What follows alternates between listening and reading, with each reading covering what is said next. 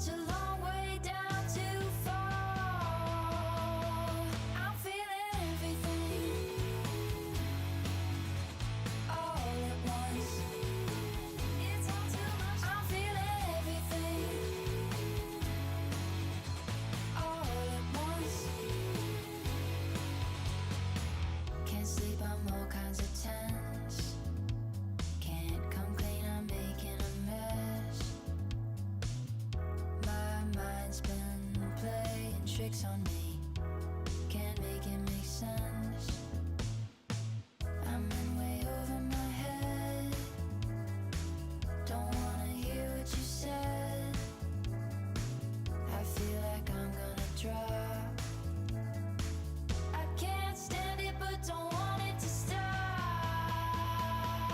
I'm feeling everything all at once. I'm much too high. I'm feeling everything all at once. I should've left it. I should've left it alone. I should've left it. I should've left it alone. I should've left it. I should've left it alone.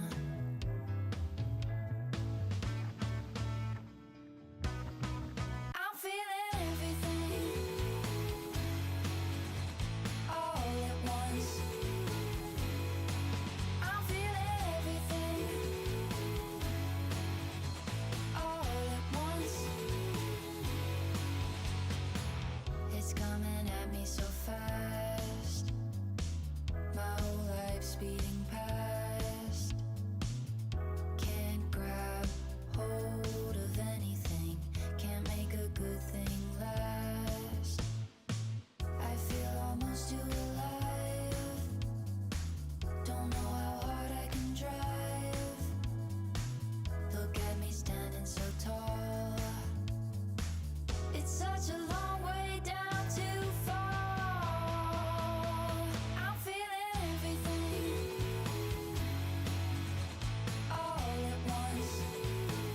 It's all too much. I'm feeling everything all at once. Can't sleep, I'm all kinds of tense. Can't come clean, I'm making a mess. My mind's been playing tricks on me. Can't make it make sense. I'm in way over my head.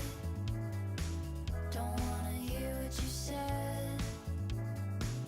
I feel like I'm gonna drop. I can't stand it but don't want it to stop. I'm feeling everything all at once.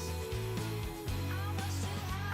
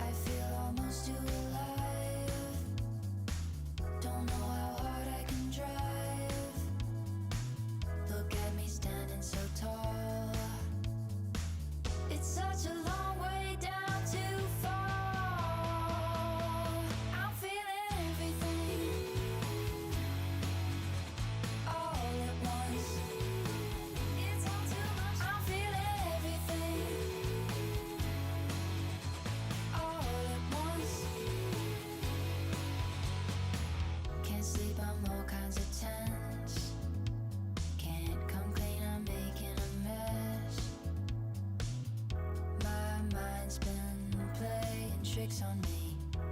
Can't make it make sense. I'm in way over my head. Don't wanna hear what you said. I feel like I'm gonna drop. I can't stand it but don't want it to stop. I'm feeling everything all at once. I'm feeling everything all at once. I should've left it. I should've left it alone. I should've left it. I should've left it alone. I should've left it. I should've left it alone.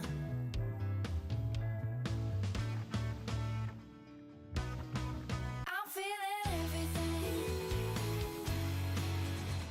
all at once.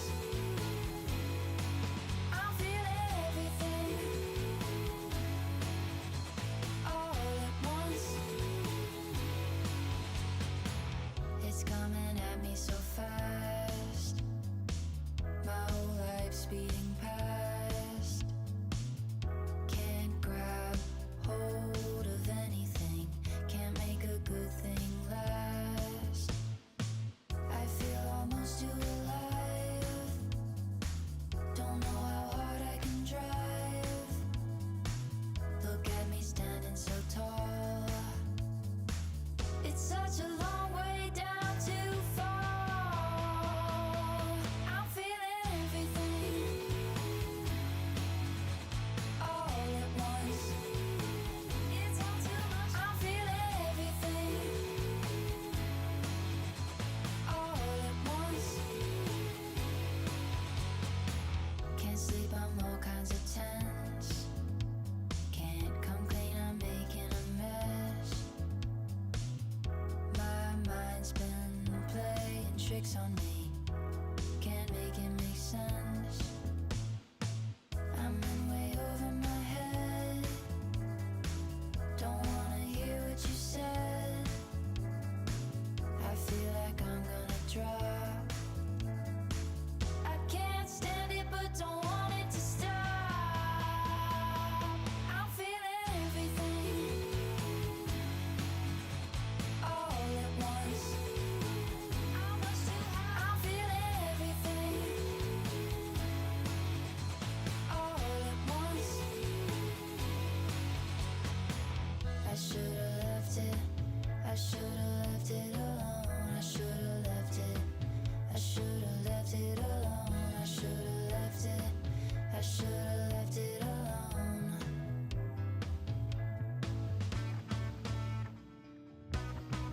I'm feeling everything all at once. I'm feeling everything all at once. It's coming at me so fast. My whole life speeding past. Can't grab hold of anything. Can't make a good thing last. I feel almost too alive. Don't know how hard I can drive. Look at me standing so tall. It's such a long way down to fall. I'm feeling everything all at once. It's all too much. I'm feeling everything all at once. Can't sleep, I'm all kinds of tense. Can't come clean, I'm making a mess. My mind's been playing tricks on me. Can't make it make sense. I'm in way over my head. Don't wanna hear what you said. I feel like I'm gonna drop. I can't stand it but don't want it to stop. I'm feeling everything all at once.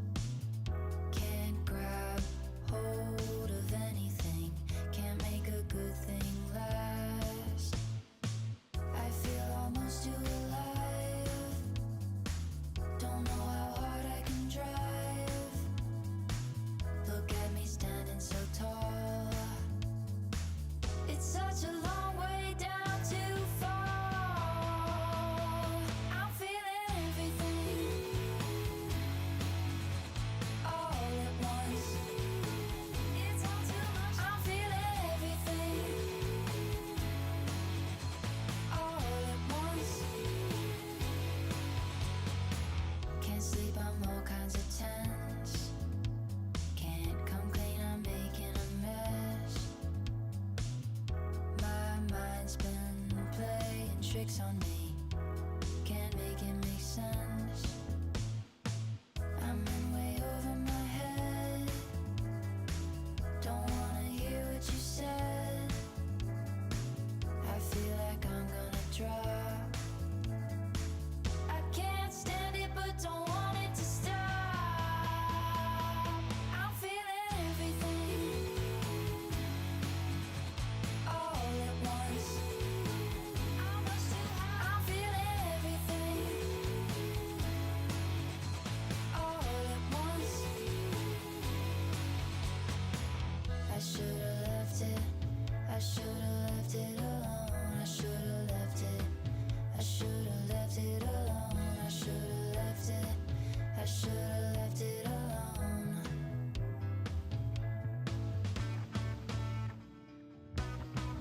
I'm feeling everything all at once. I'm feeling everything all at once. It's coming at me so fast. My whole life's beating past. Can't grab hold of anything. Can't make a good thing last. I feel almost too alive. Don't know how hard I can drive. Look at me standing so tall. It's such a long way down to fall. I'm feeling everything all at once. It's all too much. I'm feeling everything all at once. Can't sleep, I'm all kinds of tense. Can't come clean, I'm making a mess. My mind's been playing tricks on me. Can't make it make sense. I'm in way over my head. Don't wanna hear what you said. I feel like I'm gonna drop.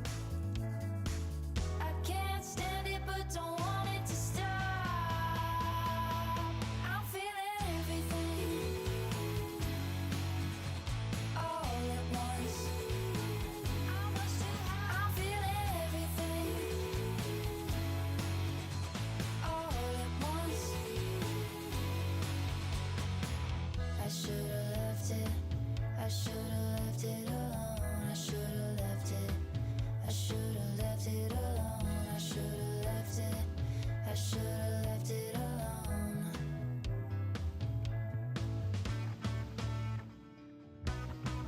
I'm feeling everything all at once. I'm feeling everything all at once. It's coming at me so fast. My whole life's beating past. Can't grab hold of anything. Can't make a good thing last. I feel almost too alive. Don't know how hard I can drive. Look at me standing so tall. It's such a long way down to fall. I'm feeling everything all at once. It's all too much. I'm feeling everything all at once. Can't sleep, I'm all kinds of tense. Can't come clean, I'm making a mess. My mind's been playing tricks on me. Can't make it make sense. I'm in way over my head. Don't wanna hear what you said. I feel like I'm gonna drop. I can't stand it but don't want it to stop. I'm feeling everything all at once.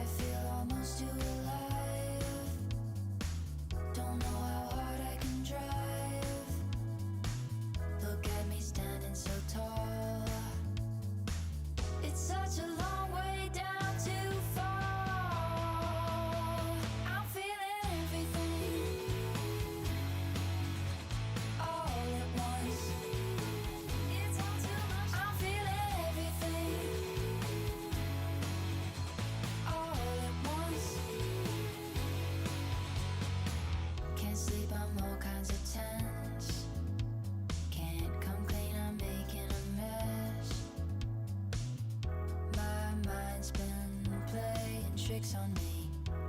Can't make it make sense.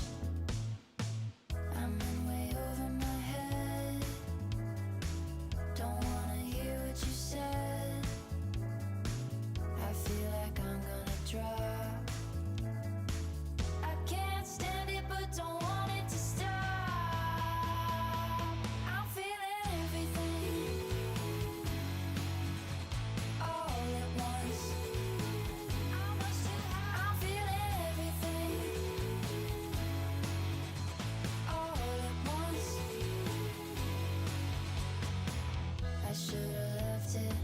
I should've left it alone. I should've left it. I should've left it alone. I should've left it. I should've left it alone.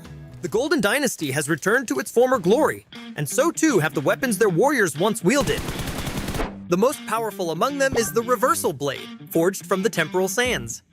The power to reverse time is at your disposal when you wield it. It restores crates so you can open them again, and restore a vehicle's health, fuel, and tires. You can also mark your current location and status, gain a speed boost, then use the skill again while it's active to turn into a temporal orb and return to the marked location. Your health will also be restored to what they were when the mark was placed. And that's not all it can do. Find a forging station while you're in a match and place the Reversal Blade onto it along with upgrade materials. After a while, it will be upgraded into an advanced Reversal Blade. Other players can attack while you're waiting, so be extra careful. The advanced Reversal Blade provides a bigger speed boost and shorter cooldown. And it has a special rewind ability that can only be used once per match. If you're knocked down or eliminated while the skill is active, you'll immediately be brought back to the marked location with your health and energy restored to their previous state. When this ability is triggered, the advanced Reversal Blade will break and disappear. The Reversal Blade's powers make it always useful in battle. At the start of a match, land at the Gilded Palace or Eminence Courtyard, where there's a higher chance of finding one. Then collect upgrade materials as quickly as you can. After getting a Reversal Blade, use its rewind ability to collect supplies from crates twice to gear up faster. When you have everything you need, head for the nearest forging station to upgrade your Reversal Blade. Then you can get around the map in a vehicle and use it as cover. Because even if it gets destroyed, the Reversal Blade can restore it. In the final play zone, the advanced Reversal Blade's rewind ability will be your key to victory. There are also other powerful items associated with the Golden Dynasty. The Golden Scepter's powerful magic summons a healing zone that restores the health of all players within it. You also have a self-rescue chance if you get knocked down while in the zone. The Golden Scepter can be used 3 times, and there is a cooldown after each use. Golden armor racks also have the power to turn the tide of battle. They can be found in the Gilded Palace and Eminence Courtyard. Approach one to restore your helmet and armor's durability.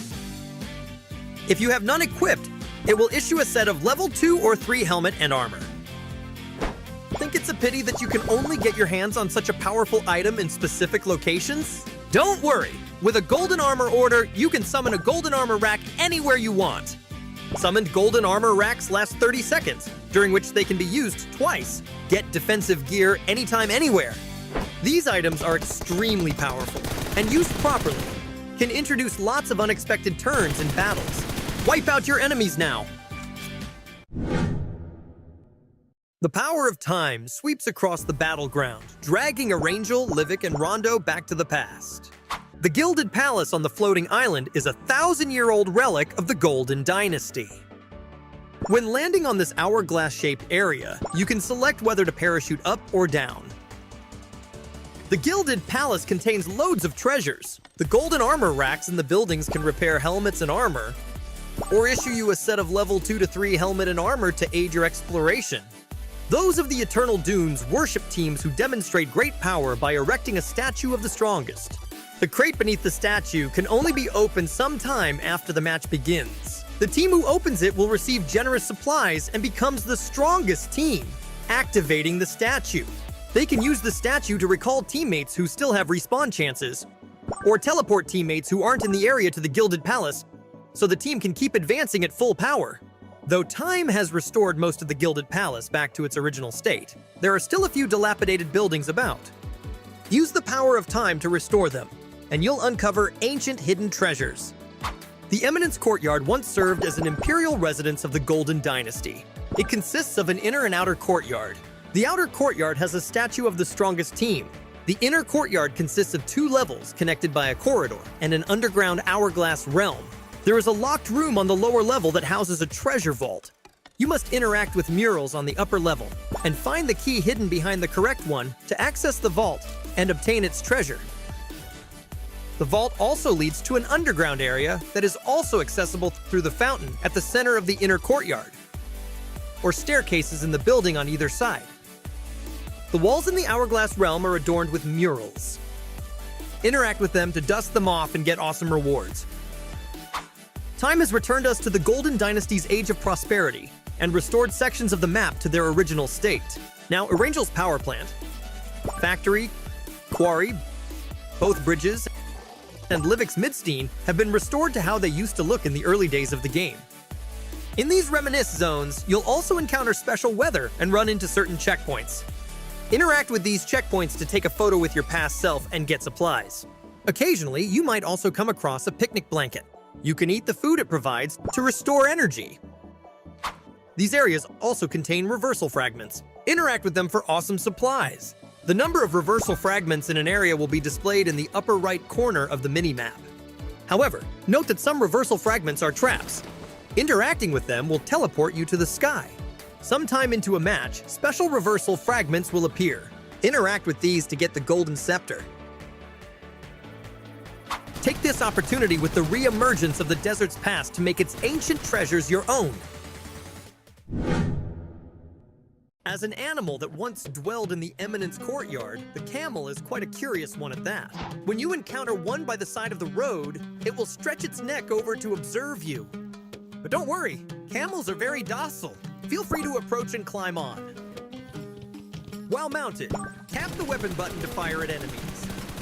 Camels aren't only found by the side of the road, they can also be summoned with a camel bell as a 2-seater vehicle. The camel runs at speeds of up to 80 kilometers per hour and swims at up to 18 kilometers per hour. It also possesses the temporal powers of the Golden Dynasty, granting it a special ability, Golden Mirage. Tap the skill button to transform both yourself and your camel into a spirit form with enhanced mobility. The skill will then go on cooldown. If you think that's all camels are capable of, you're wrong. This region used to be their home, and they're still highly perceptive of the area, acting like a living radar in the desert. While mounted, tap Supply Search and the camel will help you locate nearby supplies. You can save so much time on hunting for supplies this way. In battle, if you're under attack, use Golden Mirage to quickly put distance between you and your enemies. After recovering, hop onto the camel and start firing again, striking everyone down. If the enemy attempts to escape, you can use the mobility of Golden Mirage to pursue them. Find yourself a camel now and journey across the desert together.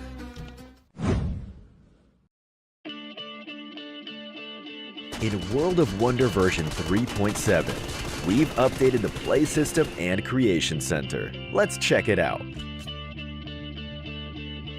Version 3.7 brings updates to the main World of Wonder interface and in-match display. We've adjusted the interface structure and sub-tab layout to help you find what you need more efficiently, and also improved how creation details are displayed to make it easier for players to quickly find creations they're interested in. Now, when you get eliminated in a match, you can view detailed damage information. Also, when you claim the first elimination or are on an elimination streak, you'll receive achievement medals. You can also now switch freely between third and first-person perspective in-game, based on what best suits you at the moment. If you manage to score the most eliminations, you'll be featured as the MVP of the match on the results page, along with your portrait. Creators can now make even better creations with the new and improved Creation Center. We've also consolidated World of Wonder's 33 tags into 7 main categories. Now, Instead of selecting 3 gameplay tags, you must now select 1 main category tag and 2 gameplay features. This should help you choose the labels that best represent your creations. That adds a data center for keeping track of creation data, as well as trends and updates related to followers. You can now make creations based on the trends of your followers. The playtest feature has also been updated, with corresponding guidance to help creators discover problems with their creations that need fixing. That's it for this introduction to World of Wonders Play System and Creation Center updates. More creations await your discovery. To learn more, please follow the official PUBG mobile community. Winner, winner, chicken dinner. See you next time.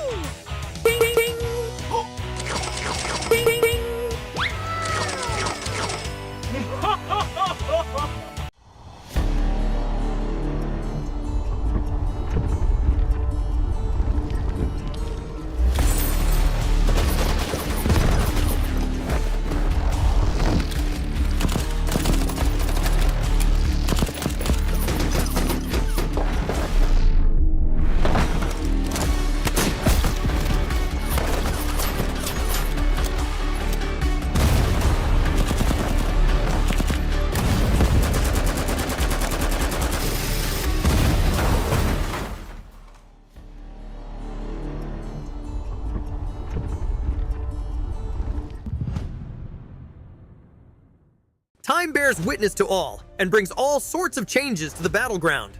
As the area with the highest concentration of temporal power, the center of the Gilded Palace is where you'll find a statue of the strongest team. Open the crate beneath the statue, and time will shape itself into the strongest team's form. Interact with the statue to trigger its temporal powers, and recall teammates who still have respawn chances, or teleport teammates elsewhere to the area. The Eminence Courtyard also has a statue of the strongest team, but it exists merely as a statue and cannot be used to recall or teleport your teammates.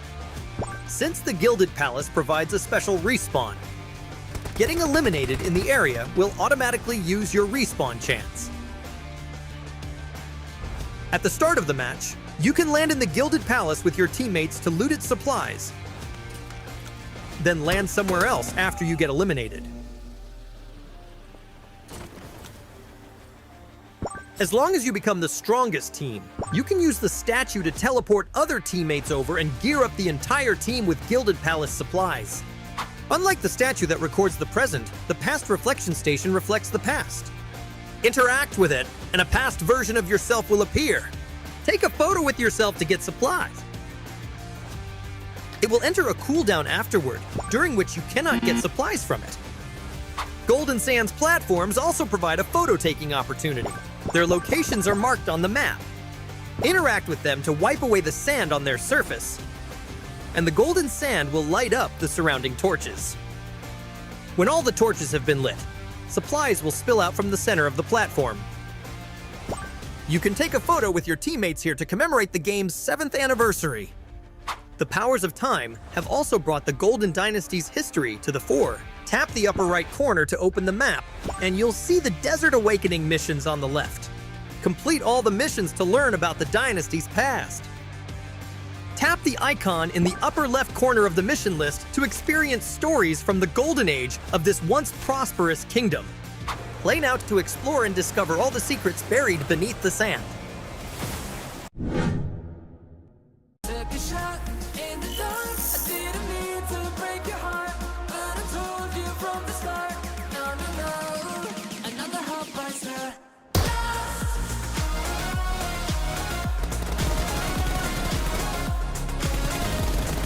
Another heartbreaker.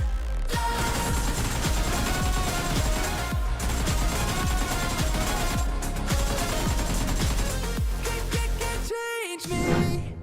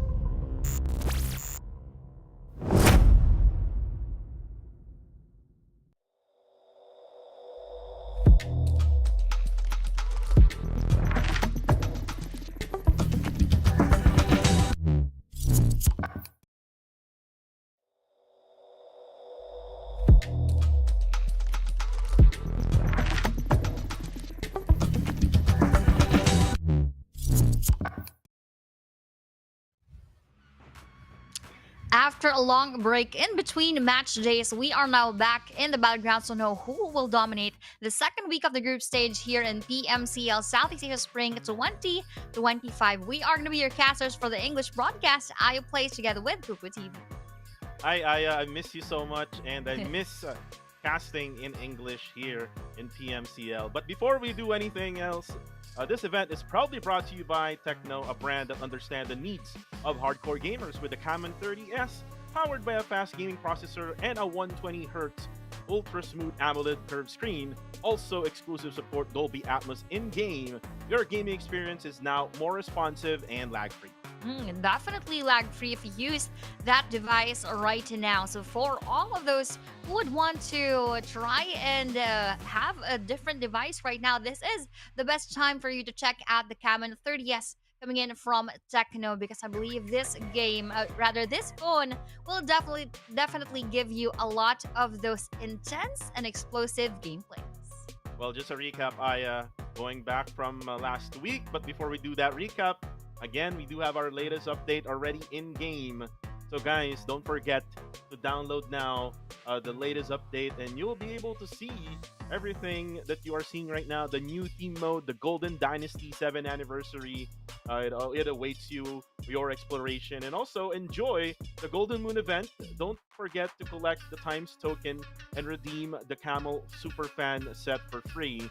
The Camel set will soon join, or the Desert Boat Camel will soon join the PUBG Mobile Battlegrounds and join you on your Golden Moon journey. And lastly, we are thrilled to announce that PUBG Mobile will be collaborating with a great DJ and musical genius, Alan Walker, for our special 7th anniversary music collaboration. And this collaboration will feature 3 songs. The first track is Faded, already unveiled, and also the 2 other songs are set to be released soon. So thank you so much for the continued attention to the official updates for the PUBG Mobile 7th anniversary. Yes, definitely. As we already had that first track, we are looking forward to the other 2 more. But right now, we have on the screen the participating teams for week number 2. We are going to have those teams, and of course, for a day number 4 alone, we are only going to have the groups A, B, C, and E, with the group D being on that rest. So let's see how these matches would go for our teams given that very, very long break. Yeah, and again, the groups will be playing for today. The group A, B, C, and E. So group D won't be playing for tonight, Aya. This only means that there will be some other teams that will not be playing for today. Specifically for PH, we have Silent Gods, and then for the rest, we have Myanmar teams like TTQ, Yangon Galacticos, and Goat Esports. Yep, definitely. And for our overall rankings as of day number 3, we have seen how APG dominated those matches, because we know that they are not going to play tomorrow. So this is going to be their last day. This heavily relies on their performance for the rest of the 6 matches for day number 4. So with them being on top with 220 points, YG is just very close to them. So that means that could easily be overtaken tomorrow if, in any case, they would not make so much of the points for today. Well, this is the last push, Aya, for APG Esports. 220 points is what they have overall. Today is their last day for the group stage. And then for tomorrow, there's no more APG. That means that the rest, Group B, C, D, and E, will be able to get a chance to get their scores higher. But then again, let's again do the recap now, as we now see TTQ and Fearless Esports, who dominated week number 2, day number 3 in the group stages. They did manage to get a few points via the eliminations, but then again, for the chicken dinner, it was, if you talk about the first map, Aya, Sanhok, it was APG who got the chicken dinner in Sanhok.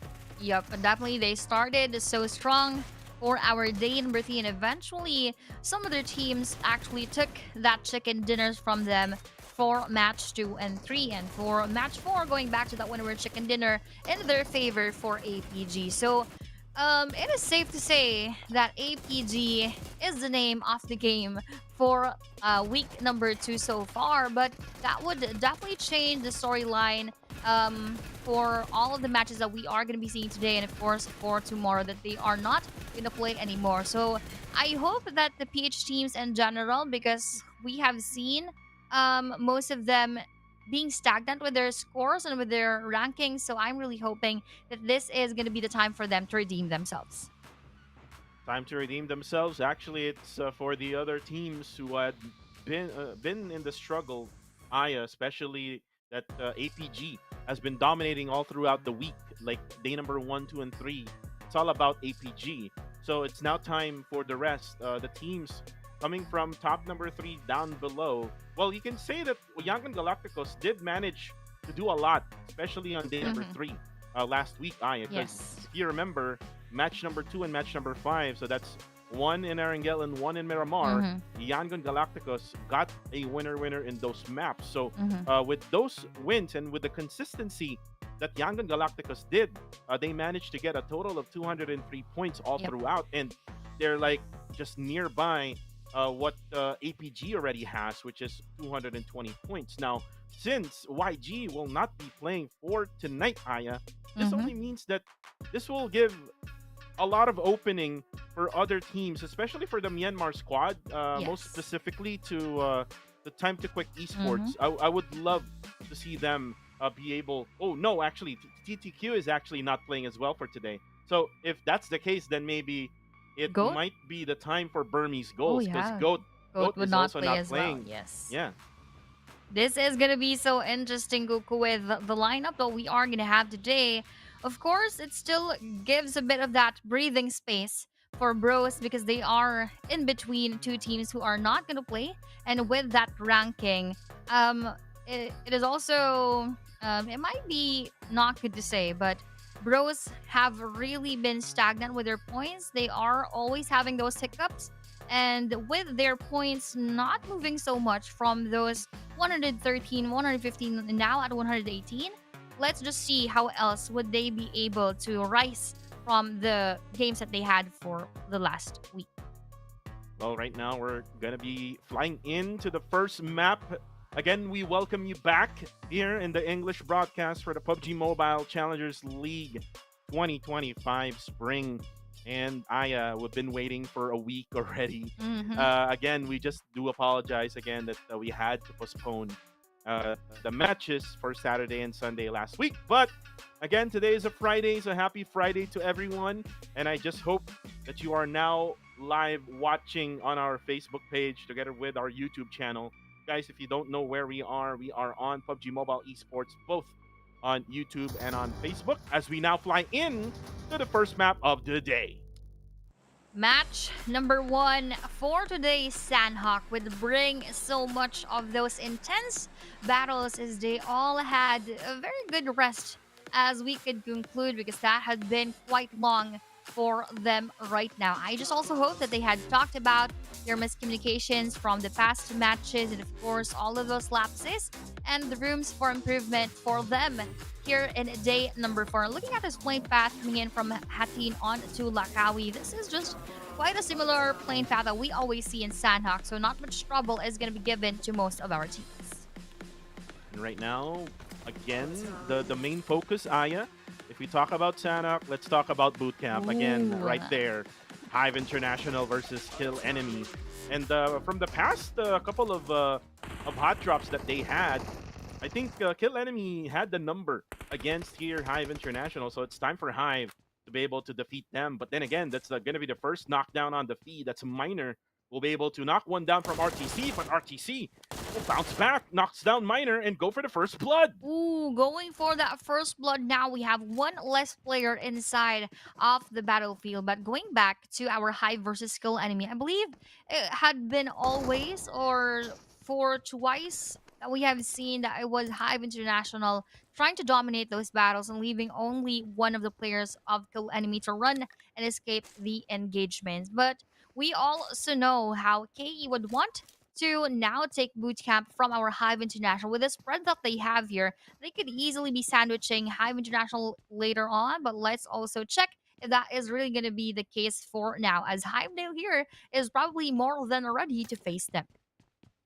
Well, what we can see with Kill Enemy right now, as Monboy will go for another drop. That's going to be the trade that RTC is wanting. For RTC, they got one knockdown earlier on, and there we go. That's going to be the 1-to-1 trade now between PBMS and RTC Esports from Singapore. Now Snitch Boy is down to low HP. And by the way, Aya, Snitch Boy hasn't been playing for a couple of days maybe, or maybe 3 days already from last week, and he's now back in action here for RTC. Now Snitch Boy, the Wonder Boy as well that we have been spotting in the side of RTC, but I don't see much of the battles right now. We have still Mon Boy in front of Snitch Boy, and I There you guess go. he is going for that portion. Ooh, we have that knockdown already, and with that confirmation coming from that vector, one more point goes to PBMS. Yeah, I didn't see that coming as well. I was lagging on my side. So Snitch Boy will be taken down. So 2 members now down for the side of RTC. So 9E Boy will now try to look at PBMS as Scotty now will take that Coop RB. Or probably it's a Murado going to his teammates. And going back to my point Aya earlier on, Kill Enemy has found a strategy fighting Hive International in boot camp. Well, we have mentioned during week number 1 that Hive International are the kings of boot camp, but Yep. during week number 2, I think they found the right recipe wherein they don't try to drop right away at the Y building. They drop right around the Y building. Separately, They try yes. to loot things around. And if they're able to knock one down of the players of Hive International, that's the time that they go ahead and push. But for now, nothing has changed yet in boot camp. Looks like they're still on a stalemate between Hive International and themselves. So it looks like we're not gonna see any more of that hot drop. I believe so as well. We are not seeing those exchange of bullets in the area of boot camp. So we actually have seen the first blood coming in from RTC and our PBMS, but none from KE and Hive International. Moving on to our bros right here. They just looted the area of Painan and probably would now go for that rotation as they would take a different part of the circle. But we have an early rotation coming in from Kill Enemy. They actually left our Hive International and now will be facing it or probably be facing it with the Fearless team. And right now, Fearless Esports, another squad, Aya, that we need to look out for, especially now that they're in top number 5 in the overall rankings, just right nearby TTQ and Harame Bro. Just 106 in the score line right now for Fearless. And again, this is the Fearless that I've known for Yeah. from the past season. All they need to do is to activate Ranzer, and they need that veteran presence coming from PUB and Astro X. But for now, let's take a look at Sin FV, just trying to clear things out here in this compound. 214 WOM. It's right on the corner, and he will most likely try to make a surprise attack here with FV, as FV he really needs to be careful, and maybe he has to wait for his teammate so that he can have a backup. Ooh, but right here at Vacation Ryman onto GFS Shackle with that knockdown, and that will be a confirmation right away if ever that GFS Chewy would not be able to push and try to look into the spot of our KHI right here and going for that run. GFS Shackle will not be able to run because that is now another elimination onto our KHI Esports as their first for today. But Willem here is holding that same frag grenade that Sin FV is actually trying to do, but with that cancellation now moving on to another one. Sin Wako is holding that same frag grenade. Who will make that frag grenade land perfectly? Will it be Sin or will it be our 214 Woem getting that nice knockdown right here and Sin Effie going for that same strategy right here, but with another backup that would not push through anymore, but with one more throw ball getting into the area of Sin Esports. Ooh, but coming from behind, those are bullets actually covering fire onto 214 Woem as he tries to go for that knockdown. That is a nice defense from FV with that S12K. And that was a very risky play for WOM. He doesn't have any backup. Look at the minimap right now, Aya. And now, since then that happens, Skymin able to get that KS. APG now getting those eliminations. No, not much of any effort coming from APG. All they need to do is just look towards those teams that are fighting. But right now, up above here in Camp Alpha Mountain, we see here Demios together with KHI. They're going to battle against Goodfellas Gaming here from Brunei. It looks like there's only one player who's just hiding inside the temples up above this mountain, and that is Chewy. It Mhm. looks like the rest of GFS is now coming over as well. And speaking of over, SX over together with his teammates Yu and San is trying to get through the circle here at the bottom right side of the map. And as they just traverse through this map, they're just jumping their way in order for them to make sure that there are no snakes, that there are no players proning amidst those grasslands. As you here is trying to spot those teams around, we have the circle moving in already and actually damaging them a bit as they are going for that late rotation. And with that hard shift onto the northern side of the map, comprising of Sin Esports, comprising of 214 together with APG, this is going to be an interesting circle with all the rotations that they will have to do still. Yeah, very interesting shift of circle here, right on the side of Tatmok and Hatin, centering around Sin Esports and APG. But look at that, Jappy will be confirmed. Harame Bro still struggling in Sanhok. We don't usually see Harame Bro struggling in the map of Mhm. Sanhok with that headshot as well onto WTC. He will go down. Rage will go down as well. Fearless Ooh. Esports 7 support will take him out. And there you go. There's only 2 players left for the side of Harame Bro. And there you go as well for Goa. Jeffrey goes down, and those spray downs coming from newbies. GFS spots Nya Pacquiao, but Nya Pacquiao will escape the fate of being knocked out. But now here onto the other side of the map, we have our NX Nexus Vanguards onto Super X's, and as they face with each other, the Super X who just tried their best to enter the circle will now have a different battle altogether. We have our Naughty trying to heal up WTZ as Zai is waiting for the movement coming in from over 6. That is a bit of an overextension coming from him, and his head was spotted, but Zai unfortunately didn't have any choice, didn't have any access onto him, but rather he needs to hide behind that one. Ooh, and that was an aid coming in from below, but what a surprise attack coming in from Godspeed onto SXU. One more confirmation for them right now, and this is not looking good for the side of Super X. Yeah, not looking good for the side of Super X Esports. Over.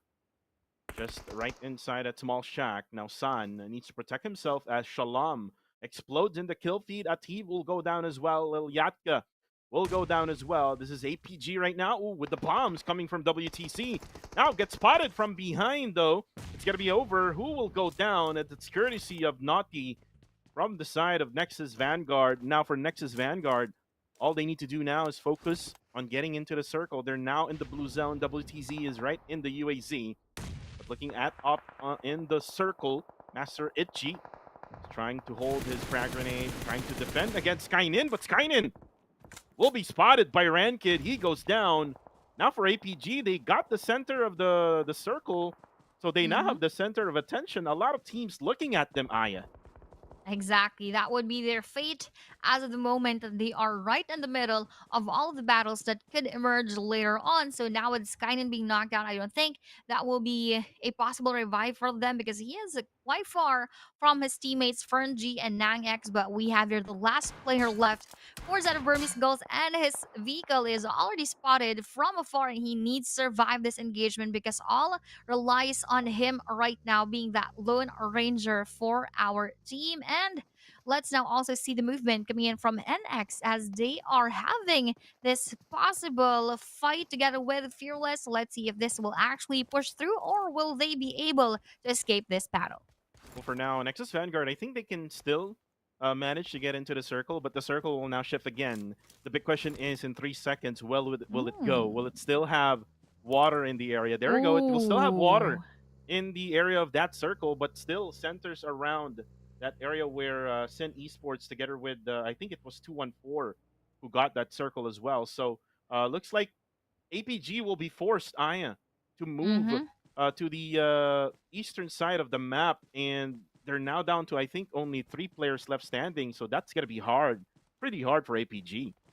That would definitely be hard for APG, but at least they were able to revive Skynin in the process. I thought that was sort of a mission impossible already, but good thing that they got him back up. But here, not having back up with, we have your Hivedale now already knocked down. So they actually continued with their battle earlier in boot camp that did not actually start, but now they are much ready with all this equipment. Now we have Hivedale still on that knockout, probably not being revived, or actually he is now already up, but what he is waiting for those other moments that could happen later on, because KE is definitely quite a bit on fire after garnering all of those equipment. They are ready now for battle.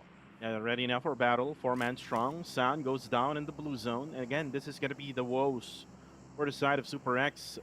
Ever since they got gate kept there by Nexus Vanguard. Nexus Vanguard is already in the circle. As you can see now, Hive able to get to the little island right here in the circle as WTZ goes down. And again, this is going to be the challenge of Nexus Vanguard. They're now in the circle.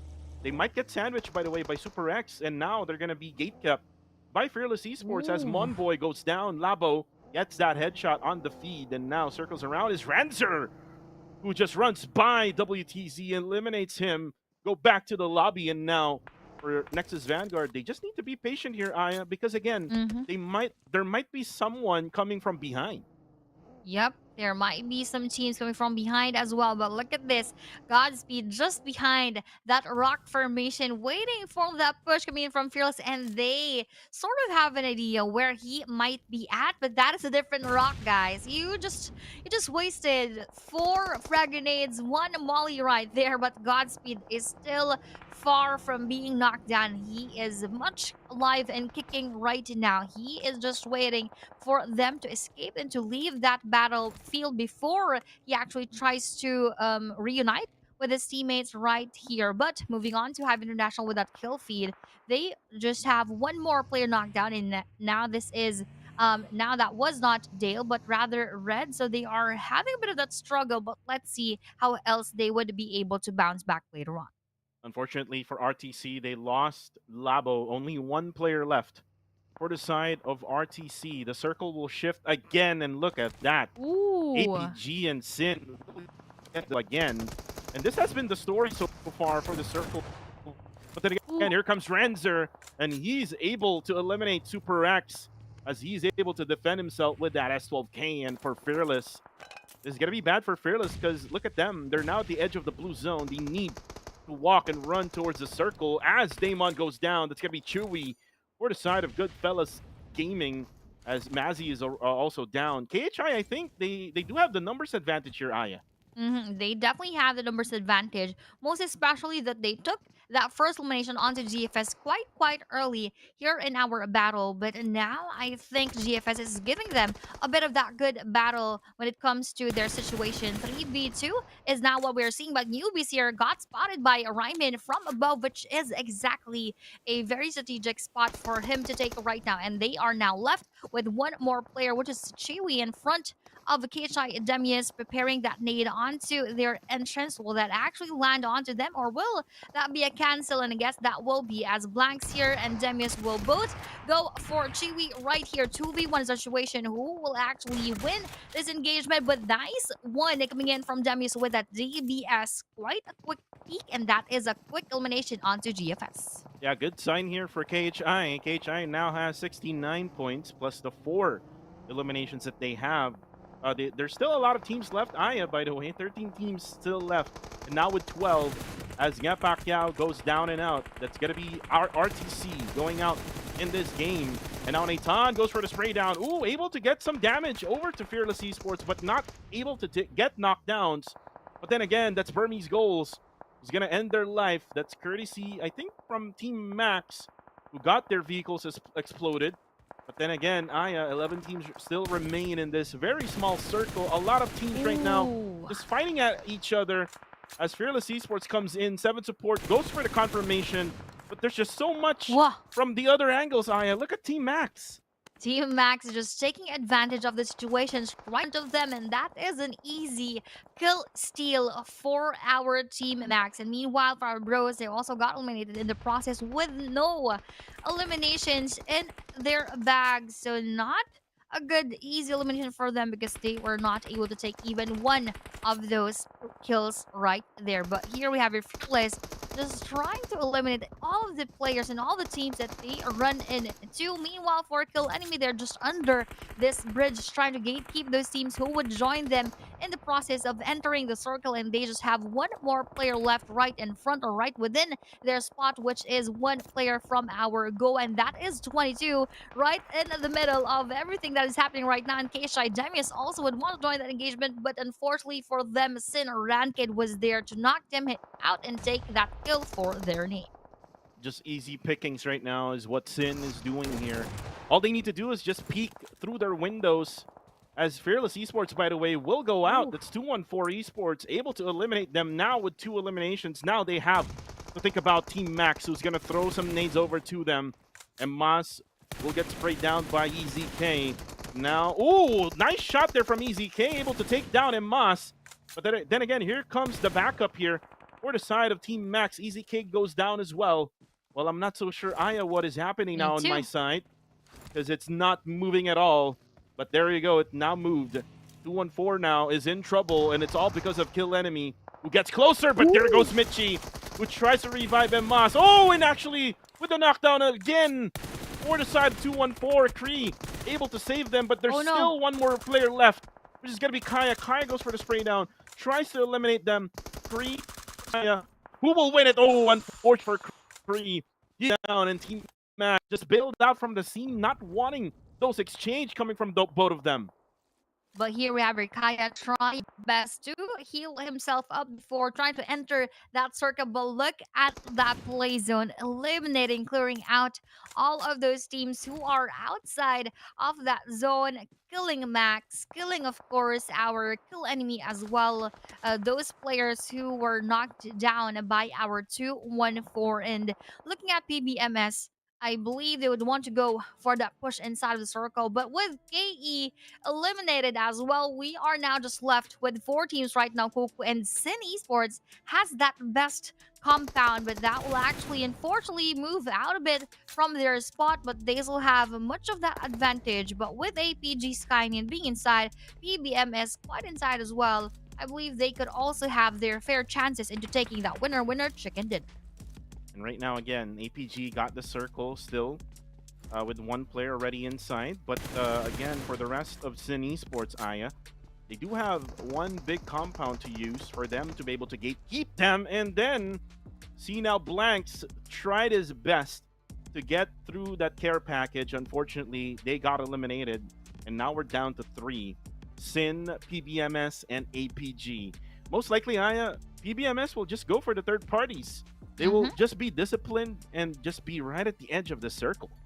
Yup, definitely that is one of the possibilities that they could do right now, as they are in that disadvantage. So the perfect thing for them to do is just join the engagements later on, most especially if APG or Sin already spots the other. So they could just go for those third-party engagements right now. But no one is making their presence felt, and they're just moving quite a bit slower, as everything is gonna be inset later on, most especially if that circle moves once again into quite an open field, as we're not seeing much of the actions right now. But I believe those were bullets coming in from PBMS onto APG, or the other way around as well.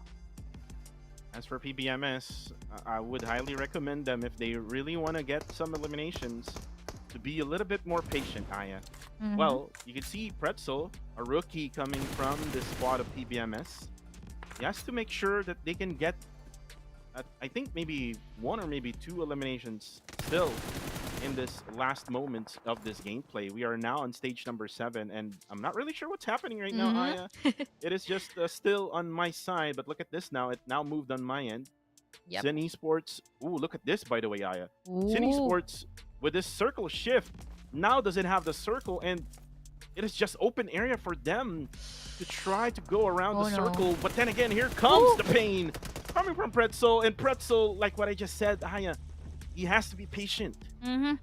Patience indeed is what is needed from the side of our PBMS and together from us as well, as we're not seeing much of the movement again on the screen. But for PBMS, they have that best chance to actually take that winner chicken dinner. Now the APG, they started with that engagement and with that knockdown. Although Skynet got revived, they were very quick with that reset, which as Sin Esports is trying to take that spot from our APG, this is actually the best chance for PBMS to win this engagement, win this game, even though they are just left with one player. Nades are now being thrown in exchange from both of the teams. And Nangx here is right in front of Sincool and Ranked all together. Why are they just holding their nades and not holding those guns right now? That just gave Nangx that space to kill them one by one. Wow, Nang X with that surprise gameplay over the Sin Esports, and now all of a sudden, Aya, Sin Esports is now only down to 1, and PBMS can go for the third party, and that's what I'm talking about, Aya. PBMS, be patient, and you'll get the results as they get the winner chicken dinner for match number 1.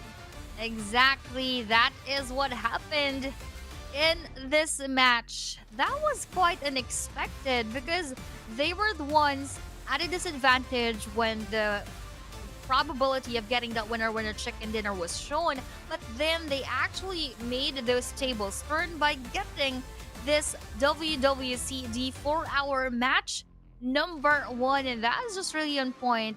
Numbers, of course, are really significant in the game, but that doesn't necessarily mean that you only need the numbers to get that chicken dinner. That is proved here by our PBMS, Scatty, Pretzel, Monboy, and Miner getting that chicken dinner with 6 eliminations. This is a needed performance, Cool, coming in from PBMS because they are quite on the bottom of the leaderboard. So with this chicken dinner, I just really hope that this gives them much of that needed push. That is correct, Aya, because if you look back before this game even started, they're the only team, just an FYI to everyone, they are the only team that has a single-digit placement point. But before we do anything else, let's watch the highlights, guys.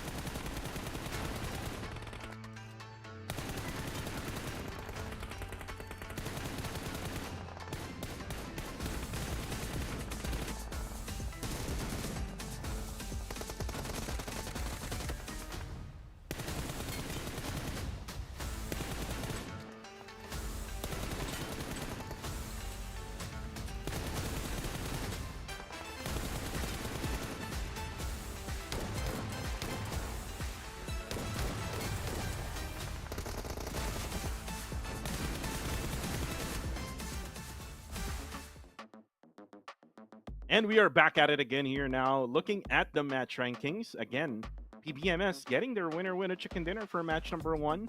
A much needed one, because I was trying to point out before this match started, Aya, they're the only team that has a single-digit placement points. Yep. Only with 7. So now they got additional 10. That means that their placement points now would increase. And at the same time, with their elimination point, this will give them a much-needed booster for their overall rankings. Later on, you're gonna see what I'm talking about. But again, this is good for Sin Esports. Sin Esports also needed this one, Aya, because again, Sin Esports has been really struggling, especially for week number 1. So they needed this one, and they need to make sure that they can get through the top 16 so that they can qualify in that grand finals coming in March 21st until 23rd. Exactly. Just looking at our last 2 days of the matches, and some of them are actually not going to be playing tomorrow anymore. This gives them, of course, that pressure, and at the same time, hopefully, a good motivation for them to do even better for today and to not be left for the coming grand finals. And just as we have here, the overall ranking still on top, of course, would be APG with now 232 overall points. Of course, being left would be YG because they're not going to play today. Bros, though they played, they were not able to make any points, thus the 118.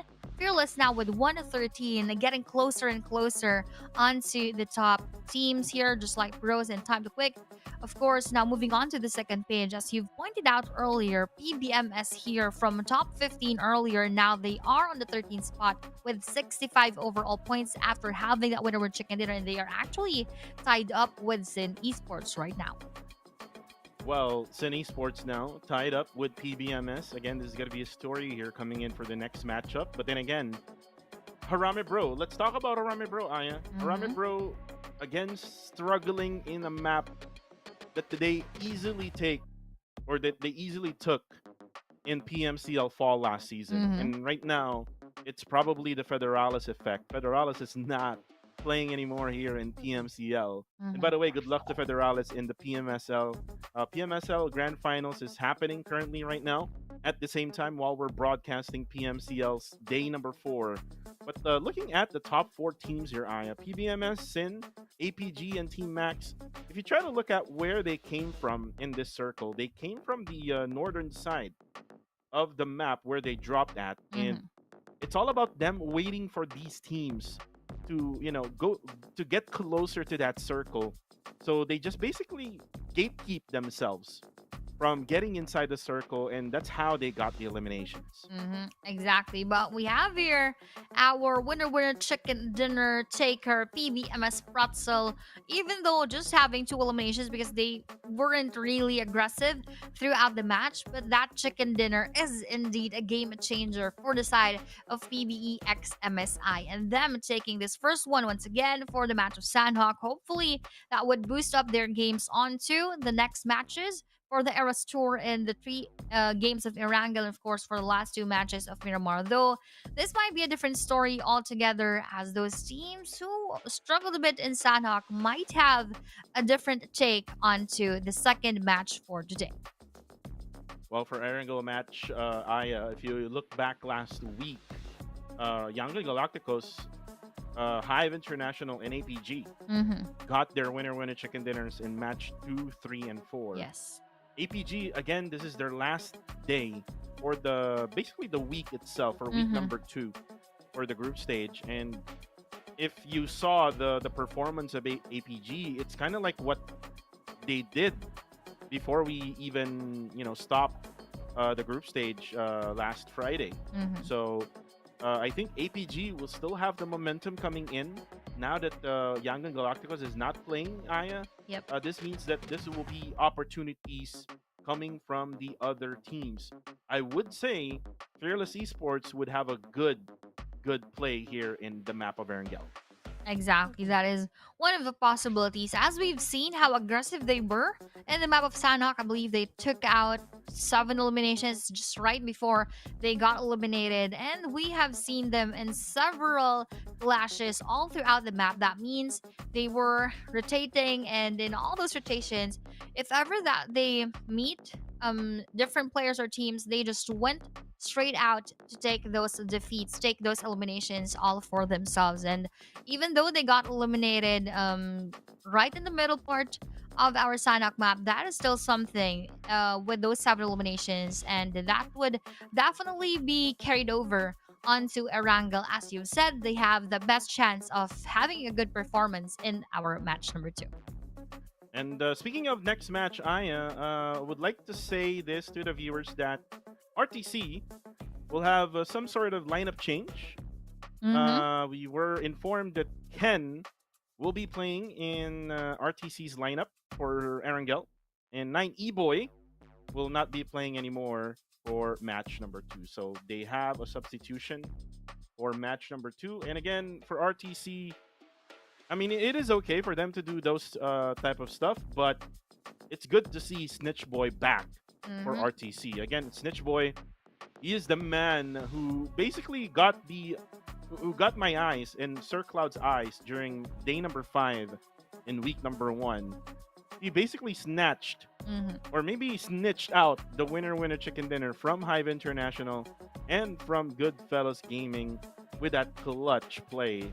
And I just hope to see that RTC play with the same aggressiveness Yes. like what they had in week number 1. Exactly. During those moments when we've questioned their place and they were able to adapt very quickly with the situation, and they just eventually and instantly actually became more aggressive, became those teams who were farming those eliminations and getting all of those kills from the opponents right in front of them. Although that quite declined as we reached our week number 2, but hopefully, as you've said as well, that would be reignited for the side of our RTC. So those teams, of course, have given us a bit of those highlights, but also had their fair share of lowlights in our week number 2. But for those teams who really needs still a lot of those points, just like Team Max, we are also seeing their moments inside of the game, most especially in the Sanhok map. But I believe we are just going to go for a very short break right before we start our match number 2 for today. Again, we will see you right in just a few more minutes.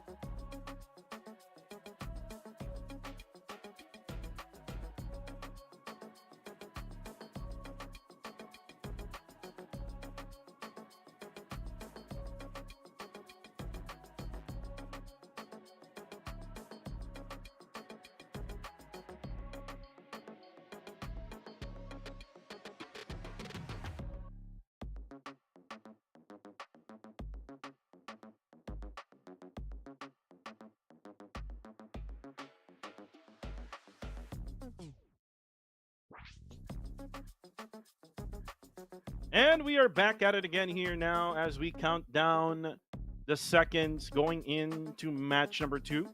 Again, this is yours truly, Kuku TV, and I'm with Miss Aya. And again, match number 2, Erangel will be coming up.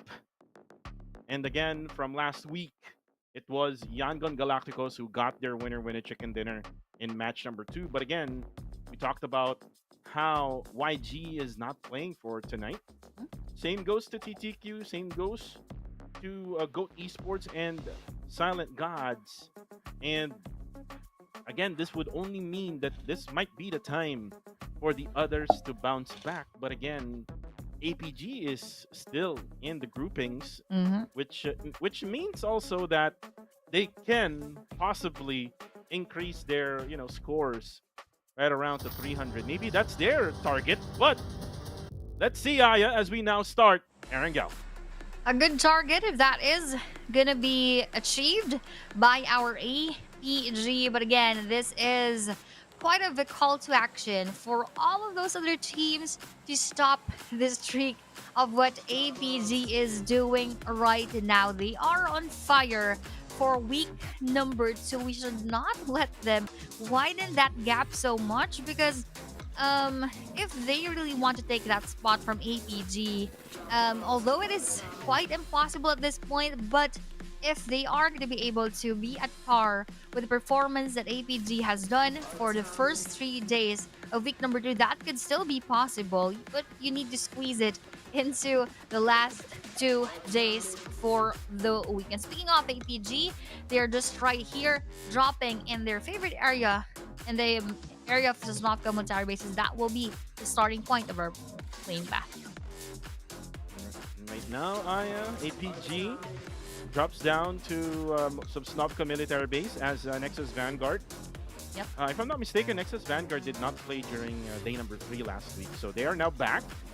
As Sin Esports will also be back at it again right now over to Milta Power.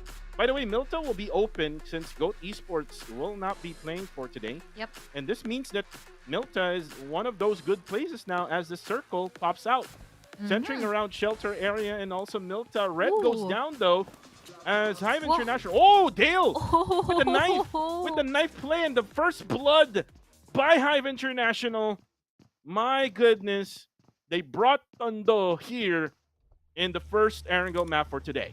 What a play coming in from our Hive International. It's just unfortunate that we were not able to see those dagger moments by our Hive International, but that is a good start for our Hive International. Will this be a good game again for them? As for last week, they took one of the Erangel chicken dinners for match number 3. So now they are having that good start. Will this be a foreshadowing that this could also mean them having a winner with chicken dinner, or it might also just mean that this is just a good start for them?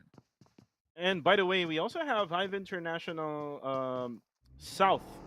Yep, The first exactly. time playing, he's a rookie playing for PMCL. And I've seen the highlights from South. I'm not yet convinced, Aya. So let's see if South can, prove his spot here in PMCL. While Gardens of Angels, you can see that they got some early loots. Just got a crossbow, and most likely they will try to loot around Kameshki area, as they're now driving right nearby Stalber. And there you go. They will try to go for jungle loot. Maybe we'll try to loot right above Stalber itself. As Yep. on my side, I am not sure if it's lagging on Mine your too. side as well. There we go. And this is good idea for Sin to take over Milta. Again, Goat is not playing for today.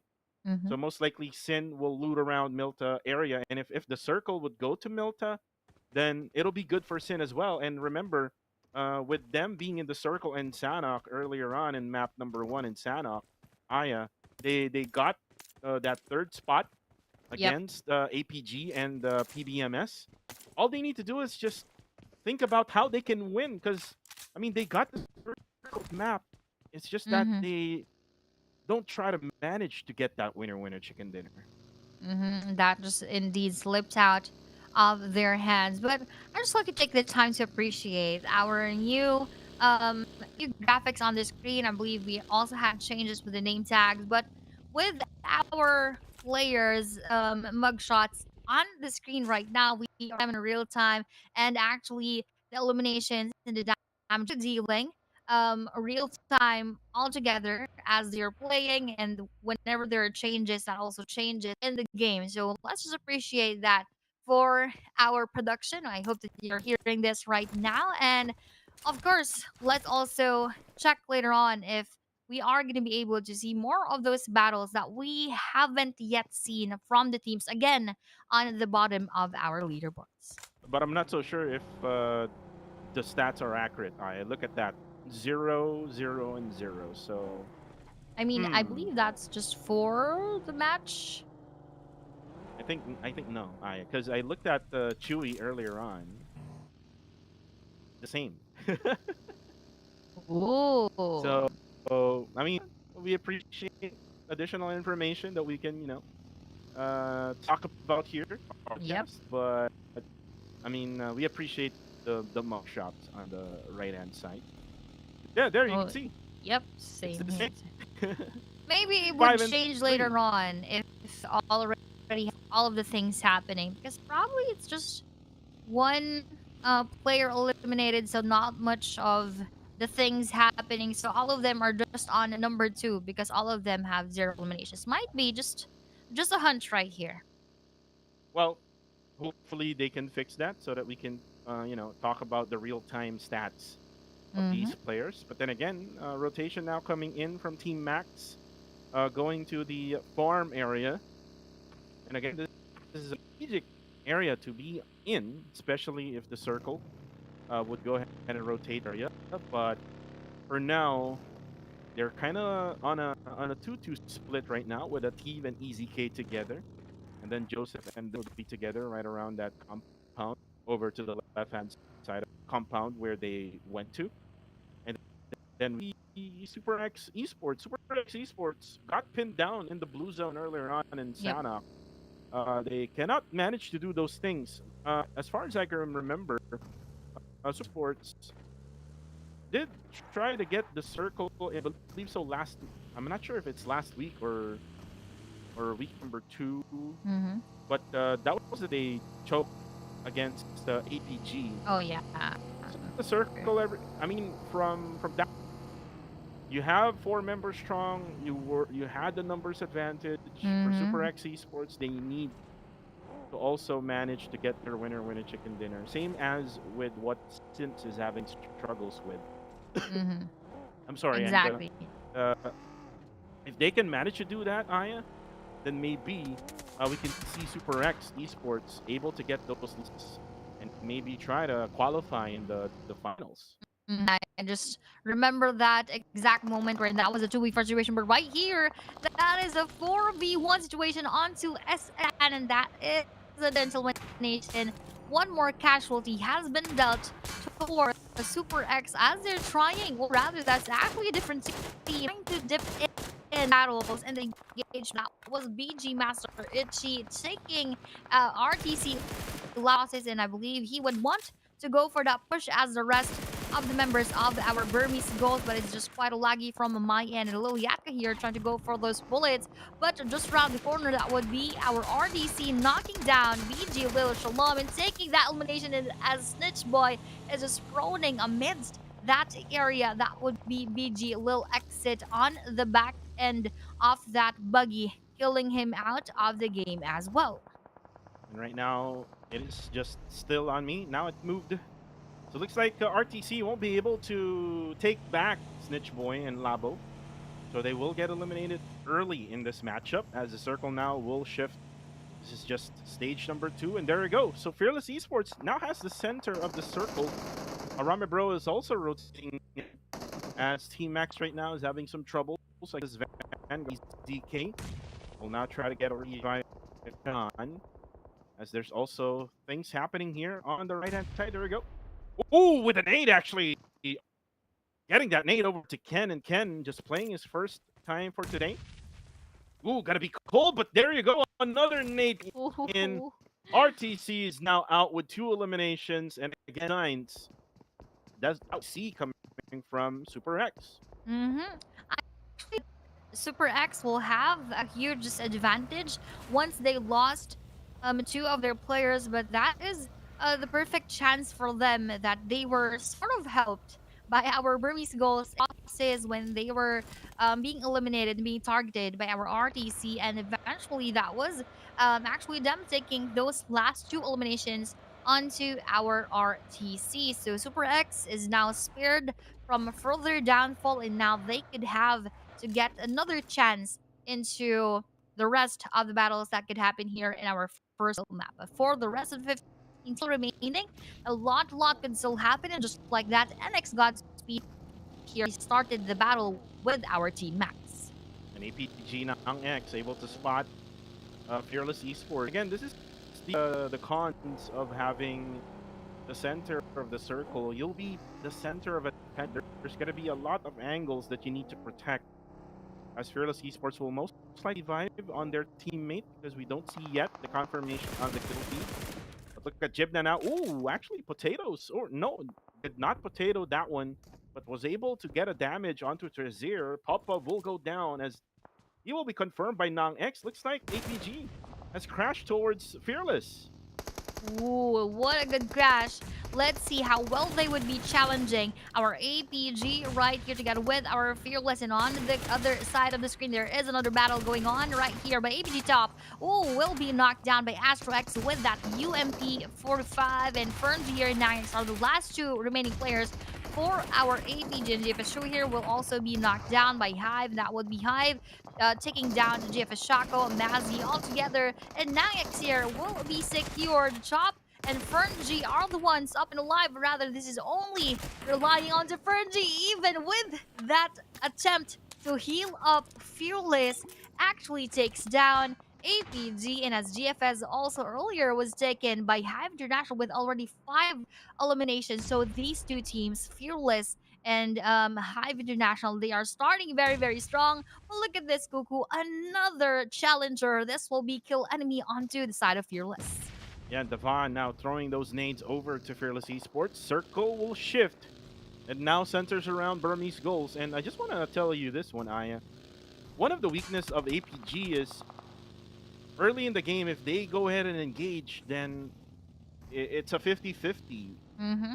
Their weakness is if the other team would be much more aggressive than them, Yep. then most likely APG will be the ones going to be eliminated, which what happened there as they battle against Fearless Esports. And Fearless Esports, Aya, has been one of those teams that is really trying their luck, trying their best Yep. in order to, level their firepower against those top teams. But right now, as Kill Enemy, just you said, Aya, tries to go for the third party, looks like they're going to bail out from the scene because the circle had bailed out from this area as well. And going back to what you've mentioned about Fearless and APG, and as APG went out of that battle, I believe that is exactly the same case that we have seen in that same scenario, as when they are doing that strategy onto other teams, intimidating them and getting that upper hand in those battles, they are not hesitating and they are eventually getting that win. But now that the tables have turned and Fearless did that same strategy onto them, that was their weakness point, and that actually turned into favor of our Fearless. So if ever that this is going to be continuing all throughout the matches, probably APG would have a stop onto their points, as the feed is quite stopping once again. We now have here Nexus Vanguards trying to go around the area of Milta and probably go for that reposition as they are trying to get inside of the circle. Yeah, Nexus Vanguard currently in top number 15 with 52 points. Another team that needs a chicken dinner. Again, Nexus Vanguard has a really good lineup. I'm just not so sure why it is not working. Probably because of the chemistry. Right now, I am not so sure if it's moving on your side. Mine is currently stuck, and it's just lagging on my end. So I'm not so sure what to say right now. Exactly, but and now I believe it is quite better. But we have here Bros and our Essex, who will actually have a better performance. Will it be the Super X or will it be our Haramit Bro right here? Jibna just threw that nade onto the Wizard Tower, but unfortunately no one is taking that spot. But right here, taking the spot is Keisha Jamis onto WTZ, and what a nice shot using that shotgun onto taking that one knockdown onto Nexus Vanguards. But going back once again to the Bros versus our Super X, WTZ is now already confirmed by KHI. Now with the snake and with all the straw bullets being thrown onto SX that actually went out of the house, and they need to heal quite a bit. Well, what a good knockdown onto over 6 with that frag grenade, and as they Super X here, Bro Nathan tries to revive Jappy in the process, but we have the likes of KE and Fearless spotting them from above. They also need to be very careful as PBMS would also hop in the battle. Oh no, PBMS. Actually, they spot this one from afar. They heard the gunshots and now goes for the third party. Jibna will most likely just die. There you go. Oh, will be confirmed by Kaya from up above. The PBMS. Their knockdown got stolen, and now for Nathan, Range, and Jappy, they need to make sure that they can defend this one as they try to heal up, as they try to reset.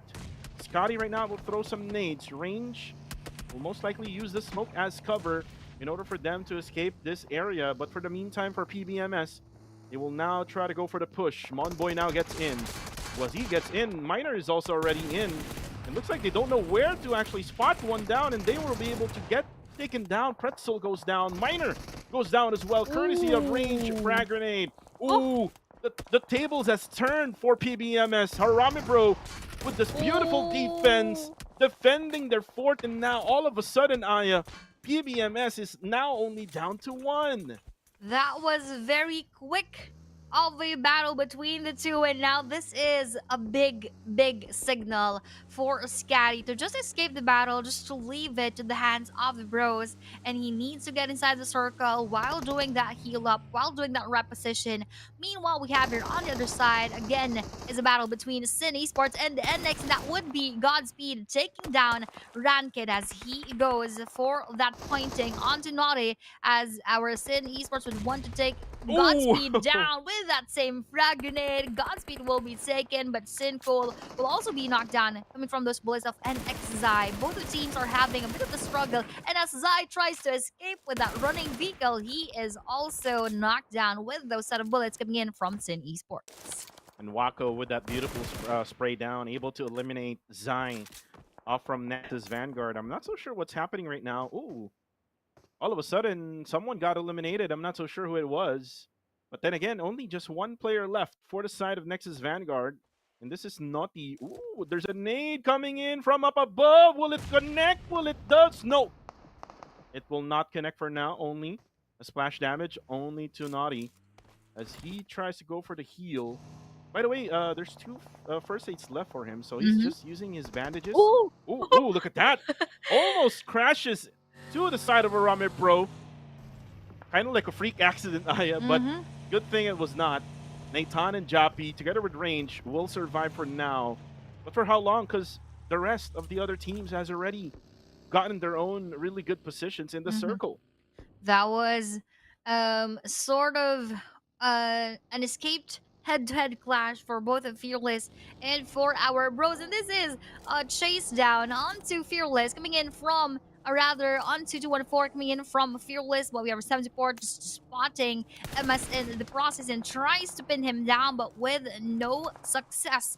And as he is also trying to receive those bullets coming in from below, let's also see, will it go below or will it go above that previous circle? And the answer is that will just go right up here from the previous circle. We have here one knockdown onto Ranzer coming in from our Sin Esports. Meanwhile, 7 Sport, the last player left, will already be secured and confirmed. That is actually courtesy of BG and our Sin Esports taking this spot, but they are quite outside of that circle together with 214, so they need much of those movements. Of course, all of those vehicles, I hope that those vehicles would not also be exploded in the process, as they would meet a lot of teams as they attempt to get in the safe zone.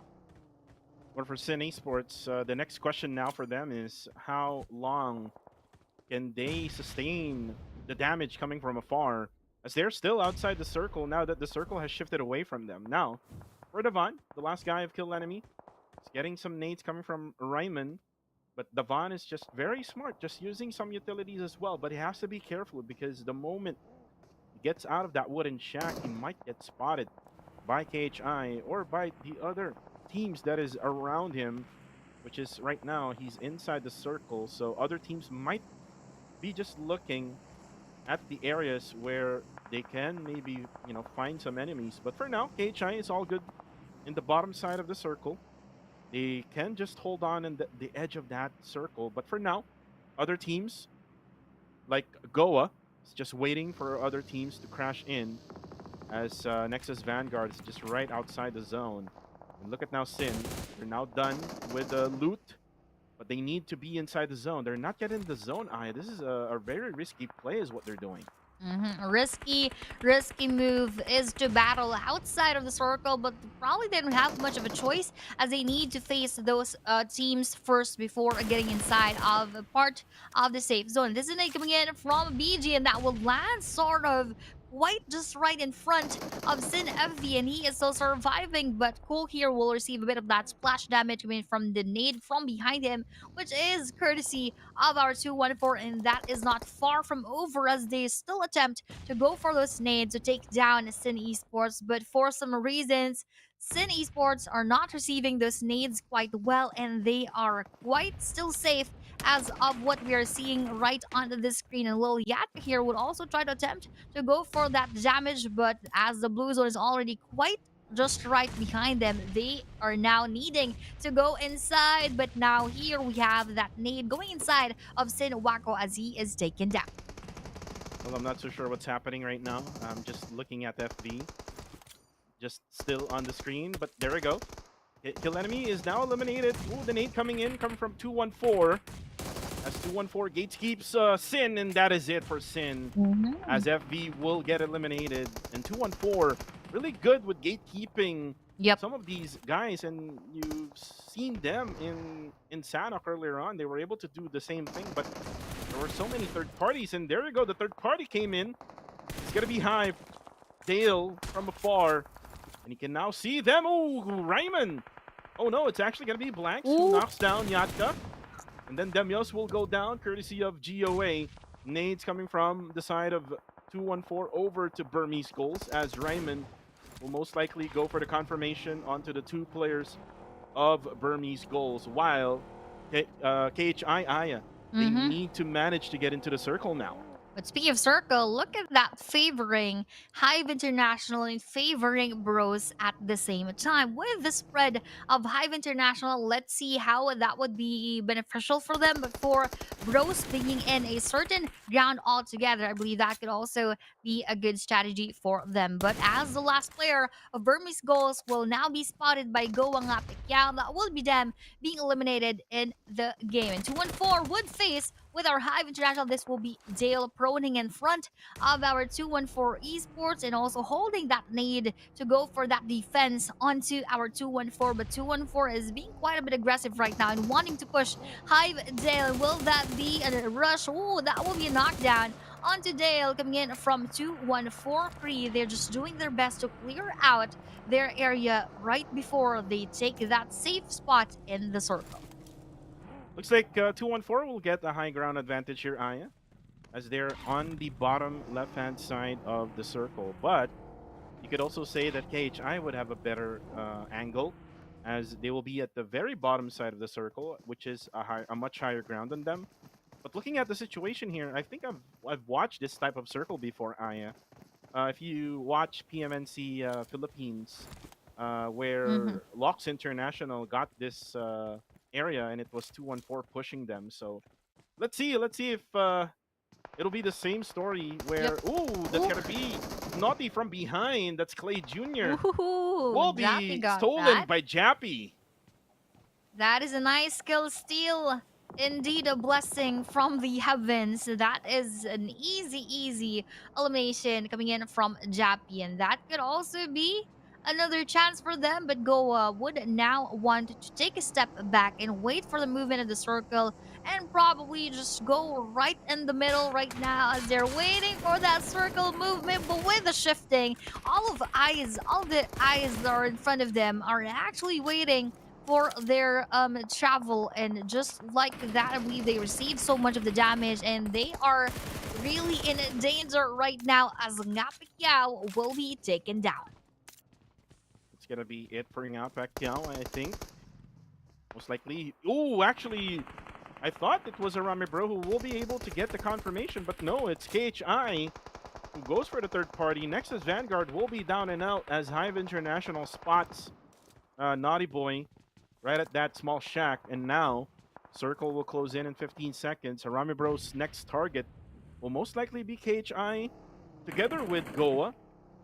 Hive International will have total control of the circle right now, as they're able to, set one type of split here. There we go. Red manages to get the circle now, as Harame Bro still inside the zone, but again, that risky play of that one player of Harame Bro, he's going to be down just right behind that box, so I'm not sure if he's going to be revived, Aya. We are not quite sure about that right now, but Goa, as we have seen, that is their final moment inside the game. But this is also probably the final moment of Keisha Blanks, as he received that frag grenade coming in from Bro, and that is an elimination using that vehicle explosion coming in from a range, as 214 MS here right knocks down one of the players of Hive, which is, I believe, red right here, 72 and south. Would want to go south, getting inside of the circle to go for that revive onto red, but that is an instant confirmation coming in from Emma, so that they would not have one more of those firepower players later on. And as we are seeing the winner chicken dinner team stats, these are actually 4 PH teams right in front of us. So whatever happens and however this ends, this is a PH winner chicken dinner win. Well, hopefully I can just watch whatever would happen, Aya, because right now I'm only seeing Kree just on still. Oh, there we go. That's it for South, who got killed with that Molly. And again, this is the bad thing about what Hive did here, Aya. They should have left someone from the backside. All 4 members, Aya, went for the push towards the middle portion of the circle, which is a bad play for Hive International. Whereas right now, 214 and KHI, I'm not so sure if KHI also got some elimination over to Hive International. As Range will spot 762, that's it for Hive International. Now we're down to 3 teams, but Nate's coming in now from KHI, but Nathan spots Ryman. As he goes down, Rage will go down as well as Kree headshots him. Now for 214, all they need to do now is just to manage this type of circle, just not pushing all together in one location. They just need to be patient as well, because KHI might as well be able to get the revive here as they dodge those shrapnels coming from that frag grenade. Definitely they could have that chance, but with 214M slowly but surely getting near to their spot, that is one more of them being eliminated, and this is also Damon being taken out of the game, which all just leaves us with Bros and 214 to take that winner chicken dinner with a number advantage of 214 Esports. I believe this is going to be quite favoring them, although Bros have that advantage when it comes to the covering. Let's see how else the Bros will manage the situation right in front of them. And I actually did mention Aya. 214, not really an underdog. I mean, I heard Kree with the interview. He said they were an underdog, but no, they are really an underrated team after that change of lineup that they did after the PMNC. With them able to, get the 2 of the top players here in the Philippines, Michi and Emas, they're now one of those strong teams that we're able to see. They even managed to get top 2 in the overall rankings in week number 1. But for now, look at Emas just emotes his way through. And I'm not so sure if he's going to be able to find... Oh, there we go. I was about to say cover. I mean, he's going to be able to find cover inside the circle, but not much of any angles towards Arame Bro. So it's just all about waiting game here between the 2. Waiting game indeed, and they need much of that patience. They need much of that trigger discipline right here, because that is exactly what is gonna bring them to that moment that they are just waiting for the other team to push them. And I believe that is exactly what the Bros are doing right now. They're waiting for 214 to push them, and that is gonna be their time that they have their shields up, and with their hopes, of course, to take down the players of 214 one by one. But with their plan, I believe 214 is already prepping up the surroundings with those frag grenades onto the left-hand side of the screen, onto our Bros, and they're just going for those movements with the smokes in front of them. Probably they could also go for that vehicle rotation together with MS here with that Dasha. Let's see later on how else would they execute this gameplay. Well, if you look at the numbers advantage, technically 214 has that advantage, Aya. So most likely 214 will get the win, but it's all about managing it. And right now, only with 1 HP left.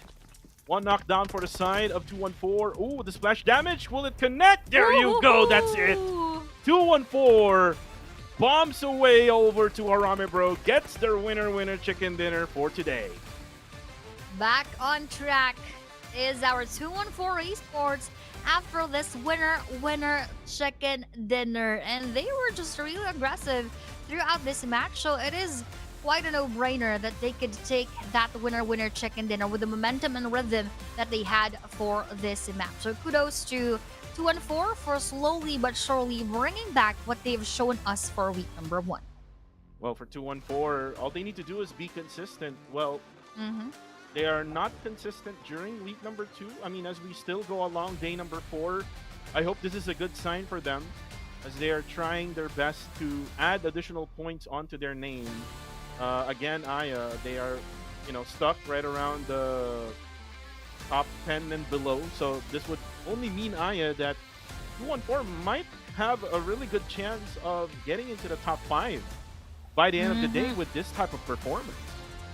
Yep, that could be a possibility for our 2-1-4, but let's wait and see if they are really gonna push themselves to the limit to get to that spot. But with a lot of eliminations, with 11, let's see how else happened here in the game with our highlights. So let's watch this first.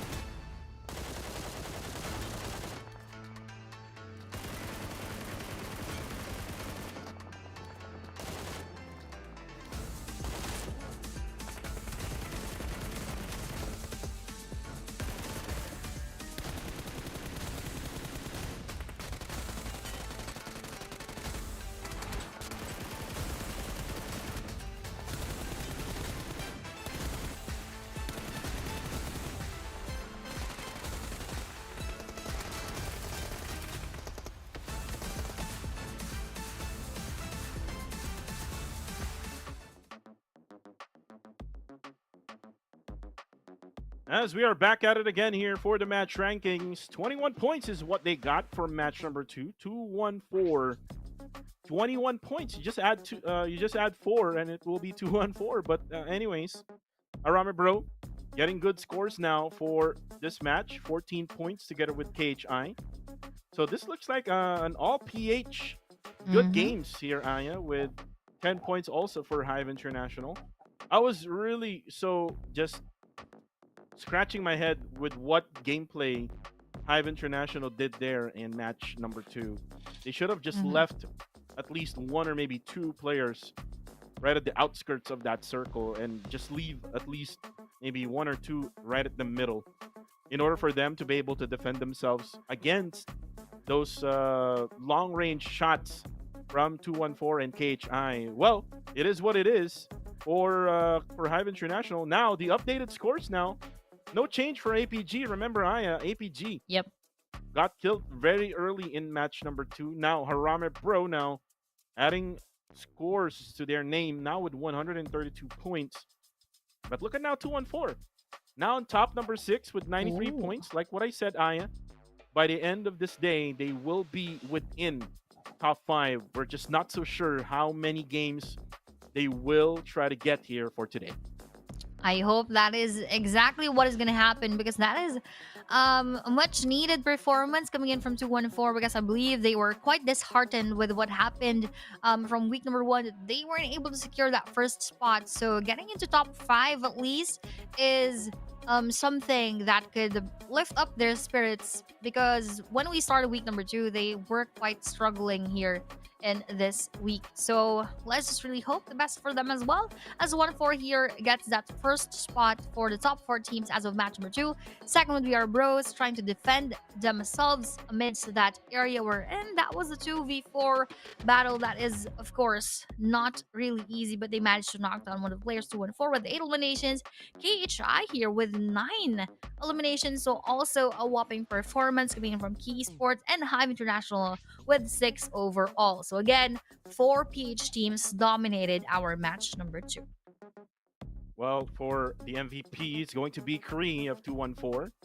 And like what I mentioned when I posted about some highlights about Kree, Kree is a veteran, Aya, and yes, the performance that he's been showing during week number 1 and now getting the MVP here for match number 2 and week number 2, it is just so good to see that Kree is able to show his potential, and then that potential got lost in the blue, where in the past seasons we didn't really saw Kree in the big stage, but now he's able to show his much needed potential for 2-1-4 Esports, and now they're able to get winner chicken dinners. As we are back in the upcoming matches, PBMS got the Sanhok match, and Erangel will be taken by 2-1-4, but there's still 2 Erangel matches left, Aya.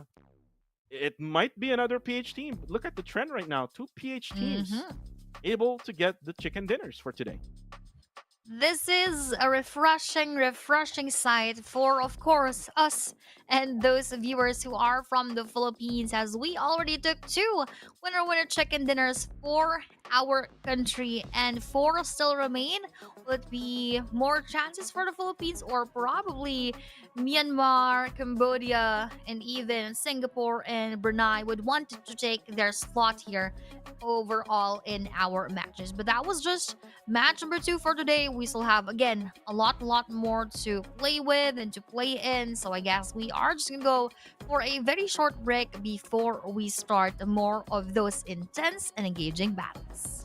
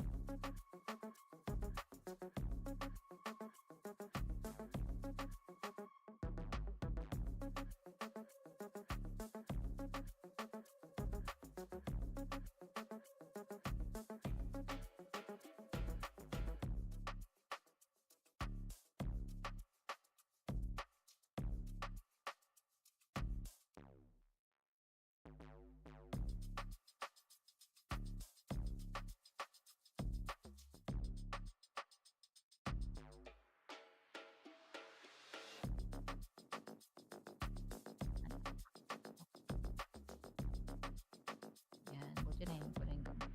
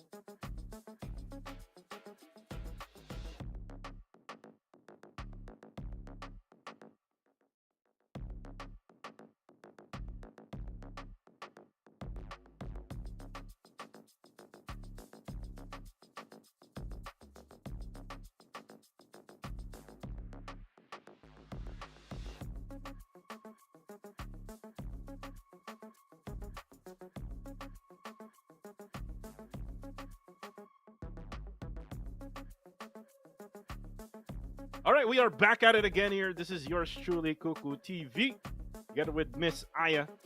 And we are back here with the coming soon screen as we're getting set for match number 3.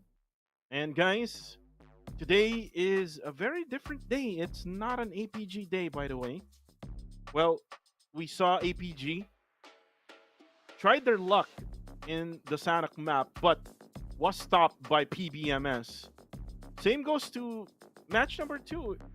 I thought that APG would have a really good game, especially that YG, GOAT, and TTQ is not playing for today. But it's a totally different way around. It's the PH teams or the Mhm. Filipino teams that are doing good today. And one of the things, Aya, that I would like to point out is Mhm. KHI is playing really good today. Exactly. And now we are entering another Erangel match. Will this again be for the Philippines, or will other countries claim their first winner chicken dinner for the day? And playing back here coming in from Stalber onto the area of Quarry. And as we all know, that APG is almost always dropping in the area of SMB, NX always in the area of Novrepnoye. This is gonna give them much of that struggle, and most likely will need to drop to their secondary dropping points. Well, for right now, Aya, flight path. Stalber until the left side of Quarry. And as far as I can remember, it's going to be Goa who will go to Kameshki area.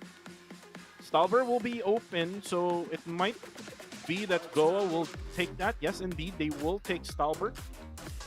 As for Ira International, they will go to Yasnaya Poliana area.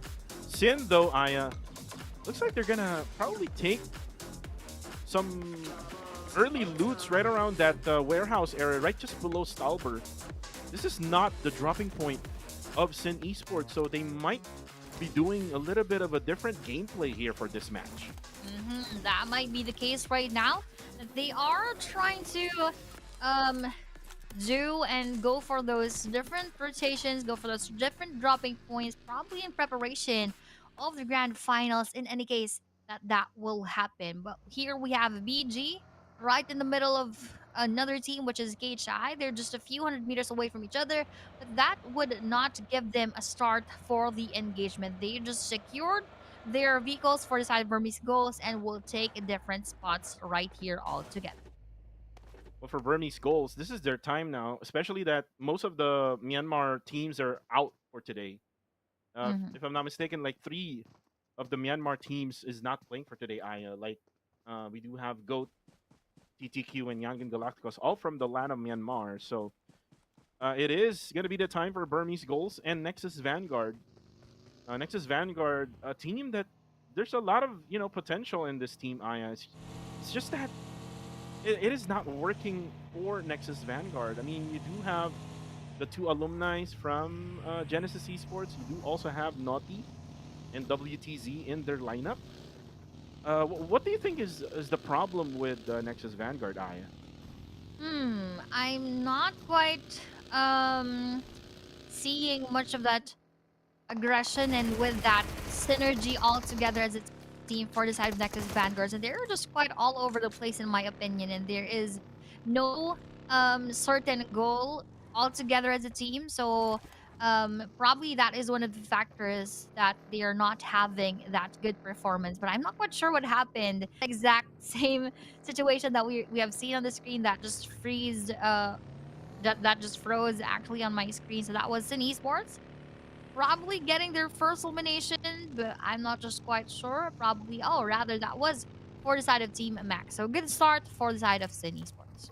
Yeah, I just want to say hi to the viewers right now on Facebook. I saw someone trying to say hi at Kuku. So hi to Hello, Daizel guys. Ferreira Rica Forte. Oh, by the way, it is her birthday for today. Oh, happy So, birthday. so happy birthday to Daizel. And hello to you, since you're saying hi to me. And also hi to the viewers on YouTube.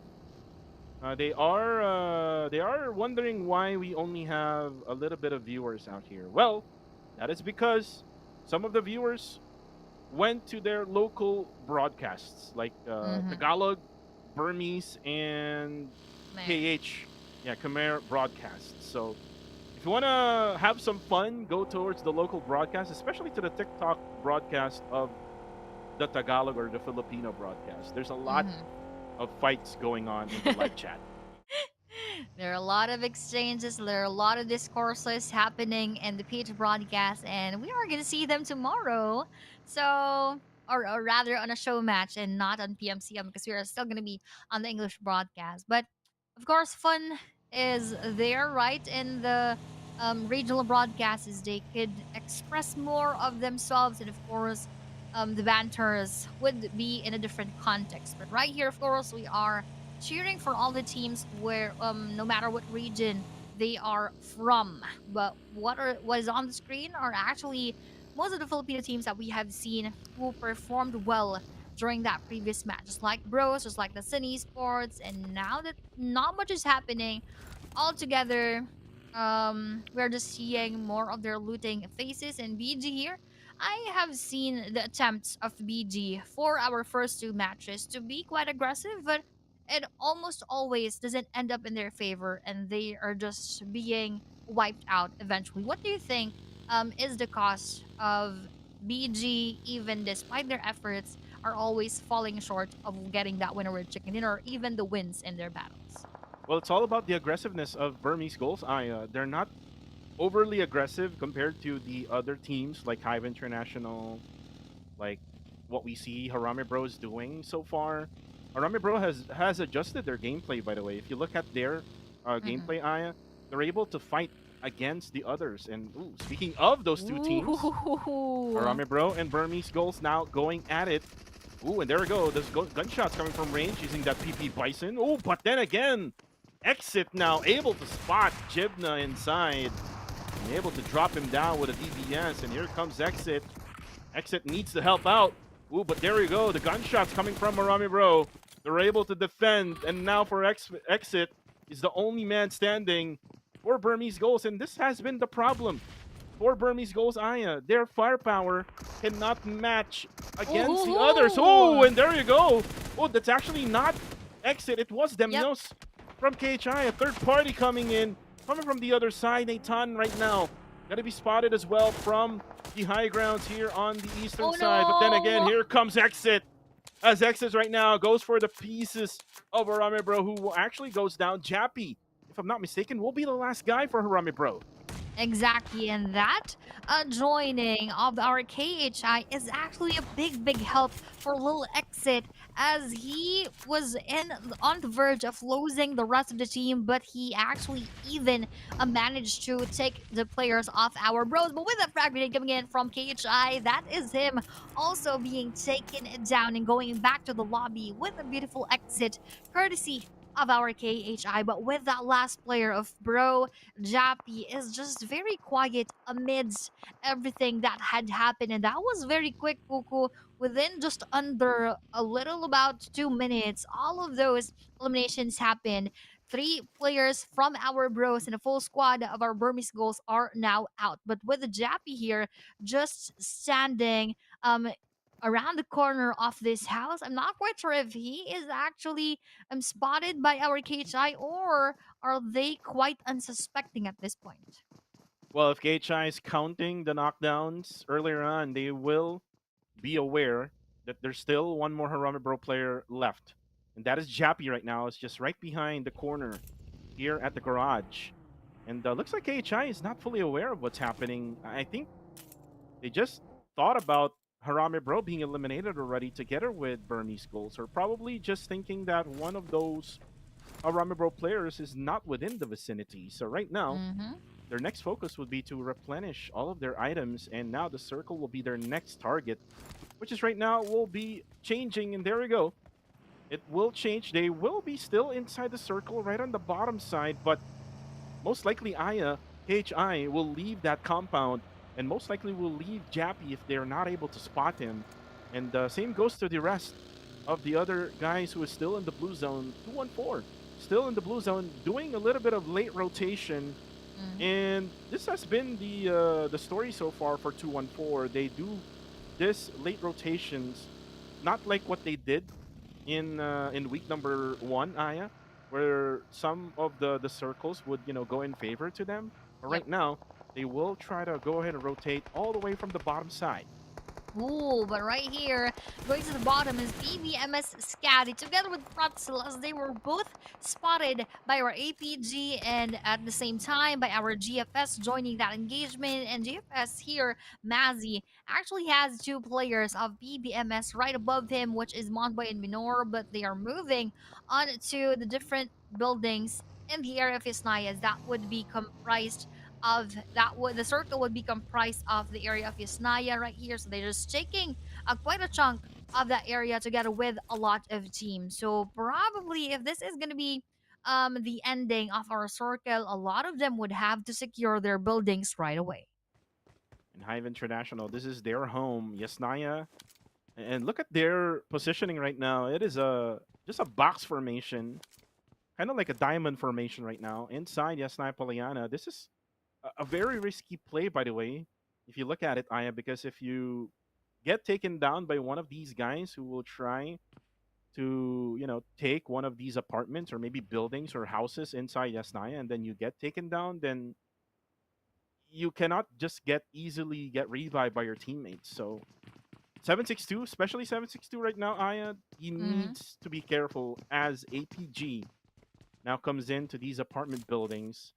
But most likely APG will not cross over to the other apartment buildings because they will just try to clear things out at the first apartments right on the western side of Yasnaya.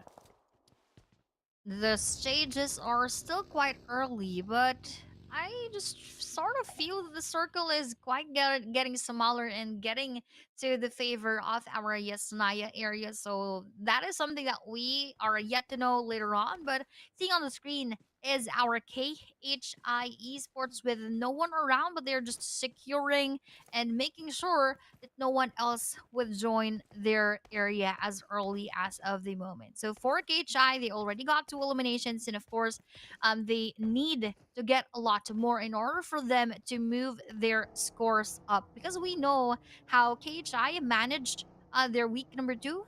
Even though they are not always getting those placement points, they are banking so much on their eliminations. And now that they have already 2, probably they could have a lot more. And with that circle movement, just getting inside of the previous circle, that would not much require movement from the rest of the teams. Well, this is going to be pretty hard for Hive International now, Aya. Especially that the 3 other teams who was inside Yasnaya Polyana will probably gatekeep them if the circle would go around the northern side. But look at this now. Nexus Vanguard now pushes in. Ooh, but look at that. The third party came from 762. Gave way for Nexus Vanguard to push in. Ooh, now they're pushing in and throwing all of those frag grenades onto APG. That would not be accepted really by our APG, and they are still surviving and they're still having all of those HPs on their side. But Top, of course, was knocked out quite early, but Fernji and Nang X are still quite up. They're just needing to go for that boost so that they could be ready for the battles later on. But with those smokes to just cover a bit different angles coming from outside, as the buildings from Yasnaya Polyana could have that peek onto their area. We have Nexus Vanguard still holding those frag grenades to hinder the movement coming in from APG, but they are not pushing so much Goku because probably they all know what else could welcome them if they push without one more knockdown. And Top will be eliminated for APG. All of a sudden for APG, they're not able to, connect with all their rotation, with the defense that they're doing so far. Nades coming in from both sides, by the way. Fern will be able to cancel it out, but it's all about Nexus Vanguard. If they're able to get those nades at the right spots. Ooh, that's unfortunately for Nexus Vanguard. Again, the third party coming from 762. And here comes the help out coming from south of Hive International. South right now throws out a nade. And for me, it's not nadeable from that area, but look at that nade. Looks like they're gonna have to defend themselves. Oh, but look at that beautiful Molotov. It will delay things up for Nexus Vanguard. One player goes down, and then the third party comes in. Again, 762 able to spot them down through the windows. Ooh, but look at that. Nang X, actually, he was the one who killed Fernji through that Molotov, but in the process, as Hive 762, having those angles onto a Nexus Vanguards are giving them a bit of a hard time as well. With that elimination onto APG and now with the NX, I believe this is also highly possible for our Hive International to wipe out the rest of our Nexus Vanguards, given that they've already used up a lot of their med kits. But look at this, another more PH team joining this engagement. That will be KHI Damon getting his bullets through the area of our Nexus Vanguards. Then that is quite a decent distance between them, so that is a good shot coming in from Damon. But with the movement of the circle, they will be left outside struggling quite a bit. And Naughty, together with his gang, will be able to replenish all of their items, courtesy of that help out as well coming from Hive International. Now, if you look at the circle, Aya, this would give Hive International a little bit of time for them to rotate all the way just to the bottom side. And look at that, South showing up, a rookie here in PMCL, just today playing for Hive International, able now to provide. Ooh, but then again, I just called him out, and now he got headshotted by Naughty. Oh, with that headshot right here, Master D2K would want to escape that possible engagement coming in from 214, but he was stopped in the middle, and Master D2K will be spotted by Michi going for that nade. Will that land perfectly? I don't think so, but Master D2K, oh, actually, that will land perfectly onto Master D2K. And Devon here will receive bullets coming in from that DP28, so 3 players are now taken down from our kill enemy courtesy of our 214, but that is not just their opponent, as the team above them, which is, I believe, Goa or Guardians of Angels, they would want to join and hop in this engagement. So that would bring a bit of the trouble onto 214, but they need to wipe out those players that they have taken from kill enemies, so that will also be counted as their eliminations. Well, here comes WOM. Ooh, but Michi will get spotted. Also at the same time, Kree will get sprayed by Kaya. WOM, ooh, will be out in the open. Kaya right now will get spotted from up above, as Kree right now will be able to heal himself up with a first aid. But here comes the push now. Hill enemy versus 214. Ooh, drops Kree. Drops WOM also down. Luki's doing his best to save his family. But then again, from behind, it's going to be Fearless Esports and Goa, who's going to try third party. Also at the same time, RTC. There's just so many parties from this battle between Kill Enemy and 214. And it's now all up to Michi or 214 as he now rotates in. A really dangerous spot is what he's doing right now. Zai knocks down Damon, though, as here comes Fearless, as they try to annihilate the last player of Kill Enemy, and that's it for Kaya. Now, Kill Enemy being out of the game, 214 exactly has that upper hand into taking that spot from them right here. They're actually having the same scores altogether, so if 214 adds up more of those points, they would most likely take the spot of Kill Enemy. But with his nade coming in from Fearless on to 214, Michi, will that land perfectly? And yes, is the answer. That is actually a deny, I believe, or an unintentional deny, with that nade ending right in front of him. That would be 214 Michi being eliminated, so no point will be credited onto the Fearless. But right here again, Kuku, one more party is our Nexus Vanguards. And Godspeed right now has all eyes onto Fearless. Rame Bro will be eliminated with 2 eliminations. As still, the battle happens on the other side. Ooh, there we go. That's nice shot coming from Godspeed. Erangel also takes down Demios, as support will be taken down by Godspeed. So Nexus Vanguard doing a really good job right now with this type of circle. This is a really, really hard circle to predict, Aya, as right now the fire comes in as the HP goes down for the side of Fearless. And that's it for the players who is inside that security tower. That's the explosion coming from Baby Noti, as Ranzer and Astro X will be the last 2 players for Fearless Esports. They need still defend against the players of Nexus Vanguard, but here comes the spray down coming from above. Not so sure where is it coming from, but it probably came from Goa, who was still right above this mountain of Stalber. Probably. I believe they are just the only team right above our Fearless, and from below would be our Nexus Vanguard. So a lot of battles happen right here, but here is another battle going on. That would be Hive Red being taken down by SXU from afar, and Esports is exchanging actually those nades with our GFS and Hive. So this is a 3-way party once again, and probably several more coming from outside. So now they all just need to know where to focus on, as the nades are already being pushed together, and the Hive International is getting closer and nearer onto our GFS. But South here will be spotted, and he will go south right as of the moment. GFS is trying their best to defend themselves, as the push is unstoppable coming in from Hive International. That was a rookie mistake coming from South. He should have just thrown out that frag grenade right at the end, as right now he's going to try to ask for a revive. But for GFS, Chewy will have to wait for Shaco too, because Shaco is down to low HP. And Mazzy is already right on the northern side, but right now, Aya, look at that. The knockdown came from GFS, knocks down 2, and now only 1 player left. Dale, unfortunately for Hive International, will not be able to defeat Goodfellas, as the Bruneian team will be able to survive that. But here comes the action here. Singapore versus Myanmar as RTC pushes onto the side of Nexus Vanguard. Oh my goodness, that's it.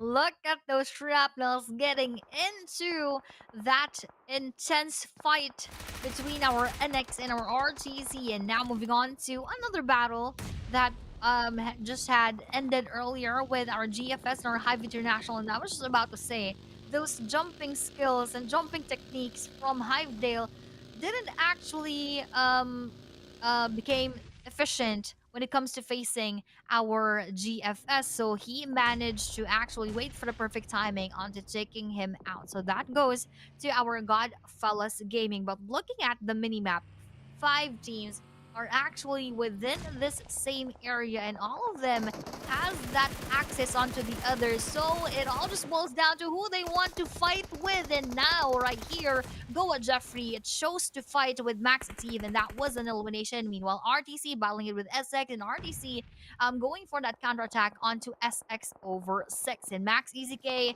would now try to bail out and escape that battle, but no is the answer coming in from Goa Jeffrey. The Battle of the North, Aya. Who will take the northern side of the circle? But by the way, the circle has shifted away from them. So it now goes to RTC. So eventually, everyone else who will be left out will have to battle against Nish and Ken and Snitch Boy, as Super X will lose 1 more player. Circle, by the way, is still with Sen Esports, as they will have to just easily take out the 2 last players of Super X Esports right over there. But still, the focus will be up on the north. Fearless Esports, Goa. We also have Team Max right on the northeastern side. And for Jeffrey, we actually got spotted there, and minor spots Shaco though, but it was Ativ who actually got sprayed, or who sprayed down onto Goa. Goodfellas will also get eliminated. Now here comes the next target for Fearless. Will it be Max, or will it just be KHI? We are not yet sure of that right now, as Magazine still has his hopes up despite them having only 2 players left. And Fearless Ranzer here will be knocked down, and with an additional explosion off that vehicle, he will be taken down. But Magazine here will try his best to get inside the circle later on to get with the John, as they are still going to be pinned down by that circle movement. And with Fearless Ranzer now being secured, the rest of Fearless will now have to say goodbye. And KHI actually surpassed Kill Enemy already together with 214, but with this, 1 more elimination that would definitely propel them towards the top. And the aggressiveness of KHI is totally different now during this day. So it might be that they're just used to having 3 weeks of PMCL action, just waiting for that 3rd week to happen. So it might be a blessing in disguise for KHI to have day number 4 and day 5 to be postponed last week, and now happening now for day 4. They're now able to, unfortunately, Blanks is out in the open. Same goes to Demios, and they're not able to spot Max, who has been firing their guns earlier on. No protection at all, Aya, for KHI. And look at that. Just pixel shot tries for the John. Unfortunately, he won't be able to get those damage onto Demios, but Demios is getting some hits from behind. And that is it for him. It actually is Hativ who eliminates KHI.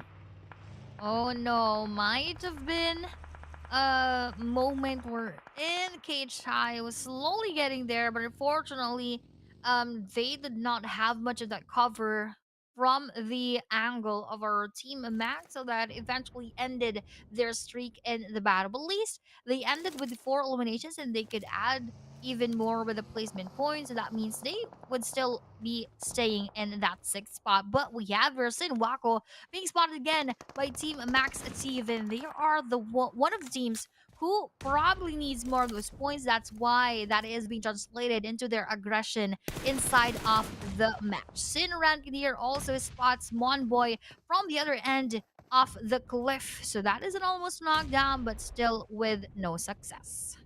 Sin Esports still manages to get the circle here on stage number 7. There's still one more circle left, Aya, which is stage number 8. But look at that, you able to spot the players of RTC, even though there are just 2 players left for them. Nades coming from the John. If he can throw that one to the right spot. Ooh, look at that. Ooh. Almost hitting Snitch Boy and Ken with the last utility being thrown out by the John. That's the Molotov. So there's still life left for RTC. But then they will have to think about on how they can get into the circle. Oh, but look at that. Snitch Boy able to spot FV and he goes down. This might be an opening for Super X now.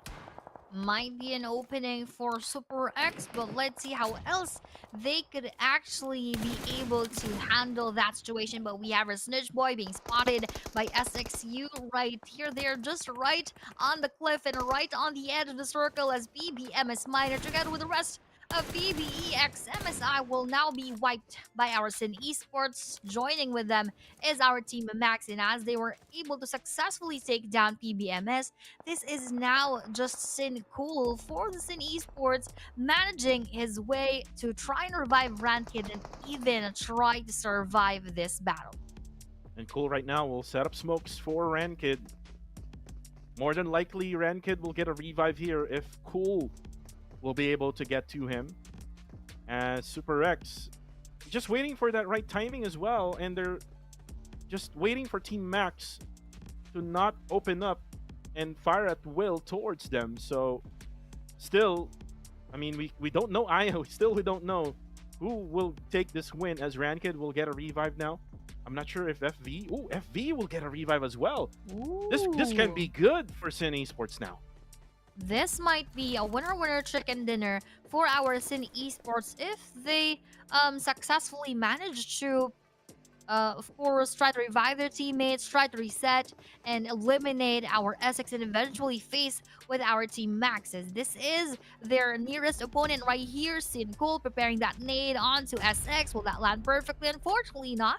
So they need more of those bullets to go and push through our Super X, and Rat will be facing SXU right here and will be receiving a lot of those damages and will also be falling down to that blue zone. But one more will be out here for side of Super X, and last two playing for Team Max, as Sin would also go and attempt to revive Rankin right here. I believe that is quite a difficult task to do right now amidst everything that is happening. Ativ pushes forwards, and FB here would want to defend themselves in play zone, will be claiming Rankin in the process. Max Ativ will be spotted by Sin FB, and that is a very, very close fight and a close call on Sin FV, but he managed to take down Max Ativ. So Max John here will now be the last player left for Team Max, and the distance in between them would give much of that space for Sin Esports to actually reset and wait for that movement coming in from Max John, most especially if that circle moves away from his spot. Again, a bad idea here, Aya, for Ativ to push towards Sin. They should have just waited because they have the circle eventually. Ooh, but look at that. Just confirming Ativ. So it's now a 2v1. Circle is still within the reach of Team Max. But look at FV now. FV needs to be careful with those crouch moments. Ooh, actually, he got spotted by the John. So it's now going to be a 1v1. It might be that I've watched this one before. Remember when Godspeed clutches Sin Esports? Yep. It might happen again, but now with the John being on the disadvantage, now he set up one smoke up in front. But here comes the peek from both sides. It's just a masterfully just going for those peaks, Aya. But I'm not so sure what's happening now, as it lagged on my screen. I'm not so sure if it lagged on your side as well. Hopefully that it's not yet over yet. It's not yet over, Aya. Ooh, look at this, Aya. FV is now getting revived, but Cool has been reviving everyone, Aya.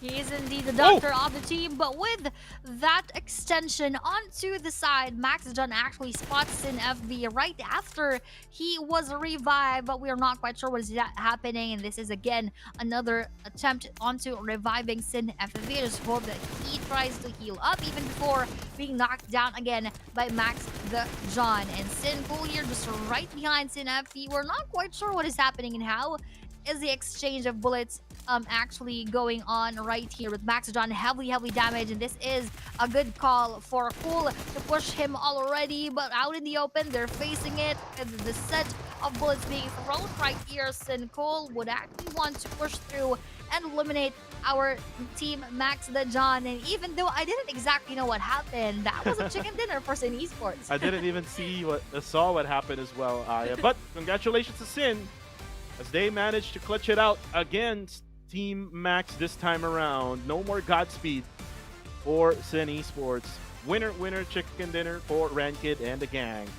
But again, for this type of circle, I was like thinking that Atig should have just waited together with the John, because they will have much more of, access to the circle. They will have much more of advantage against Sin Esports. But again, it is what it is for this game. Match 3 is over, and Sin Esports, look at their performance now. 2-3-2 for Cool, FV, and Rankid. When it comes to eliminations, Wako, though, unfortunately, was able to provide some contributions, but for damage only. Fortunately, he wasn't able to get the eliminations with his one knockdown. But again, this is a good sign as well for Sin Esports. They're able to get points without those top-tier teams like TTQ, like GOAT, and YG. Again, it's time for the Filipinos to shine. Time for the Filipinos to shine, and after everything that happened in match number 3, definitely we are gonna see a lot of those movements when it comes to our leaderboard. But first, let's watch this highlight.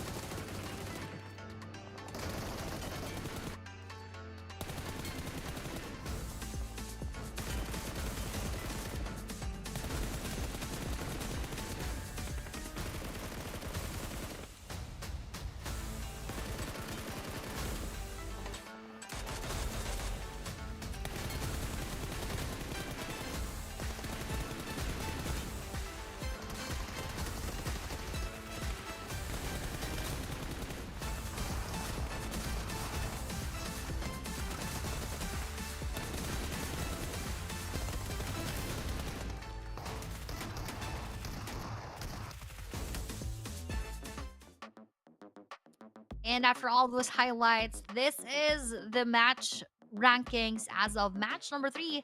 Sin Esports, of course, had 17 overall points with 7 eliminations and 7 as well for Team Max, but only ending on the second spot gave them 13 overall points. And RDC with 10, Super X with 9, and so on and so forth. But this is a notable moment again for the PH teams, and that is for sure because we already had 3 chicken dinners for the Philippines, and this is of course what we wanted to happen for the Filipinos as they struggled so much for a few days of week number 2.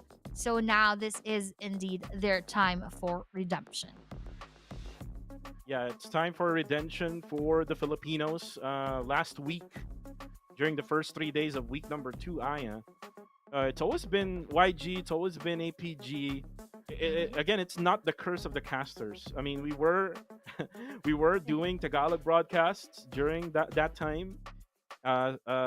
Contra and Queen Toyo was doing English broadcasts, so it's not about the casters. It's all about the groupings. I might say, Aya, because remember, you're not able to see YG, TTQ, GOAT Esports, and SG, and for me, they're all good teams.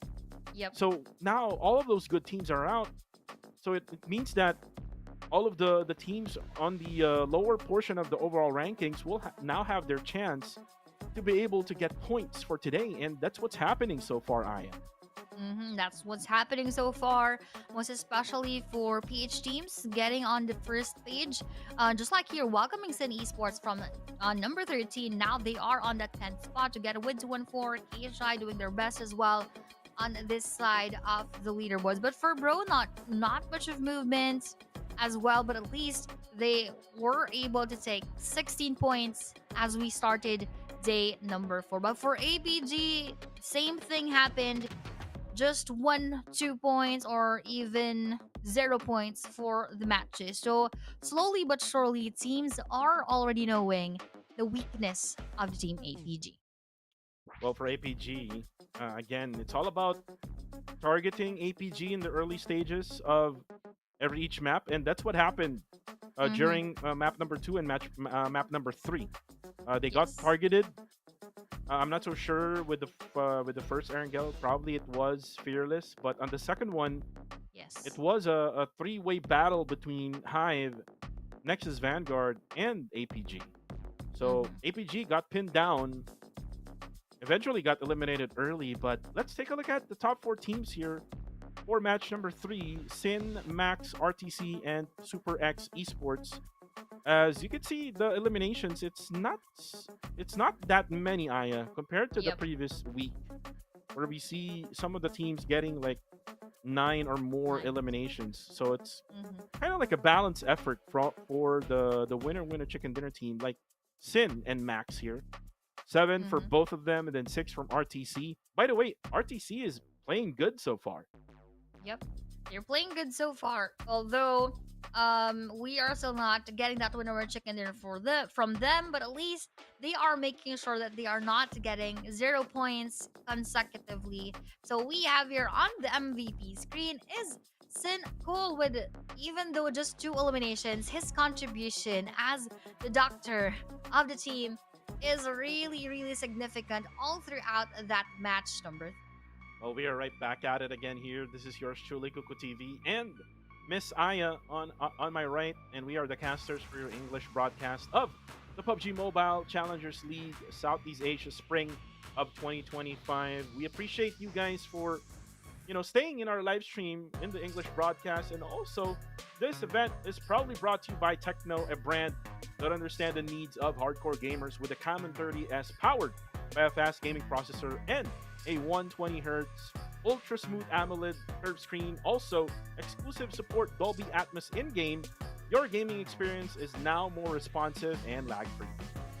Definitely lag-free if this is your device while playing PUBG Mobile. So we encourage you guys to check this device by Techno right here, the Camel 30S, because we have a lot of updates coming on and going on in PUBG Mobile, and most definitely we are going to have more of those in the future. So this is a good starting point if you want to have a device that will give you those lag-free gameplays. And we have seen already 3 matches, and we are going to see more of those later on. But we have here the new themed mode, which is the Golden Dynasty, as part of the 7th anniversary version, which actually happened last week, exactly 1 week ago, which is March 7th. So mark your calendars, because this is the beloved Floating Islands gameplay, which makes its grand return, or rather made its grand return on the 7th of March. And one more is our Golden Moon event, so don't forget to collect the Times token and redeem the Camel Super Fan Set for free. And one more is the Desert Boat Camel, which will soon join the PUBG Mobile Battlegrounds and join you on your Golden Moon journey, as again part of the 7th anniversary edition of PUBG Mobile. Well, we also have here the collaboration with a great DJ and musical genius Alan Walker for our special 7th anniversary music collaboration. This collaboration will feature 3 songs. First of the tracks would be Faded, which is already unveiled in the Golden Moon Story chapter. The 2 other songs are set to be released soon. So thank you so much for your continued attention to the official updates of PUBG Mobile 7th anniversary. We'll see you soon, guys, or we'll see those songs soon. But for the meantime, guys, this is yours truly, Kuku TV, together with Aya, and we're gonna go on a really short break here, guys. We'll be right back. The devil alive trying to make them non-believers. We walk in with the most high and the snakes beneath us. Can't be mindless on mission. My whole mindset different, okay? No time to sleep, stick beats, I'm reaching. You gotta believe in a dream. Believe. You gotta believe in a dream. Believe. You gotta believe.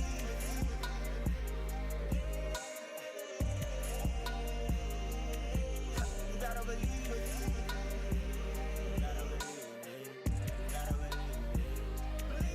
You gotta believe in a dream. Believe. You gotta believe in a dream. Believe. You gotta believe. My whole team on wildin'. You know ring on silence.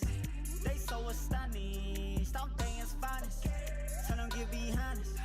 No backwards round us. How deep my mind gets.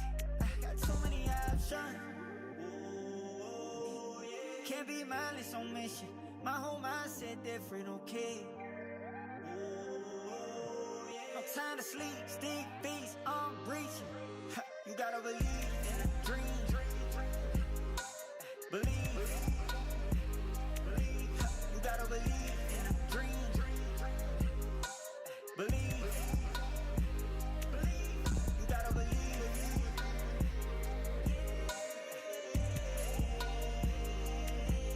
You gotta believe.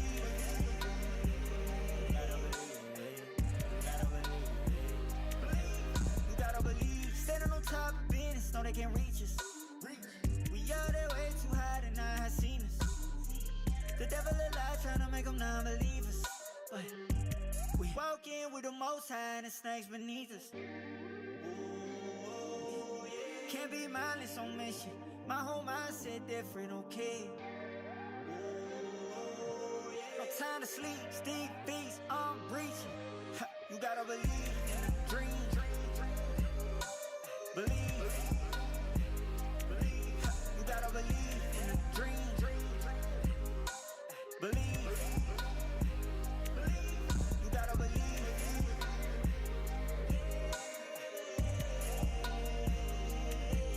You gotta believe.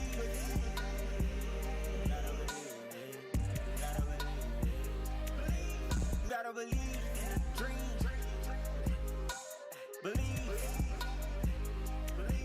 You gotta believe in a dream. Believe. You gotta believe. My whole team on wildin'. You know ring on silence. They so astonished. I'm day's finest. Tell them get behind us. No backwards round us. How deep my mind gets. I got too many options. Can't be mindless on mission. My whole mindset different, okay? No time to sleep, stick beats, I'm reaching. You gotta believe in a dream. Believe. You gotta believe in a dream. Believe. You gotta believe.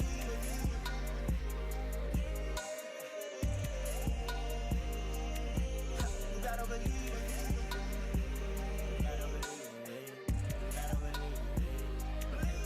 You gotta believe. Standing on top of business, know they can't reach us. We out there way too high to not have seen us. The devil alive trying to make them non-believers. But we walk in with the most high and the snakes beneath us.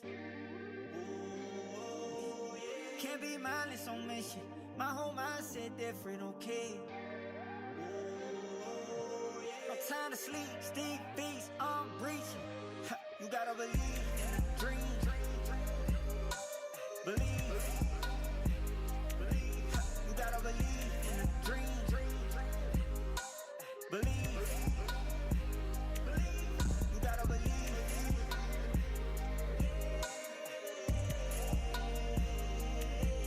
You gotta believe.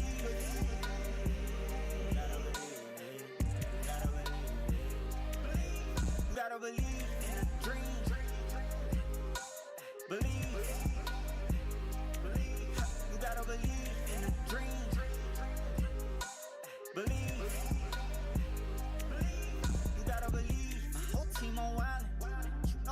silence. They so astonished, I'm things finest. Tell them get behind us. No fake ones round us.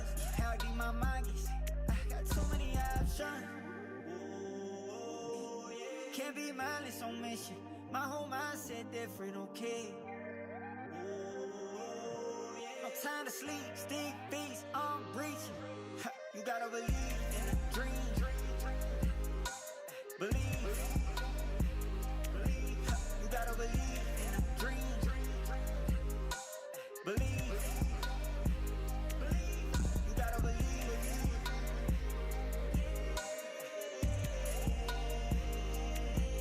You gotta believe.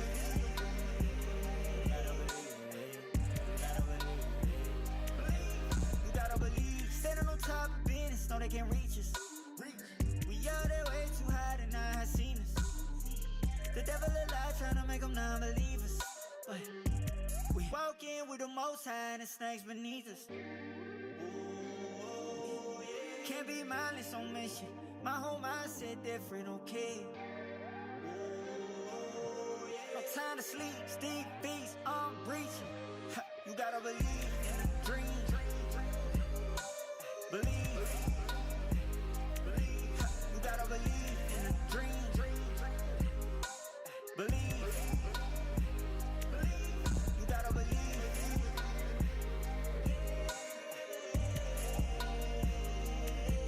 You gotta believe.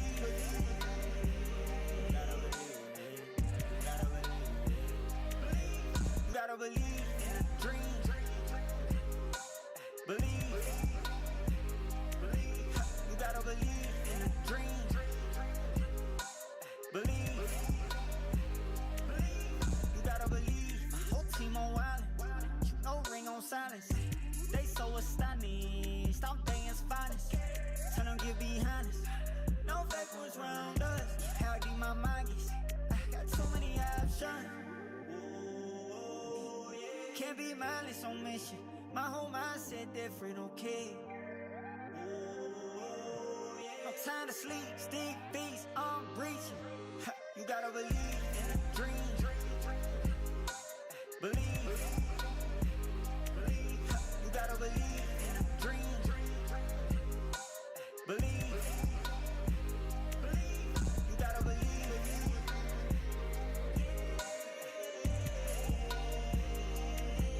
You gotta believe.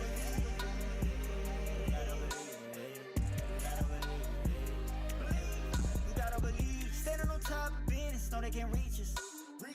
We out there way too high to not have seen us. The devil alive trying to make them non-believers. But we walk in with the most high and the snakes beneath us. Can't be mindless on mission. My whole mindset different, okay. No time to sleep, stick beats, I'm breaching. You gotta believe in a dream. Believe. You gotta believe in a dream.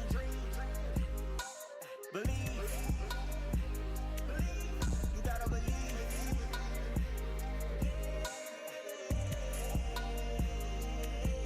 You gotta believe.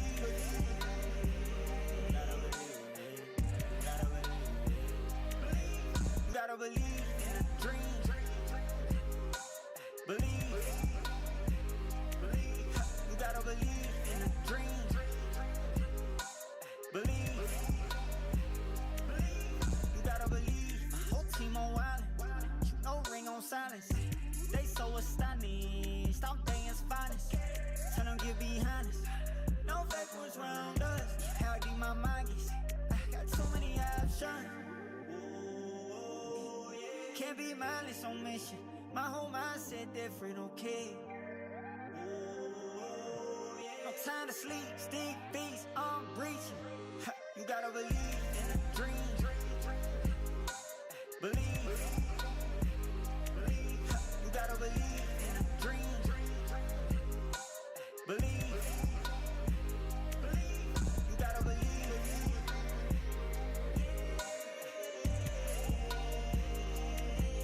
You gotta believe.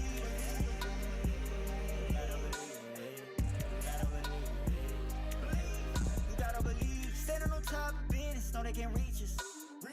We are there way too high to not have seen us. The devil a lie trying to make them non-believers. But we walk in with the most high and the snakes beneath us. Can't be mindless on mission. My whole mindset different, okay? No time to sleep, stick beats, I'm breaching. You gotta believe in a dream. Believe. You gotta believe in a dream. Believe. You gotta believe.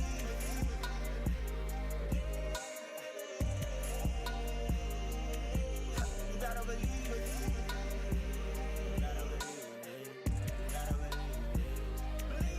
You gotta believe in a dream. Believe.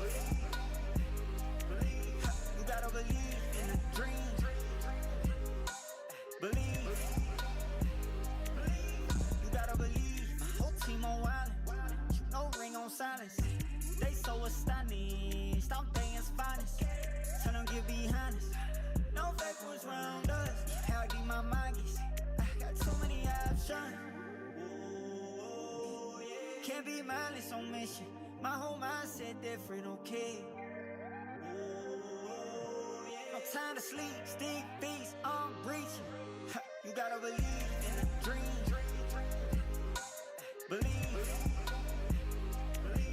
You gotta believe in a dream. Believe. You gotta believe.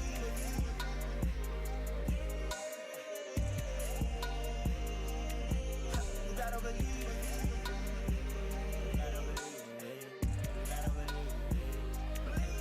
You gotta believe. Standing on top of business, no they can't reach us.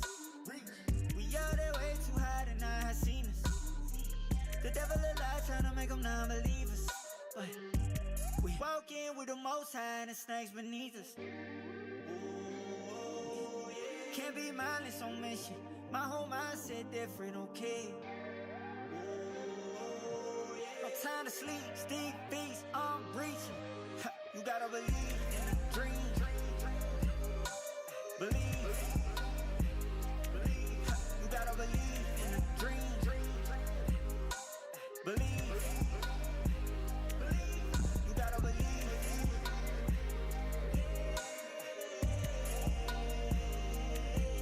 You gotta believe.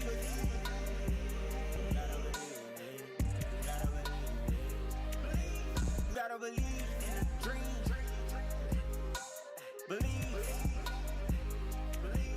You gotta believe in a dream. Believe.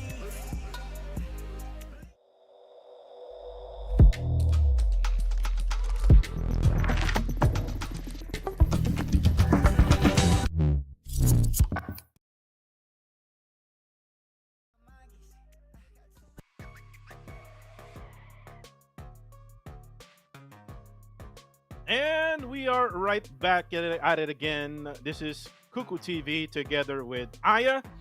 And we're back for PUBG Mobile Challengers League Southeast Asia Spring of 2025. As we take a look at the comparison here, Harame Bro and Fearless Esports. Harame Bro getting the lead here when it comes to winner chicken dinners. But look at the elimination count here. Fearless Esports, the firepower is back at it again here for them. Harame Bro, again, the firepowers again will be totally different without Federalis in the lineup. But with the damage count, looks like they've been dealing a lot of damage, Aya, with this type of performance that they're doing. So if you try to compare them to, I would still go with Harame Bro. Definitely.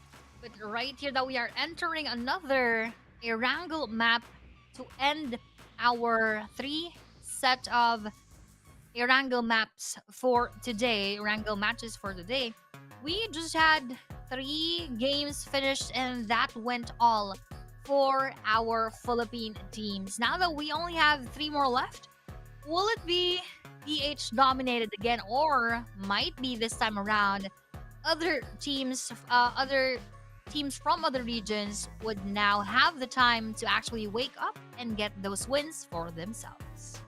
right now, going into the final Erangel map, who will take this winner chicken dinner? It's been the Filipinos who's been getting the winner chicken dinners all throughout day number 4. But let's see and find out as we fly in to the last Erangel map of the day.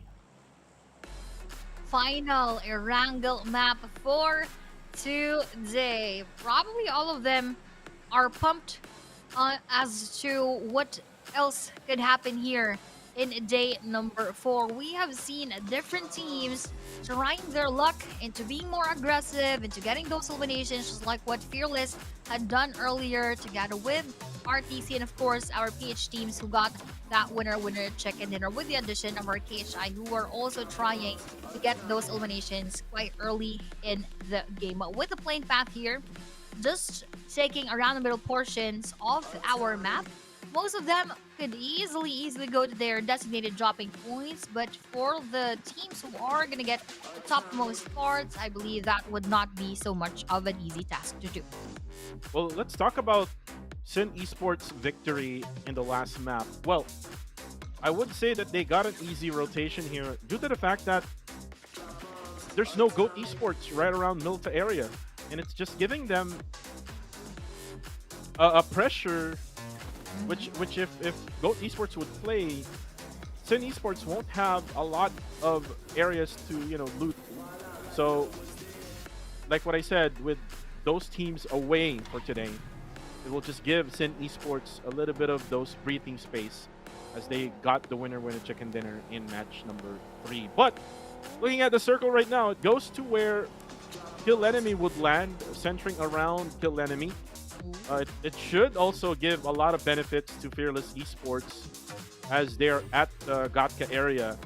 214 is also a team which they can easily control this type of circles.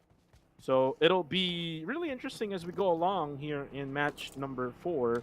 But for the meantime, let's take a look at Super X Esports. Again, the struggle continues with Super X Esports with only 56 points. And again, this is the first time that they're playing PMCL level, Aya. Yep. So I am really expecting them to really go through the struggle.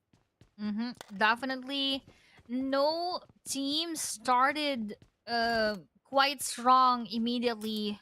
Most especially when it is their first time in PMCL, just like our PH teams during the very first season. During the PMCL spring, we did not have so much of that power as compared to what we have now for PH team. So that is something that is probably happening for inside of Super X. They're just trying to test the waters and trying to find their rhythm within PMCL. But still a good start for our Super X. And the event is far from over. We still have a day tomorrow and of course the grand finals if ever they are that one. That is a perfect time for them to go all out and to show us the skills that they weren't able to show during the group stages. Well, look at Team Max right now at Lipovka. You hear those shots from his shotgun, so just trying to make sure that no one else is right at this area. Most likely they know already that there's no one else at Lipovka. Team Max, same goes with Super X. Another team that is currently struggling with their firepower, and it is their time to show out. And we've seen them in the previous matchup against Sin Esports and Super X. They were almost able to get that winner chicken dinner. It's just that they did an error right at the end where Ativ pushes in towards Sin Esports, whereas they should have just stayed to where they're at the northern side of the zone. But anyways, I mean, it is what it is. For Team Max, they can, just look for the brighter side onto the next game. Arame Bro, another team that has been struggling, or that has struggled in the past game, only with 2 elimination point in that game. If they can, manage to have a complete lineup right around midway through until the end, then we might probably see again Harame Bro in the final moments of the game. Yep, that could possibly happen later on as well. But just pointing on to Team Max taking the Lipovka area very, very far from our circle. That would definitely give them a difficult time onto rotating later on. But for the likes of the teams who are already inside, just like what you've mentioned, Fearless is inside the circle together with 214. They are not going to have much of that difficulty coming from the rotation and from the movement of the circle. So for all of those teams who are going to be left outside, that is definitely what they need to focus on. And of course, to try to stay alive and survive as they move along the map. Just like what is being seen on the screen right now for PBMS, they're doing their best to move and at the same time to survive as a full team as they go inside of the safe zone. And as we're looking at the rotations from these squads, special shout out here to Philip Braza Uy. on the live comment section. He's actually watching 2 live streams right now. The live stream for PMSL and this live stream right now, the English broadcast for PMCL. So again, it is what it is. It should have been only 1 live stream for today, but again, due to the issue that we had last time or last week, we had to reschedule day number 4 and day number 5. So still 2 live streams is what you would have to watch. You can support if you're supporting Federalis in the PMSL, you can definitely do so. If you're supporting Red Bull, coming from PMCL to PMSL, then you can do that as well. But for now, we're looking at Harame Bro Aya, as they're able to rotate all the way from this side. But that's going to be GFS who takes the first blood. Waka will go down as well. That's courtesy of Blanks. And now for Astro X, unfortunately, it's going to be surrounded now by the players of Gilded Palace.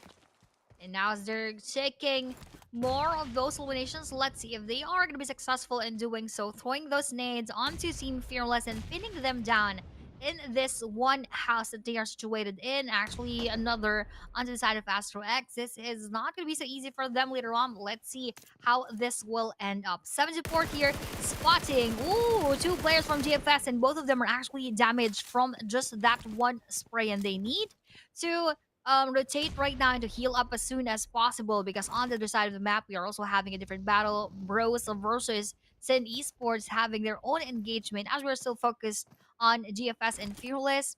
Now with Fearless Ranzer being out, Fearless needs to be extra careful with the movements of our GFS, but that is a nice peek coming in from 74 onto GFS Chewy, but that would not be enough for him to be taken down. Good placement of smoke here for the side of GFS. It gives them a little bit of space here for Fearless Esports for them not to be able to get a lot of angles for GFS. And now Pop-Ups comes in. Much needed support, but here comes the third party.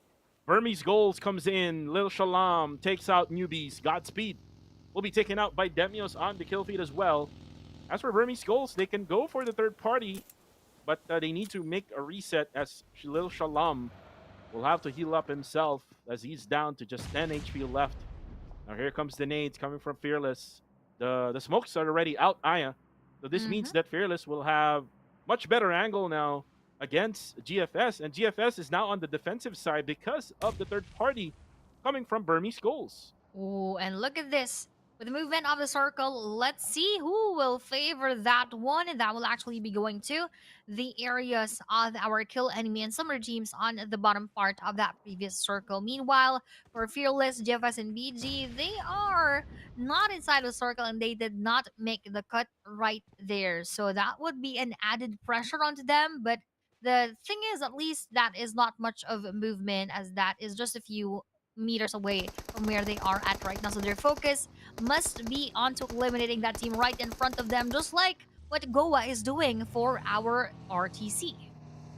Goa, Clay Jr. comes in together with 22. Jeffrey comes in as well from the blue zone, as they're able to spot those teams who are gatekeeping in the blue zone. Looks like everyone else is now clear, as Clay Jr. will try to loot things up, able to replenish his items.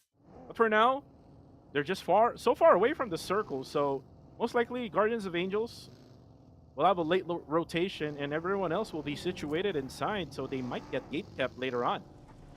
With that gatekeeping situation, that is a of course, a big challenge for them. But challenging Hive Dale right now is SXU and taking that elimination onto his side. Hive South, though, trying to go forward and trying to go for that revive. But just right above you here would be Hive 762, but that is not a good defense. Ooh, 3 eliminations, 3 knockouts rather from SXU. And if this is going to be an elimination, that is going to be a clutch. But for the rest of Hive International, that is an easy sweep for them coming in from Super X. So not a good performance coming in from Hive, that they were the ones being eliminated as the first in this match. But going back to the battle between GFS and Fearless, they already took down 3 of the players of Fearless, and this is only Asterex versus 3 players of GFS.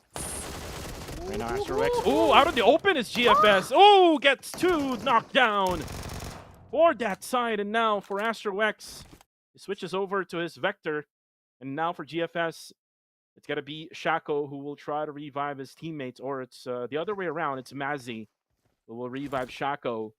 And now for Chewy, will also get a revive, but he needs to set up smoke first. This is a little bit open. If he tries to crawl out from those boxes, Labo will go down. As Esports will confirm Labo from RTC. But here comes Astrox. Astrox now goes down. And this will just give himself a lot of disadvantage, especially now that he doesn't have the high ground advantage. And now Shaco finds him. It's got to be an AUG versus the QBZ. But Shaco is healing up still. I'm not sure if he does have a first aid, but looks like he doesn't have any first aids anymore. Now the blue zone comes in to affect Aya. The circle also will shift. Ooh, it actually goes to where they're currently at. Or no, it actually goes to RTC. Now, ooh, here comes Goa and Super X as they try to eliminate themselves in the blue zone. Yeah, Pacquiao will most likely confirm you. There you go. But here comes the third party. This is what is difficult about our zone, Kuku, and with the teams rotating right now, all of them could have a great chance of meeting each other. And look at that, that is Fearless finally being taken out by our GFS, and GFS almost lost the full team when Asterex spotted 2 of those out in the open. And with the movement right now coming in from Super X as the last player would be over 6, just amidst the waters of Erangel, and as that is also still inside of the circle, he would probably have a difficult time facing it with 2-1-4. But right here, difficulties are being experienced by our NX, is that YG taking them down. But as Super X was left by the that was his time to go back to the lobby, and the rest of Super X is also now eliminated on the 14th spot. And this has been the story so far for APG. They basically avoid all of those gunfights as they just try to manage until maybe around 5th stage where they try to be active. So they just try to be quiet from stage number 1 until stage number 4. And after stage 4, that's the time they try to make eliminations. And for now, they're inside the circle, so they're all safe. But for later on, eventually, once the circle would shift away from them, they will have to go into a different position, which will either make themselves safe or they might engage with another team. But for now, you're seeing rotations here from other squads like Team Max and Harami Bro. They're coming from the eastern side of the circle, but right now I am not really sure if yours is moving, because right now I am lagging right now. That is the same thing for me at the moment, but we are seeing here BG, and it's quite back to normal in front of Team Max as they are just passing by the area where BG is taking right now. Liliatka driving together with Team Max, that is EZK. Max team just right behind them, Max Joseph as well. Let's see, will it be a BG win or a Team Max win, as EZK here is already pushing with Max Joseph trips in the process together with Max Ativ. Not a good push coming in from Team Max, as BG actually predicted how else they would go around, and EZK being chased behind by Master Itchy with those bullets, and one more backstab moment onto our Team Max. That is courtesy of our Burmese goals winning that engagement. Wow, beautiful defense coming from Burmese goals. And now Shalom needs to set up smokes because there are other parties coming from a different angle. It might be Harami Bro, which is Jibna right now, going for the spray down. By the way, the circle did manage to update again. And looks like they need to move from this area where we're currently at right now. And looks like Range, together with Jibna and Jappy, will now try to relocate themselves. Maybe, hopefully, they can try to get inside the circle. Let's wait for them to get inside of the circle later on, as now we have our APG right behind their spot, and GFS is actually being chased after by the blue zone already, and that damage on its stage number 4 is quite too much for them to bear. Meanwhile, for Fernji, he is still taking his time to spot Bro Nathan and being wary of that one player above the area where bros are taking right now. APG Skyen also being very vigilant with his surroundings because there might be some backstab actions in the process. And now the Harami Bro is a full squad already. Let's see if how APG will manage this one. And that is a surprise attack onto Bro Jibna, just standing right outside that house. He received so much of that damage to the point that he was knocked out. Although that is not going to be an instant takeaway, APG now has a bit of that advantage onto the Bros. Well, APG, they're able to take control of the circle. Now they're split it up with a 1-2. Actually, they're split it up all together. And now it's going to be a 2-2 split, is what I'm seeing right now for the side of APG. And they're going to try to gatekeep Harami Bro. But Harami Bro, again, a very smart team. Ooh, headshot onto Nathan. Good thing. He's with full HP with that hit. Now he's down to half HP. Now Range, will be spotted by the top. Now the top will have to spray his PP Bison down on them, but it's going to be not enough for Anchor PUBG Esports, as Harami Bro will be able to escape. But there you go. Here comes Chewy, who's just waiting inside the dog shack. The defense to confirm that elimination onto PBMS. Minor and Pretzel will also be confirmed in the process, now leaving only 2 players for the side of PBMS. This is a Mal coming in from Lil Shalom onto that second floor as Lil Shalom goes for that push, and with another frag grenade in his hand, Keishai Ryman will now be facing our 2-1-4 in Mon, but he received a bit of that splash damage, but will still survive. And going outside of the outside of the house will now be spotted again by BG Shalom in the process, and from behind will be another team, which is going to be APG. Right now, Exit throws a nade out. APG will now come in. PBMS, though, Aya, will be down to only, I think, 1 player left, which is Scotty, and Mas will go out. Circle will now shift. It now goes towards Harami Bro. But the bad thing about Harami Bro is, Aya, they're now down to only 2. So the big question is, will they be able to sustain all those other teams? Oh, from the kill feed, though, Curry goes down. But here comes Yumi Boy, who actually comes in this game and eliminates KHI. Oh, and now with that elimination right here, 2-1-4 Cree taken by KE Kaya, and they're still full squad, so they have a bit of the upper hand onto 2-1-4. Now Yumi Boy welcoming him inside of our matches once again. Let's see how else will this Wonder Boy perform amidst a very difficult task of facing a full squad of kill enemy, despite them being the last player in with probably no first aid kit, if I'm correct, because he is not resetting right now. He's just waiting for that push amidst that smoke. He will not be hidden so much later on. As KE Master D2K together with the rest of KE will go for the push, and with that shrapnel damaging Yuma Boy. Bye-bye for now for 2-1-4. Yeah, 2-1-4 Esports. Again, they switched out WOM and Yumi Boy.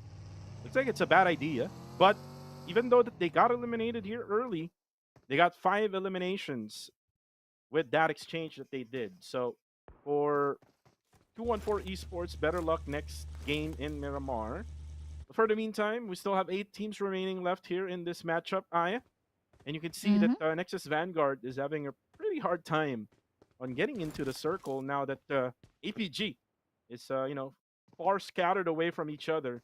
And it looks like they know that there's a team right inside this compound, because you can see the minimap.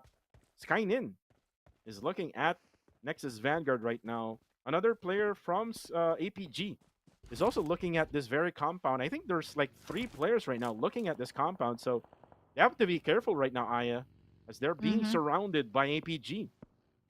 This is, of course, a bit of a struggle for our NX later on, most especially if they would not, or rather, if they would be caught off guard by our APG. But by the looks of it, I believe they are also in their vehicles to move a bit forward inside of the circle. And there is an airdrop just right above them. Will they go for that one? I believe that is a very huge risk, if ever, because KE is just within that same vicinity as well. With the movement of NX, they heard those bullets, so they are not going to push even further. But I believe they will just stay around this ridge because this is just right inside of that circle. With this nade by BB Naughty, will he go for that one, or will he just think of that as a wasted opportunity later on? As they're now just being very quiet because they have not been spotted by our kill enemies. So this is going to be a good thing for them if they can still survive. Well, for right now, Aya, everything is not moving on my side. Mm-hmm. I'm just looking at Zai right now down on the ground. But look at that. Now updated. One player for the side of kill enemy is currently down. Circle now will still go to Harame Bro. Sin can take control of that northern side, but for the southern side, it might be APG who can take control of that. Now the top spots Shalom as he goes down. Now Scotty still alive here for PBMS. Just waiting for that right timing. That's a trade knock coming from the side of Burmese Goals onto APG, and now APG is now taking damage as well from kill enemy. So a lot of teams now looking at APG, because if you look at the area where APG is at, Aya, kind of like on an open area, but here comes Exit as he eliminates Scotty off the game. Ooh, now eliminating the rest of PBMS. The Naughty here will also be confirmed by KE Kaya from just above. And then next Zai will be left alone amidst that spot as KE Devon tries to heal up a bit. And with the movement of the circle, they can see a lot of those players just walking around exactly right here with that eye contact in between APG and KE Devon exchanging those bullets. Look at that. Skynin just needed to hide himself because he received a lot from that DP28. But that is the same thing that KE Devon received as his helmet almost exploded from those bullets. Kill enemy, they have the high ground advantage, but they're not in the circle. That's the only problem that they have right now, Aya. So now they reset. They now revive their teammate Kaya. And Kaya will be able to heal up as Nexus Vanguard will be able to rotate themselves up. But the bad thing about Nexus Vanguard here, Aya, there's only like one player remaining and there's not much of any space for him. No rotation or no vehicles that he can use as well in order for him to advance towards the circle. So kill enemy will still be able to get inside. Now, look at the northern side. It's going to be Snitch Boy who knocks one player of Sin. There's a lot of happenings onto the northern side. And now that Snitch Boy goes down, as Kill Enemy goes for the third party. And this might be Kill Enemy's chance to go for those eliminations from afar. But that's it for RTC. Ooh, RTC now being out despite having a good streak so far. Quite consistent, though not much on those eliminations. Now them being out would give them less of that chance to get more of those points. Meanwhile, leaving us with 6 teams, 2 teams on top exactly, APG and Bro, 3 around the middle portion, and 1 just below our scoreboard. And overall, looking at the map here, Bros being in the middle exactly of our circle, it's either they could have quite of a safe space because those teams around could still have things to need to think about, just like NX needing to face with KE, APG to face with our BG. Meanwhile, probably their nearest opponent would be Sin Esports, most especially if they decide to go a bit forward and nearer to our Harame Bro. Now Circle will update very soon, but for how long APG can manage this type of area that they're in the bottom side of the zone.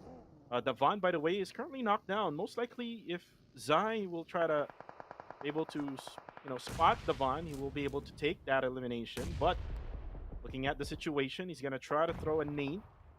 But it's going to be a no-go for him for now. Circle will update as it goes again to Sin Esports. Looks like the Circle is with the side of Sin Esports. Looks like they bought the Circle for today. They indeed bought that Circle all for themselves. But look at this. NX Zai has been spotted, and because he is already the last player, the rest of the team will now be eliminated. Meanwhile, more of the struggles will be experienced by APG as 3 of their players are already out. This all just boils down to Dangek and how he will face with our BG, and Nade has been thrown on his side and received most of the damage, but will not be sufficient for him to be taken down. And as he rotates, little did he know that there would be KE who would be gatekeeping him, but he was actually the one who knocked down KE Kaya right above, and KE Luki's here will be spotted by Sin FV. So Nang X, Oh. almost survived, but that almost would not be enough as Nang X will be taken down by that frag grenade. Ooh, this is a blessing in disguise for the other squads who has not been fighting, like Burmese Goals, like Haramebro and Sin. Now look at Kill Enemy. One of their players most likely won't get a revive anymore. So for Davan, it is his choice right now to get a revive onto Kaya. But for how long? Because look at this. It is now going to get shotted by other squads. And ooh, gets spotted by Burmese Goals. Yatka spots Davan, and they're out of this game. Ooh. Now we only have 3 once again, 2 from the Philippines and 1 from Myanmar. Is this the chance for Burmese Goals to actually get that chicken dinner, or will it be again for the side of the Filipinos? With stage number 7 coming right up, most of the advantage is actually leaning on to BG with their numbers and with their circle advantage, but I believe so if that moves away from them, that would be a huge dent onto their score here. But here, look at that nade onto the side of Bro Jappy, but he actually survives, and that is actually that actually fell a bit short onto his area. For Haramebro, they just need to be patient here. I mean, they can just wait for Burmese Goals and Sin to happen, and there you go. It now happens. Rankid knocks one down onto Burmese Goals, so this will delay their plan in pushing towards the zone as they're still outside the circle. Shalom will revive exit. Will get a kill for his own. They have to make sure that they can go for the push. Looks like the Iron able to target Haramebro. That's the only safest way for them to be able to get inside the circle. Definitely, that is their spot to take right now. And for Burmese Goals, they need to go down a little bit more. Meanwhile, for City Sports, not much of a struggle, not much of a trouble, as they are having their best time inside of the circle. Look at this. Smokes are already being set up amidst the area onto Bros, as BG would probably take that spot right now, and they're all in their vehicles preparing for that possible crash. Now it's gonna be a Haramebro. Ooh, but Jappy, good sight for him, able to spot him down. Ooh, but the MG3 now for Jappy, but then again the third party comes in from Sin Esports, and now good thing they were able to set up a smoke just right in front of the doorway, but Jivna clutches it through. 14 eliminations for Burmese Goals, but here comes the finish for Sin Esports. FV now throws in a nade. Ooh, will it connect? Oh, it actually did connect it for a little bit. Another nade coming in. Oh my god. The nades just won't stop for Sin. And now Jappy will have to heal himself up while Jivna is just dying with that fire as Sin Esports gets another one here in Erangel. A back-to-back winner chicken dinner. OMG. All for the Philippines so far, Kuku, here in day number 4. Looking good for the side of our Philippine teams, and most especially here for Sin Esports for getting their second one for today. And I must say, this is exactly the perfect chance for them to do this, and they are really serving it because they have not much of room for them for errors tomorrow, most especially. But here, doing it today, GG's and kudos again to Sin Esports. Well, for Sin Esports, they now have momentum. Now they cannot stop here, Aya. If they really wanted to secure the spot in their grand final slot in the top 16, then they better play really good in the final 2 maps of Miramar. And if they can be consistent, Aya, they can, make it a habit wherein for tomorrow, if they're gonna, play they will still be able to get that momentum in, win a couple of more 2 games in day number 5, then we could see the Sin Esports that we see in the local community scene. But here comes the stats. Ranked getting 4, FB getting 3 only. As for Cool and Wako, just for the supporting cast of Sin Esports. Definitely. And now we are going to check first the highlights of what happened during that previous game.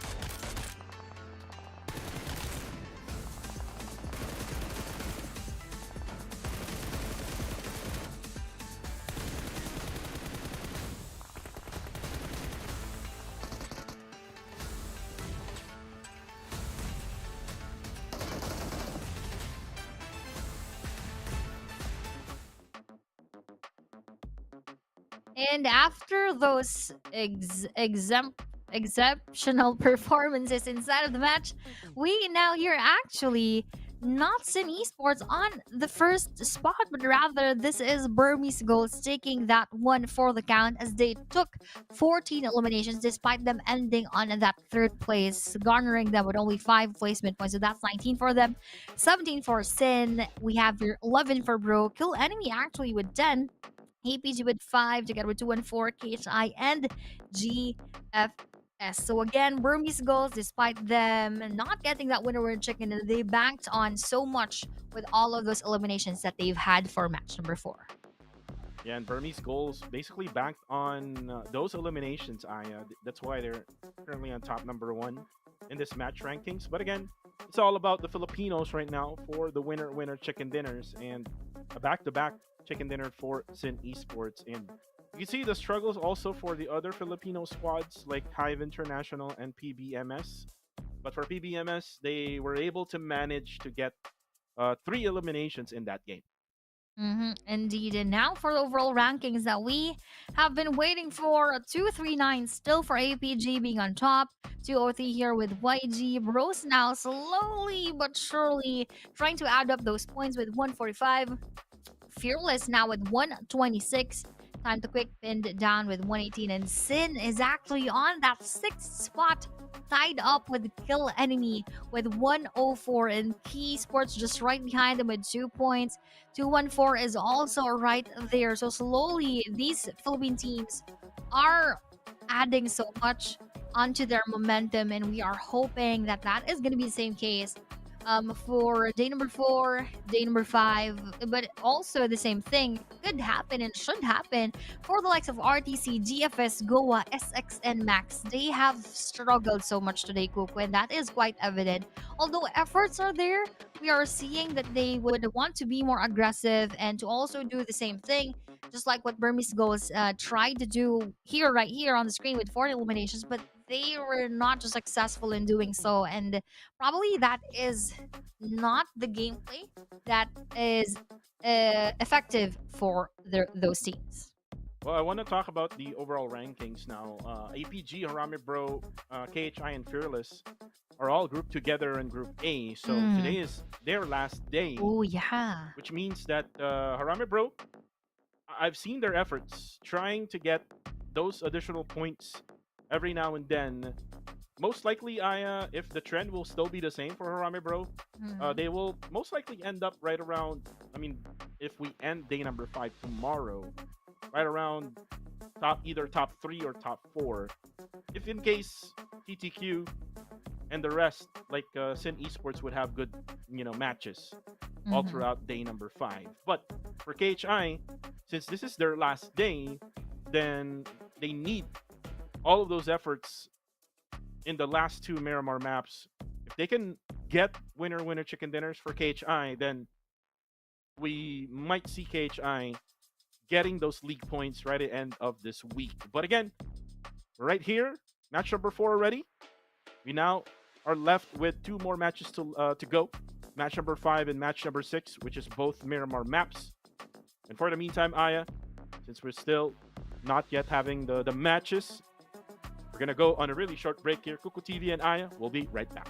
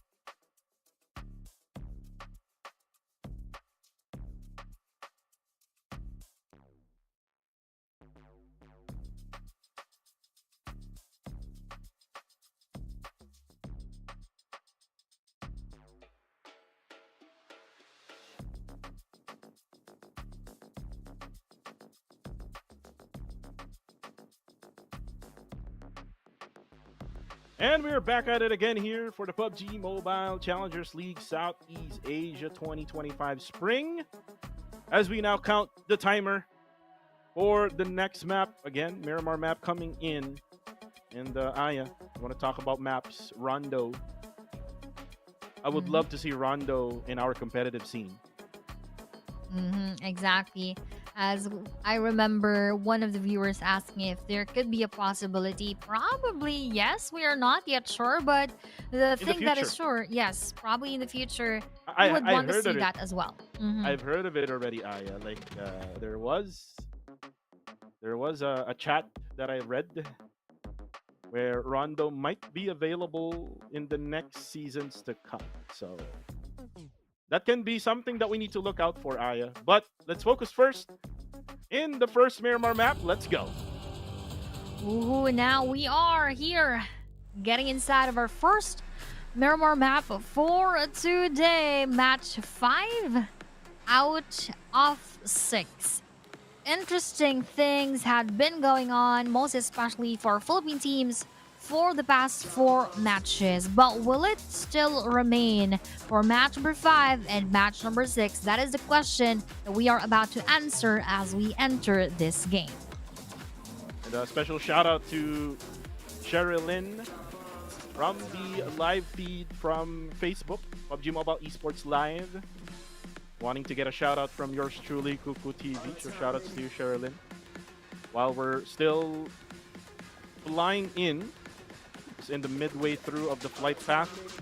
HI, remember if when Silent Gods is here, they usually take ruins. So looks like HI is going to take ruins for this game, and we'll probably do a Silent Gods rotation.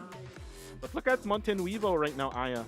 APG and another squad. I'm just not so sure which squad they're gonna be fighting in Montenuevo.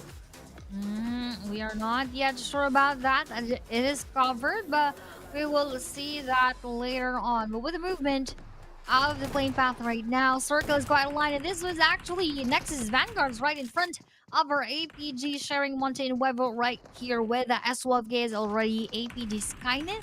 He's getting more of those things, but Exai will take the first kill, and that is on to Nang X, but Skynet would take that revenge with an addition of that machete, taking our BB Naughty out of the game for the Nexus Vanguards. APG versus Nexus Vanguard. And again, this is the woes of APG, the weakness. They can manage get their weakness out by eliminating Nexus Vanguard, then maybe we can see a different story here at Montenuevo, as Fern G just using all of the utilities possible for him to be able to defend against WT. But for WT, most likely he will not push for now as he waits on for the backup here, as Zai is still looting around. I do believe he has a UMP Mini 14 combination, so he can most likely go for that sniper from afar and, try to help out his teammate WT, who's gonna maybe push towards this gasoline station. Fern is in big trouble, Aya. Look at him. No heals, no utilities, no helmet. Only with a level 3 vest. So that's the only thing that will protect him from now. He needs to jump as he would face Nexus Vanguard so that his head would not be targeted so easily. But I do agree that that is a difficult spot to be in, having not much of that safety net in case that he gets a bit damaged. He will not be able to heal himself up. Look at this. WTZ actually getting in front of Ferngy right here, preparing that frag grenade onto his area. Would Ferngy be able to dodge this frag grenade, or will he just receive it all completely? And that damage is now received, and with those additional set of bullets, he will now be taken down, exactly bringing that difficulty and that challenge, and as well as the pressure onto APG, because it had been consecutive matches that they were always taken down quite early. And good thing WT had that frag grenade on him. Without the frag grenade, he won't be able to push Fern G out in that gasoline station. So nice pickup for WT. They were able to take out one player already, or two players already rather. for the side of APG. And for now, he's full Mikado right now. And the last time I saw a team going at it with Harame Bro was RTC. And RTC didn't had any fun in this Picado area because again it's totally covered by Harame Bro. They know how to play against those hot droppers. But for the other squad like Hive International has been struggling for the past couple of games, so this might be their turnaround, Aya, as they now play in Miramar. And by the way, again, this is again with the addition of South in the lineup. And by the way, the one who is not playing is Claude. And I think this might be the chance for maybe to get Claude in after the first 4 matches with Hive International. But for me, South has been playing really well for Hive International. They even got a chicken dinner, right? Yep. So for Hive International, it's just those couple of games that they had been struggling. So now it's time for them to come back up. Come back up for week number 2. As of course, we are yet to see several teams again, those on the bottom, to strive to be on top, just like what Sin Esports had been doing and had been trying together with KHI right here. And speaking of teams on the bottom, this is RTC on the most bottom part, together with 214 just right in their middle. Let's see if they would actually want to go for that initiation in the battle, or will they just let 214 go out of the engagement? Right now, Yumi Boy is signature, the Golden Murado, as he maybe will try to fly it again in Miramar. But RTC is just lurking around the area. It's going to be bad for Emas. Ooh, and Emas actually comes into an area which is a really dangerous part, which is right now Nish is protecting himself with this S1897, knocks one down, but he gets taken down as well. A knockdown also happens, all to another player of RTC, which is Labo. But here comes the backup from RTC. Now Michi will try to throw up a nade. Snitch and Razor will not try to push. Ooh, but the nade actually will be eaten by Snitch. Another nade comes in, but Razor will just be alive for now. But again, ooh, look at this. A third party coming from Hive International. And Yumi Boy and Emas is going to be in trouble while Michi and Kree will go for the push onto RTC. But again, the backstab coming from Hive International will knock down Michi. Ooh, right there with that knockdown. Now we still have both of these teams. Actually, they are quite near to each other when it comes to their points, but look at this. APG top on that kill feed will be knocked down by NX Godspeed, and Yumi Boy will receive that same knockdown coming in from Hive South. And on fire is Hive Dale right here. And on the other side of the screen, we are still seeing one player left for APG, and that would be Skynin. Meanwhile, for 214 MS, he is heavily down right now, and Hive Red is pushing him already together with Hive South. And with that peak of S12K knockdown will be received by 214 MS. Our Hive International is quite aggressive right here. Look at that, Michi being chased after by those bullets coming in from Hive 762, even from afar indeed. What a pressure that they are dealing onto our 214. Ooh, and WT will get spotted by Skynin as the blue zone will also come into effect. And now Godspeed together with Zai try to put the pressure onto Skynin. Skynin just right down below. Things are happening as well on the right-hand side. Kree goes down, courtesy of Dale. But Zai and Godspeed not able to chase down Skynin. Skynin is using all of this ruin building. Ooh, now he comes back up. So it's now the other way around. He's now going to be the ones to be waiting for Nexus Vanguard to come up. It's just a matter of who has the most number of heals, but looks like Skynin doesn't have any more first aids. So it might come down to the bottom of the situation as 214 will get eliminated by Hive International. Now here comes the push coming from Godspeed. The throw of the smoke will try to conceal a little bit of Skynin. Ooh, he actually goes down from that building. Now he comes back up again. And again, it's a matter of who has the most number of heals. Mm-hmm. And it really just all boils down to that. And with the very limited time that they were able to loot, I don't think they would have that chance of survival right here. Look at ABG Skynet just waiting for his moment to go out of the game, just going for those bullets onto the vehicle. Goa Jeffrey, in the meantime, would be knocking down PBMS. And that is just indeed a deny for APG Skynet. For NX, they also did not risk their lives to take down that one player. So I believe that was sort of a win-win situation for both teams. When Monboy goes in for the C, it's not C games anymore, Monboy. I know, we know that you are the bronze medalist during the solo event, but again, he has to do this, Aya, because he's gonna be pinned down by Guardians of Angels, and look at them.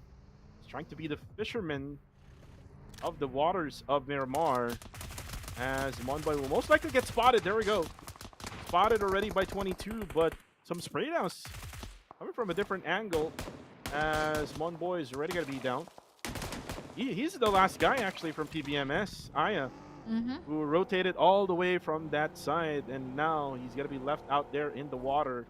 Monboy and Pretzel will just be a lost cause for them, so they're gonna just leave Monboy out in the water. I think so, as they don't have any other choice but to do so. But look at that. KE Lookie's actually taking down KHI Damon in the process using that vehicle. And after that one, of course, they try to loot his stuff up. Meanwhile, for side of our Super X, they're just staying amidst this area, and Max John will be spotting PBMS Minor, and that will be one more elimination for side of PBE XMSI, leaving only one player for the team. And in the process, probably Fearless heard those gunshots coming in from Team Max. That's why they joined that engagement, and they took down one for the count. Team Max right now will have to defend. A throw grenade from Pretzel, but it's going to be way too far. KHI, though, by the way, the circle will be closing in just a few, as Clay Jr. spots Blanks as he goes down. Circle again goes to Sin Esports, Aya. What is happening today? It's always been Sin who's getting the circle. Exactly. Probably they bought that in advance and they actually talked to the circle. Just keep favoring us, please. Probably that could have been the case for Sin Esports. And with them getting that favor from the circle, I just think that they might be more consistent in their gameplays. Because of that favor, all they need to do is to handle the other factors, of course, affecting the rest of their gameplays. Right now, Goa, 22. There's no more enemies left right at the edge of the blue zone up on north. So it did rotated all the way down from that area. And now Jibna, get her with the Rami bro. This is gonna be really risky. Oh, Nathan actually just bumped towards Jibna, and it affected so much of Jibna's rotation, and now Nathan will have to dodge those bullets. Jappy goes down, courtesy of Liliatka, as Godspeed will be eliminated. That's it for Nexus Vanguard. That is it for them. They've struggled so long during those moments, and they eventually did not last longer as well. And now we have Rigoa versus Kill Enemy. Not only Kill Enemy, we also have here KHI, Ryman, and Demius just right above this spot. So with the movement of the circle, they really need to find secure spots right now. But that is far from happening for the side of Goa and for the side of KE, as they are quite in the open areas of the map. Devon will be taken out by Clay Jr. Goa's doing a really good job with just playing within the edges of the circle and the blue zone. They're now inside the zone, and they're going to be just probably waiting for that next shift to happen in less than a minute. But for now, San going for a 1v1 here with Yatka, but here comes his teammate Trazier. Here comes his other teammate over, who will now take over of that building. There's still... Oh, some of the players, or actually one of the players of SX still outside the zone. As the John right now will try to find Range. Range is currently knocked down for the side of Harame Bro. As he just searching for that one guy for Harame Bro. Ooh. Ooh, I think he didn't see range over there, Aya. Mm-hmm. Might be. So range is still alive. He might be able to crawl away as he tries to escape. He goes onto the other side of the building. Probably will try to give himself to Peerless Esports instead. That could be a chance to that magical favor coming in from our circle, and they are again safe with the movement, and they don't have much of the players around their area, so most of the battles would just happen to the sides wherein it is much heavily congested. So if safety is what we're going to talk about, probably that is going to be for the side of Sin Esports. For right now, Jared for Hive International still at the edge of the blue zone. They're able to find those squads who are rotating on the hard side. So right now they will be able to spot where those other teams will be gonna coming into the circle. So they will have a quick view on where they can try to get into the zone. As they're now able to get into the northern side, Jared will most likely defend just on the outskirts outside the circle, as GFS on the top right-hand side of the circle or left-hand side of the circle. There's not much of anyone over there. It's just Hive International, which is on the northern side. So most likely GFS will be able to rotate themselves in. But ooh, look at this. There's Burmese goals right in front of them. So that's the only thing that is keeping them from, not rotating over. But they need to right now, Aya, because the circle is now, or the blue zone is now closing in.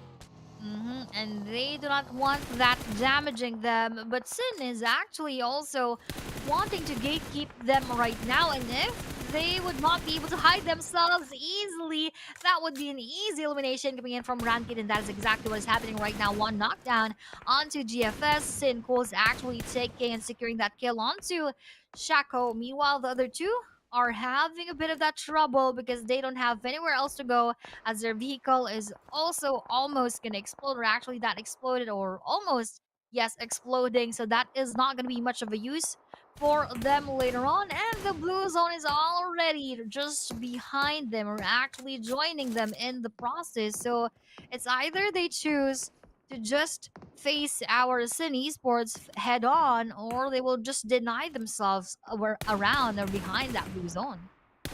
Chewy will go down as Wako will be able to take him out. And now Newbies just hiding behind the tractor. Rankid spinning himself on that tractor area, as most likely Newbies will now going for the healing game. And for GFS, they did struggle now after their good outing from week number 1. I'm just not so sure what happened to Goodfellas Gaming, Aya. Maybe they just slacked around during week number 2 and didn't really adjusted anything. But they need to. Again, this is now the PMCL level. And we know that this is their first time, Aya. But again, they have to take a look at the bigger picture here. We're in. All these teams had played already multiple PMCLs. And with PMCL, they do make adjustment every single game and every single week. And with those adjustments, of course, that is not going to be so effective right here, because we all just have 2 weeks of those league stage moments. But with the movement of the circle, that is not going to favor anymore our Sin Esports, and they need to move just a little bit to be inside of that circle and to be on the edge of the circle, actually. And with GFS Newbies here just trying his best to survive a little bit more, this would not be so much of a good thing for him, as he would not be able to survive, as that blue zone is really, really very painful. So the blue zone is what claimed GFS right there. Yeah, GFS, just so unfortunate that's how they ended up here in match number 5. They can bounce back in the final match of the day, which is the last Miramar map. But look at this. HI just not moving at all, making the surprise attack for Hive International. Ooh, looks like South heard the footsteps, and it came from Demios. Yeah. Demios moved for a little bit, and now South heard the footsteps. So just an error for Demyos. Instead of a surprise attack now, Hive International has the numbers, and they can pin them down inside this warehouse. Probably that is what they're aiming to do right now. Look at this. Ryman receiving so much of that damage. He actually needs to relocate himself onto that back set of boxes so that he would not be easily reached by our team Hive International. And we have their one knockdown player onto Sin Esports as Hive and Key are still going on with their battle here. Ryman and Demius amidst this warehouse probably isn't the best place for them to be at right now because there are certain entry points and exit points that could be easily gate kept by our Hive International. But BG Little Exit here would go for a little exit as Max Atib would want to take him down. That's a confirmation onto Team Max, but still we are right in front of these two teams, and not only these two teams could go and push through with this battle, as there are a lot of teams surrounding them that could also hop in. And right now, Itchy deciding just right behind the Scoop RB. Most likely he's getting shotted by Sin Esports from still not yet inside the circle. Ooh, that's a really good shot from Shalom, able to take down one of the players of Team Max. But they need to think about also Sin Esports from way up north. So this is just so bad for Brumby's goals. And the worst part of it, Aya, is their vehicles might be taken down as well in the process. So they won't have any vehicles anymore in the latter stages of this game. And you can see that they cannot really overextend at this ridge area because they will get seen, not by just Team Max, but the other teams as well, like Super X and maybe even Fearless Esports, who is upstairs in the Red Rocks. And with that Red Rocks advantage, they're actually getting also the circle advantage right here for the side of Fearless Esports. Well, with the movement again of that zone, Hive and KHI would be left behind already. So with everything that is happening, they are of course gonna have that struggle, but struggle is real as well for Bro Jibna, as that is S Extra Zir confirming him with that shotgun kill. And Bozo will be able to eliminate you. But the target for Super X, I'm not sure who their target is right now. There's no one over there, Aya. There's no one over there. It's only Fearless Esports, who is right upstairs, who they need to think about. But they're now setting up smokes. Maybe they're trying to push that house or that building that you're trying to throw in the utilities to. Ooh, but now 762 spots Demyos. And that's going to be the start of the push now for Hive International. As so far for Sin Esports, looks like the circle is not within themselves now, as they're still right at the outside skirts of the circle. There's not much of any cover as well. If they try to get in, they will have to battle against Burmese Skulls as well. But looks like Burmese Skulls will go for those spray downs. Ooh, and look at this push coming from Cool. Demyos will be spotted. Raymond will be spotted as well by South. As Sin Esports tries to get in, FV will go down because of the explosion coming from the John, but good thing they will be able to get some cover. But for how long, Aya? Because look at the minimap right now. There's just so many colors in the minimap. A lot of colors now. That is just a good mix of colors, but it is going to be difficult far, and believe that's not going to be so easy with the likes of Kill Enemy waiting for their movement and several teams around the area as well. Goa could also have that possibility onto seeing them later on, as what we are seeing is quite an open field. Yes, we have a bit of those covers, but generally, of course, this is in Miramar, so not much of cover is going to be their fortress. Kill Enemy still alive with a total amount of 3 players left remaining. It's going to be a long battle here, Aya, because it's an urban warfare circle is what we have right now. But most likely after this circle, a fight will happen, especially for those teams who will not get the circle, because they will be forced to push towards those buildings or those houses where the other squads are actually currently in. Look at Hive International right now, Aya. They're focused more of the fearless players who are up above those mountaintops as one player goes down for the side of Burmese goals. And again, here comes the push from the other squads who are not inside the circle now. Fearless will have to move. So the two players will have to readjust. And then for Hive, they will be forced to fight against Kill Enemy. Exactly. And look at this. Fearless now forced to battle it with our Burmese goals as one of BG will be knocked down. And KE just waiting again with our Hive International on what they are going to do later on with those movements. Hive Dale just spotted. But we are seeing here Master D2K actually has that chance to try to spray them down, but he is not actually making the first move. So he's just observing movements from Hive International, and they are just also observing where they are going to go because at the same time, they also need to enter. That's why probably they would not want to push them so eagerly because they might receive that same treatment. And that is exactly what we're seeing right now. All those bullets coming in from outside could actually be pushing them to just stay around the edge of the circle. That's a beautiful push coming from Hive International. They just did not go for the push towards Kill Enemy. They just went towards the circle instead. Ooh, but look at that throw coming from South. Woohoo! Kaya goes down. South with that frag grenade. Now the utilities will most likely come in for the other guys of Hive International. This is their time to push now, Aya. Ooh, another nade knocking down Lukis, eliminating Kaya with a 2-in-1 frag grenade. Now for the other players of Kill Enemy, how will they be able to revive their teammates now after that?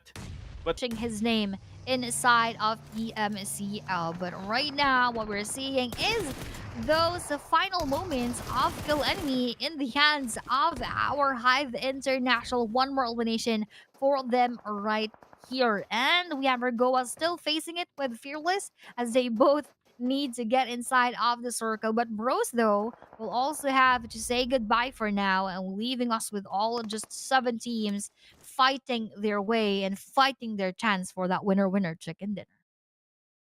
GOA not in the circle, but they also have to think about Fearless Esports, who was way up above that mountain.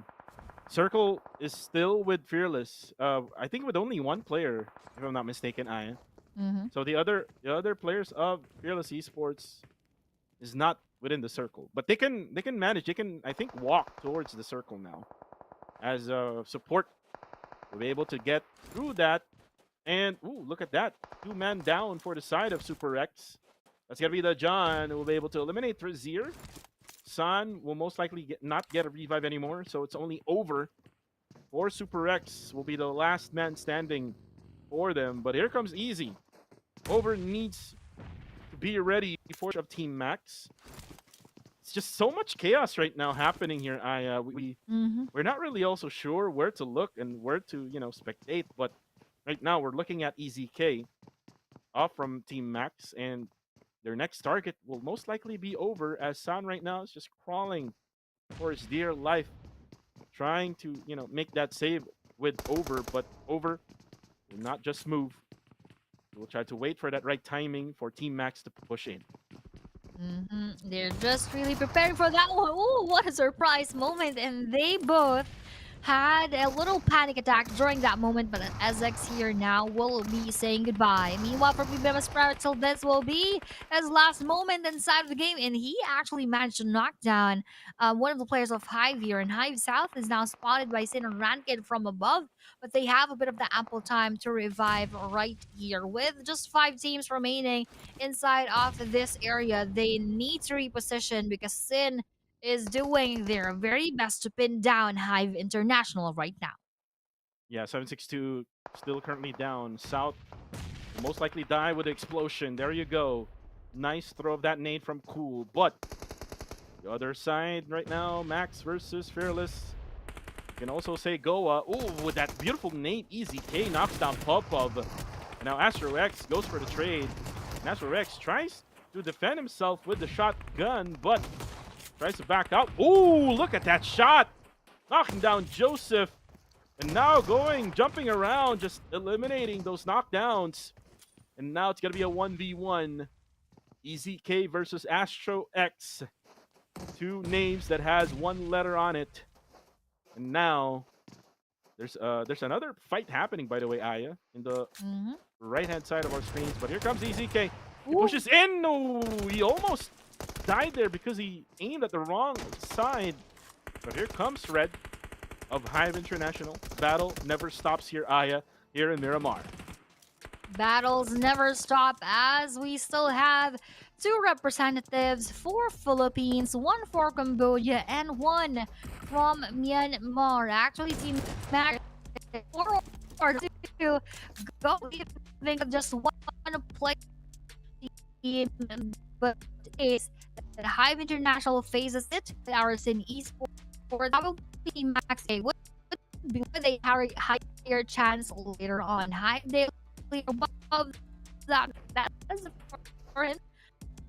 Was they over would easily, but with all events, Cool is actually trying to pin the event circle. All of them, of course, need to move forward. It is stage number 9, guys, so they all are forced to battle it out right now. 3 teams going on with each other. Max EZK still surviving, but the Blue Zone after him will now be right here, and this is all just rolling down onto Sin Esports versus Hive International PH versus PH once again. Blue Zone is already here, and that is a chicken dinner onto Sin Esports once more. 3 feet. Back to back, winner chicken dinner. Yeah, 3-peat for Sin Esports for today. Again, the circle has always been going to Sin Esports, Aya. But in this game, it only went to them, I think, 2 stages. After stage 3, stage 4, until the very last stage, they basically rotated all from the outside of the circle. So good job for Sin Esports with their rotation, with their strategy, and just being calm and being collected. And now they're collecting winner chicken dinners.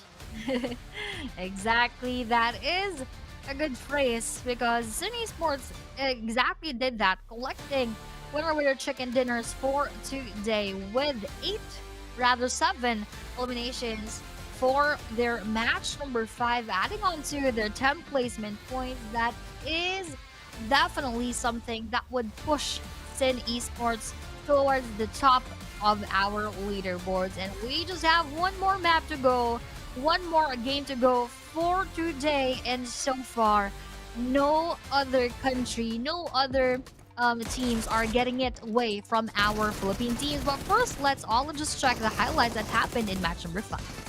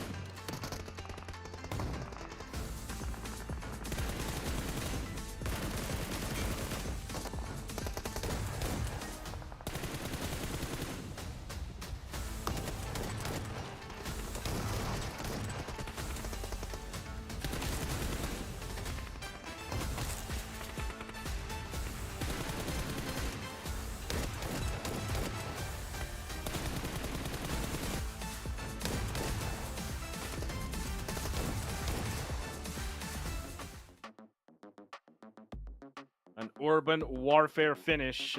But again, a 3-peat for Sin Esports, just collecting all of those winner chicken dinners for today. I know Boss Onin is very happy with the results right now, Aya. But look at the results right now for this match. 17 for both Hive and Sin Esports. And Hive has been doing it when it comes to eliminations. 11 for them in this game. And also same goes to Team Max with 15 total points with 10 eliminations in this game. Goa with 9 points. Fearless with 8-4 for both SX and 214. Unfortunately for Harame Bro, only getting 3. Now, here moving on to the second portion, zeros for both the GFS and RTC, 1 for KHI, 2 each for PBMS, KEBG, and APG, and 3 for Nexus Vanguards, mainly coming in from their elimination points. So, all of these teams are the ones who struggled and were not really able to last longer inside the game and get those points that they would be needing in order for them to push themselves towards the top. And again, for APG, that had been going on for probably the rest of the day. They just added 1 point to their points. That's why they're just here with 241 overall. Wow, look at this result now, Aya. Just gives Sin Esports now a chance to be able to at least go over Harame, bro. The best possible scenario for Sin here, Aya, will be top number 3 at the end of this week. So tomorrow, for day number 5, if they're able to continue on with this consistency, Sin Esports will take that top number 3 spot if they continue on with this one. But for the others, I think the ones that are really needing to, get additional points from now on, be the teams that didn't really get any league points from last week, Aya. And we know that from the league rank points, it's gonna be Super X Esports and RTC. I mean SG right now is not playing, but they can hopefully manage to get at least a point or 2 in the league rank points. KHI also will have to get all of the points in their very last game for today, Aya, and for this week, because KHI won't be playing for tomorrow for the last day. Exactly. So, of course, to all of these PH teams, and we are yet to see the final winner we're chicken dinner taker for today for Miramar. But before that, we are going to be back after a very short break.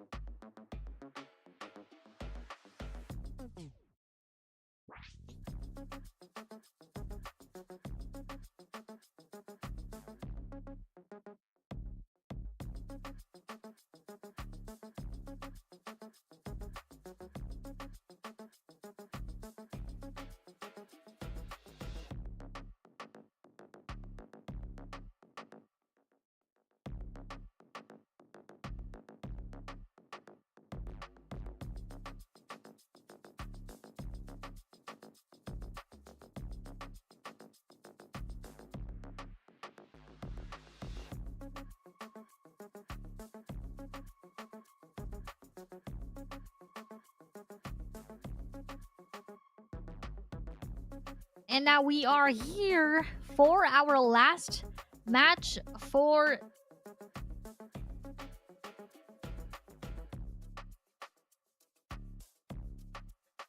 so let's there be other contenders for this last Miramar match. Yeah, last Miramar match for today. It's again the 4th day of week number 2. Supposedly, this has been over already from last week, but again, it was postponed. But again, everything is all goods in the hoods, Aya. 15 seconds left, and we're gonna see if the Philippines can get one more chicken dinner, because it's been like 5 out of 6 already now for the Yep. Filipino squads on getting the chicken dinner. 3 of which came from Esports. As we now start the last map of the day, Miramar. Let's go. Now we are here inside of our Miramar map. It is just quite exciting to know what will happen here in this very final map for day number 4, as this is again the final match for a lot, or rather for Group A, for all of those 4 teams. And with the playing path here coming from the northern side onto the area of Puerto Paraiso, let's see if how else would this happen and who will be the teams having that first engagement. A big possible engagement here for Super X, another squad who will be going to La Cobriera. You can see them up on north right now. Another one would be probably Hive International and GFS. Look at where they're going to right now, and it's all because of the flight path that we're having, Aya, because there's not much of any access to those beautiful dropping points like Montenuevo and the rest. And here comes PBMS, as Miner doesn't have a gun yet. Ooh, that's a first knockdown on to Scotty. Another knockdown coming from APG onto Red. The first blood will be coming from you as Fern. Ooh, with that machete, able to kill off Red off the map. Now the nade come in. Gonna be coming to Miner, as now another nade will be collected by Trazier. Can use that. Ooh, with that beautiful spray with that Iron Sights AKM. And then he tries to close the door.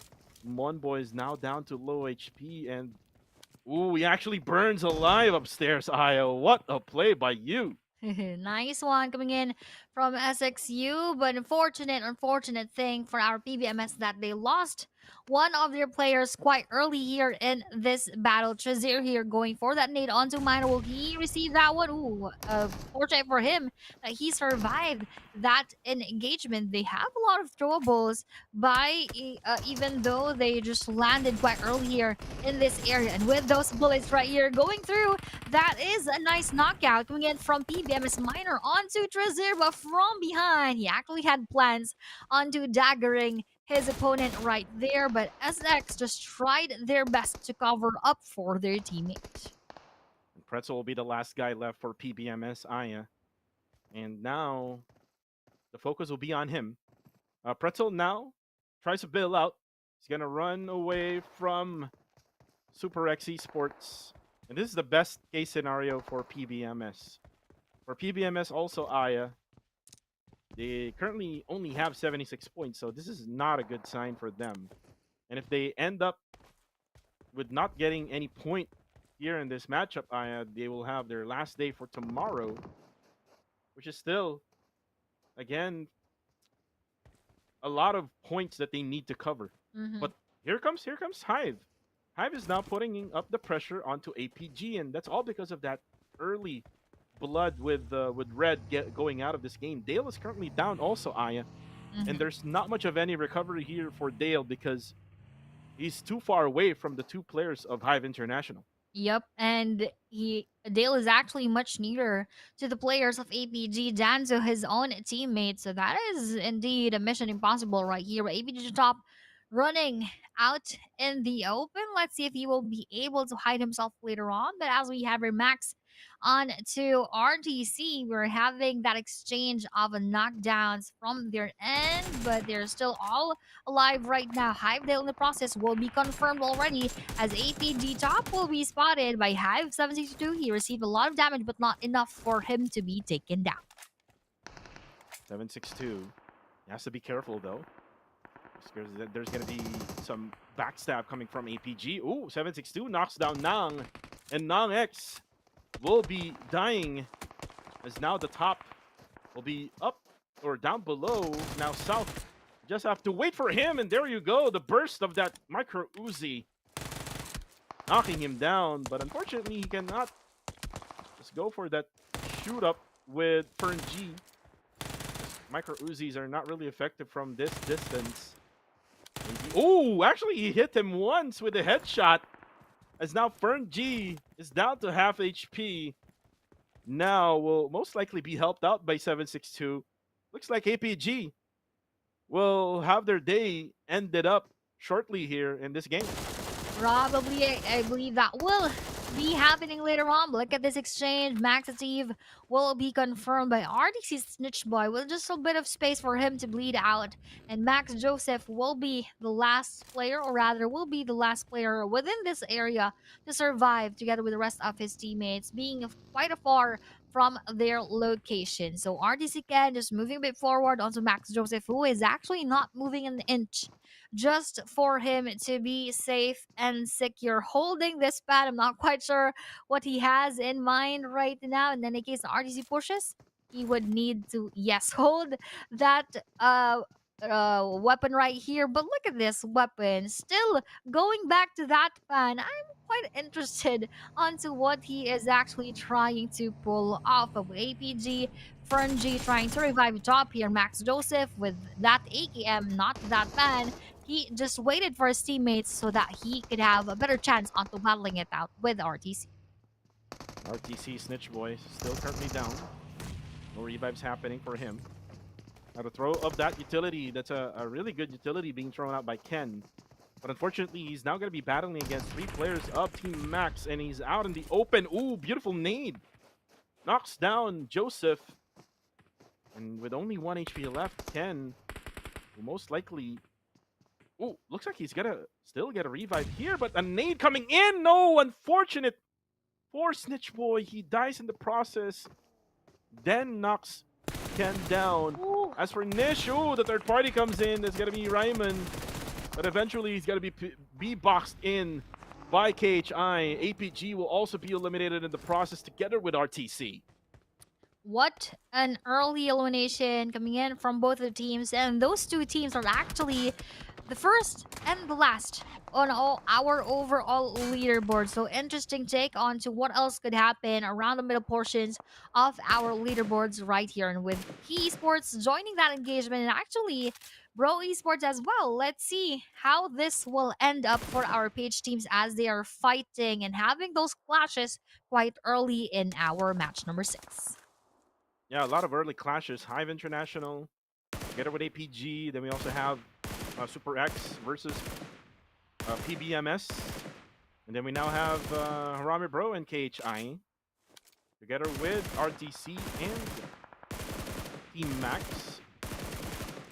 And you can see Jibna right now just pinning down this player who's already knocked down. Maybe hoping and praying that the explosion will eliminate Demios out of this game. But look at Team Max right now. Pushes in towards Nexus Vanguard. Are they aware of Zai's presence? Oh, they're now aware of Zai's presence, as he's gonna get damage as well from the left-hand side.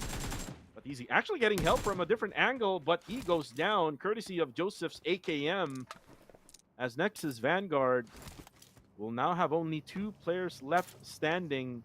As for Team Max, they're able now to get 4 eliminations in this matchup. And look at the circle again, Aya. Sen Esports again in the center of the circle. What a good anticipation of circle movement coming in from our Cine Esports, and that had been their saving grace for the past matches, and probably one of the factors that actually led them to take those winner chicken dinners is to securing that middle portion, or just right being inside of a circle quite early in the matches. So now that they are still here, probably they have one more chance into getting one more winner chicken dinner. But we will see that later on, as we have Max Easy K in front of the NX Godspeed with just a little bit of his HP left with that follow-up of that molly. Will that land perfectly? We're not actually gonna know anymore, as we are having a different battle. This is 214 versus our kill enemy. Kill enemy right now being pinned down by 214. They're able to eliminate those 2. Now it's going to be only 1 player left standing. That's going to be Kaya. Ooh, that's it for Kaya. Kill enemy out early in this matchup, so they will rest up for this day. Max also will rest up for today. A lot of Cambodians, I think they're already tired for today, Aya. 3 Cambodians already eliminated. 1 from Singapore, which is RTC. And Nexus Vanguard, together with all of the rest of the other Filipino squads who is fighting them, are still alive. But for now, stage number 2, 12 teams remaining. Looks like they want to end this day already, Aya. Might be wanting to end this day already, and on our stage number 2, it is really quite early for the teams to go out, and we already have seen 4 of them to go home early. And we have here Hive International still trying their best to survive the engagement despite having only 2 left players, which is 762 and the South right here. They all need to get inside of the circle, because that is not going to be so beneficial later on, that they are staying outside of the blue zone. And that is the same case here for Super X, as they still have a long way to go before they are able to enter the safe zone. Look at that, Aya. Hive International going for those sprays, but unfortunately for Trazir, they'll be left out in the open for now. They're in the blue zone, so they will have to heal up as well. They will have to boost up also if they have boosts. But for Hive International, looks like they're going to try to maybe loot up this garage. And again, Hive International, I'm not sure if they were able to loot up a lot earlier on, so looks like they're gonna only loot up for a little bit, and we'll get a Poop RB instead. A fully geared Poop RB. No damage yet. Circle will still be with Sen Esports, Aya. But you can also see KHI right in the middle, and they're now experiencing some sprays off from Super X Esports. This is a long rotation. Look at how away from them they are in the circle. 1,000 meters away, Aya.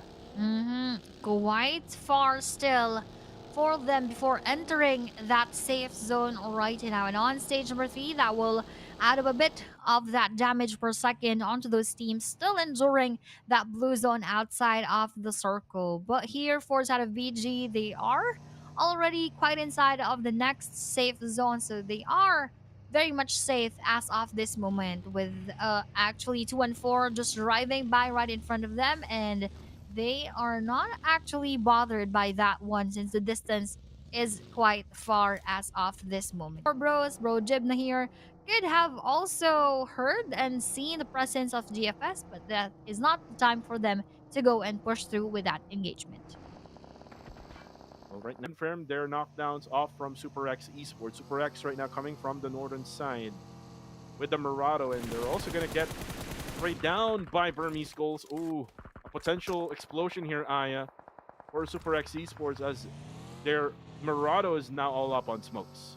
Now all up in smokes. They need to move a bit faster because that would be an explosion waiting to happen in quite a bit. But for them, now trying to hide themselves just amidst those ridges, at least they are far from further downfall right now. And for the rest of the teams, all of them, of course, would need to enter that circle. But not a lot of battles had happened, just probably those teams who dropped right beside each other, but the rest are doing their best to avoid the unnecessary battles.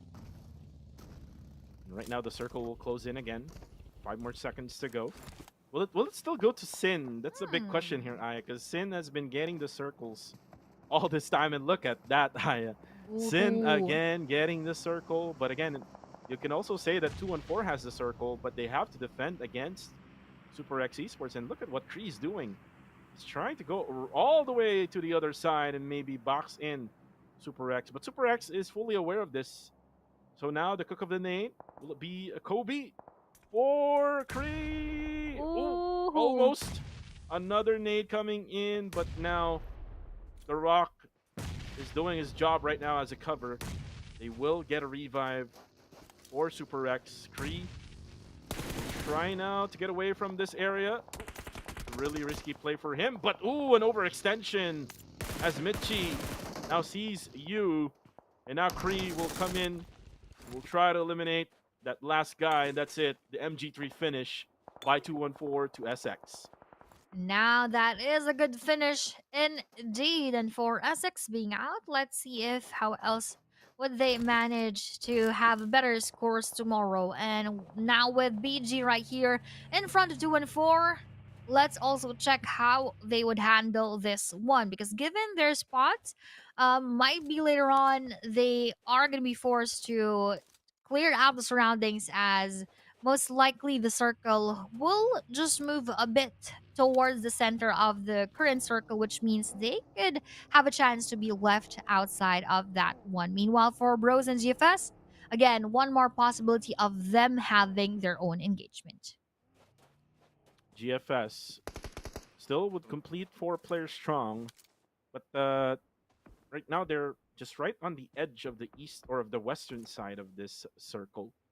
Most likely they will be gate kept later on, but all they're doing right now, Aya, is they're just waiting for like anybody else who will be coming from the blue zone. But everyone is already done with the blue zone. They're now inside the zone. Arame bro, same thinking right now is what they're doing right now here together with GFS. But they're just wasting time right now for them to be able to think about their next step or their next rotation, because the circle is going to be closing in a minute. They're actually getting some hits from right above from the other side, but they have to be careful for now. But let's go back to 214. 214 versus Burmese Skulls. Now Nate's being cooked by Exit. Ooh, it actually hit Michi. And Michi is now down to low HP. But Exit will now have only one more frag grenade left for him. And Mas will now throw up a nade. Ooh, and actually it almost hit Exit. Good thing there was a door. Gave him that cover. Now Shalom comes in. Gunshots from a different angle. Will now be hit as Exit will now be down to half HP. 214 right now will have to defend.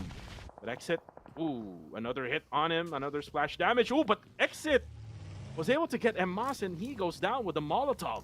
Ooh, that is a fiery attack onto Emma's right here, and he wasn't actually able to be revived as BG's already confirmed him, and 214 Michi would want to escape that engagement but was not successful in doing so. And look at this circle. This again favors Sinis Esports, Hive International, even the last 2 players of 214, and a bit of the rest of our team. So with the movement, let's just see who will get the favor once again later as that safe zone closes for one more time.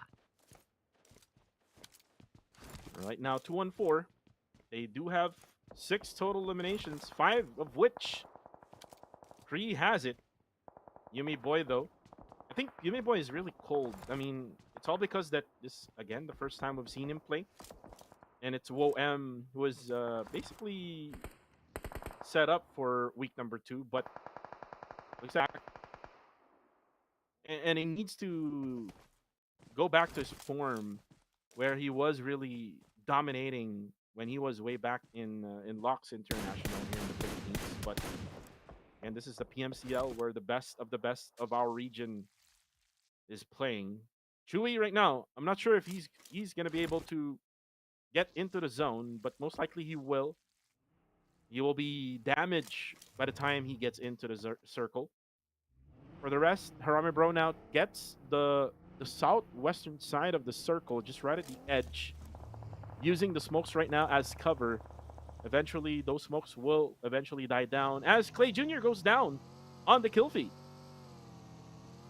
Right here, just a bit of lag is seen on the feed, but now that we are back, also is our bros as they are back onto trying to get down those players right behind them, or rather right in front of them, which is NX Godspeed being taken down. That is a good speed of bullets, and will they actually push? I guess not, because that is not going to be the best thing for them to do later on, but with the reposition, I believe that is going to be ideal later on, as we have here a nade on it too, coming from rather our BG, which is little exit onto the side of Nexus Vanguards. They need to go for that revive as soon as possible, because that is also going to be in the middle of everyone else. Moving on to BG versus GFS once again. Will that secure that kill? Nope, I don't think so. Not for now, Aya. But here comes Yatka. The revive happened onto GFS, but the S12K is too strong for GFS. Now, Chewy will be the last guy standing. Ooh, but he knocks down exit. And here comes Shalom. Shalom tries, but no! And good thing that there's so many BGs and so many other bullets coming from other angles, as Goodfellas will die down, unfortunately, for Burmese goals. They will be able to revive, but for how long? They just need to manage their covers. As for Harame Bro, they're able to manage. Look at that. Look at Harame Bro. They're able to manage to rotate all the way to the middle portion of the circle.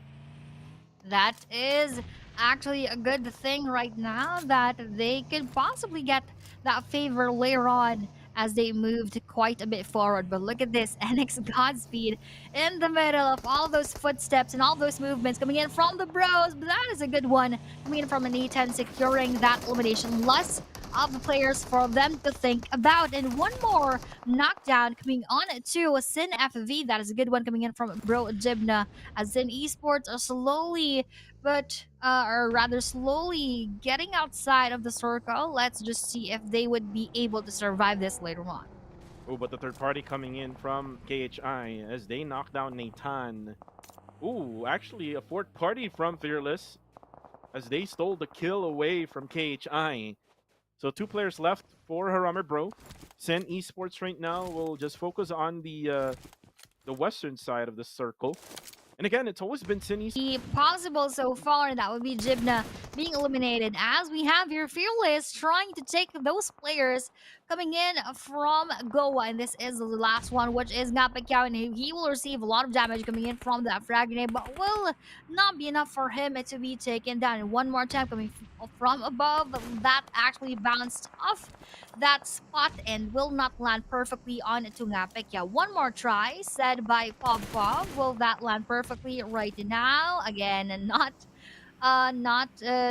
pushing through, so Ngapekao is still far from being taken down and will still survive quite a bit more of those damages. Yeah, Pacquiao, actually he was damaged for a little bit with the splash, but look at this. Just eliminated in the process. We're now down to 7 teams remaining in this final match of the day, and Blanks is still alive here for KHI as he tries to defend against Sin Esports. Circle will close in 20 seconds as Jappy is going to just try to prone down, wait for someone to be opened up. We're not really sure where the circle will go after this, but there's still 2 more circles left, Aya. After this circle shift, there's going to be a final circle on stage number 8. As there we go. So Sin and KHI will be forced to battle. And then eventually, KHI will most likely eliminate or Sin rather will most likely eliminate KHI. Eventually, will run past Jappy of Arame Bro. But let's see how this will go on. As now, Fearless Esports, I'm not sure if they spotted Pretzel already. It looks like Pretzel is just getting all of those ammo away so that he won't be find or so that Fearless Esports won't find him at all. This is just a cute moment for Pretzel, just chilling amidst all of those bullets being thrown, being in the middle of all of those explosions coming in from those nades, and he is just quite a chill guy right now. But let's see how long will he actually be able to be chill amidst all of the things that are happening and a lot of the things that are going on right now. Bro Jab here would could face KHI Blanks, and he is in the same situation as BBMS Pretzel, the last player and lone ranger for their team. Good thing for him, he has this airdrop right in front, which he could loot and get those things that he might Ooh. be. Ooh, nice one. A ghillie suit for Blanks could probably be a factor that could save him later on here in this game. And looks like he was able to also get a first aid as well in Ooh. that gear package. So that's why he's able to heal himself up. And he can try to just crawl his way through the circle while with that ghillie suit. Hopefully that he won't get spotted by Fearless Esports. But it's going to be Jappy now who will try to gatekeep anyone as he's just checking his backside. But looks like Sin Esports was already able to get through the western side of the circle. And look at how many players are left here. 7 teams left in the 7th stage, Aya. This is pandemonium. Mhm.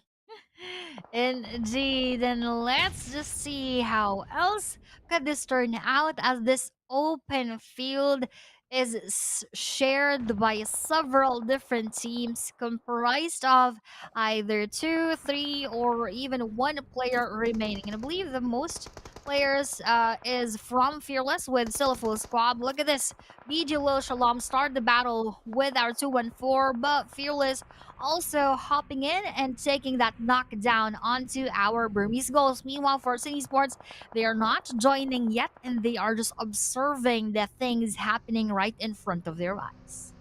Jappy right now, I think he's getting it ready for him to go for the spray down onto Sin. Doesn't have any choice anymore. Aya, look at the circle. It went away from him. Ooh, he does have a little bit of space here that he can try to get up. And there's also ridges that he can use in order for him to be able to survive this. But he has to be careful because remember, Blanks on that ghillie suit. Just on the far left-hand or right-hand side of that screen. But Pretzel, who has been on prone for the longest part. Ooh, actually now Jappy gets spotted and that's it. Astro X eliminates Arame Bro. Ooh, with Rami Bro being out, a lot more chances could go Oh! to these others. And look at this! PVM's Pretzel wasn't spotted, and Astrox just walked past in front of him, and that is the perfect chance for him to take one more for the count. And will this be another elimination onto Pretzel? But unfortunately not, as all the players of Fearless are already right behind him. Ooh, look at Blanks now, the ghillie master. With a P90 as well. Doesn't really have to reveal himself right away, Aya, because the blue zone is working with him. Ooh, there we go. Look at this. But look at this, Aya now. 5 more seconds left. The blue zone will also move. So this will force Fearless to also move, and at the same time, Blanks will have to get up. So it might be Fearless Esports versus Sin, and then he can go for the third party. That could be possible later on. Oh, we have our BG actually starting that flash onto our Sin Esports, and one more for the count. Now 214 joins that one, knocking down Master Ichi. Will Shalom running out in the open, and that is an easy Wow. first ace eliminator onto 214. Look at that, 6 eliminations make that 7 Elims right here with 9 overall for that team, and Fearless is actually also Fearless right now with 7 for the count. In stage number 9, closing in just a bit. This is gonna be an all-out battle, Kuku. All-out battle, 9 players remaining in the final stage. The blue zone is closing in. The revive happened onto Sin. Now Pozo will try to get up as he knocks down Cool. Now the next target will be Wako, but Wako will trade him off with that knockdown. Now support is all busy with 214. The nade actually eliminates Sin Esports. No fourth chicken dinner for you. That's Popov. Oh, and here comes Blanks. Blanks eliminate the Fearless. Oh my goodness, and that is it. A winner chicken dinner. The 214 Esports, a second one for today. What an ending for day number 4. 6 winner chicken dinner for the Philippines. And now I'm just speechless. I am out of words because this is the first time that a day is dominated by the Philippines overall. Wow, yeah, it is correct, Aya, that you are right with the Philippines dominating all throughout the day. And again, it's because of YG not being available, GOAT Esports not being available, and TTQ not being available. And again, that's the beauty of having these groupings that we have from A, B, C, D, and E. But again, let's talk about the stats here. Kree, look at Kree, man. 8 eliminations in this matchup alone. And with the support coming from Yumi Boy and Mitchie, what a game for this guy. What a game indeed. But first, let's watch these highlights from that game.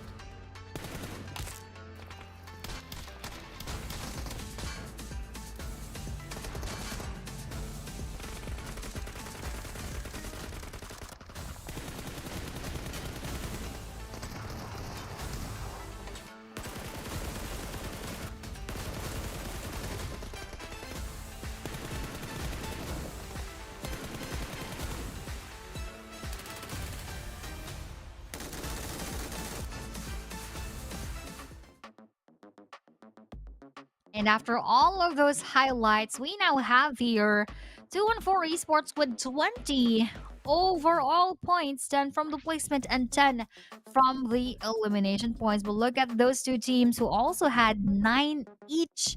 Fearless and BG, they were very, very explosive and they were more than aggressive in that match. It's just unfortunate for them that they were not able to take home that winner chicken dinner for their team, but that is still a very good attempt for both.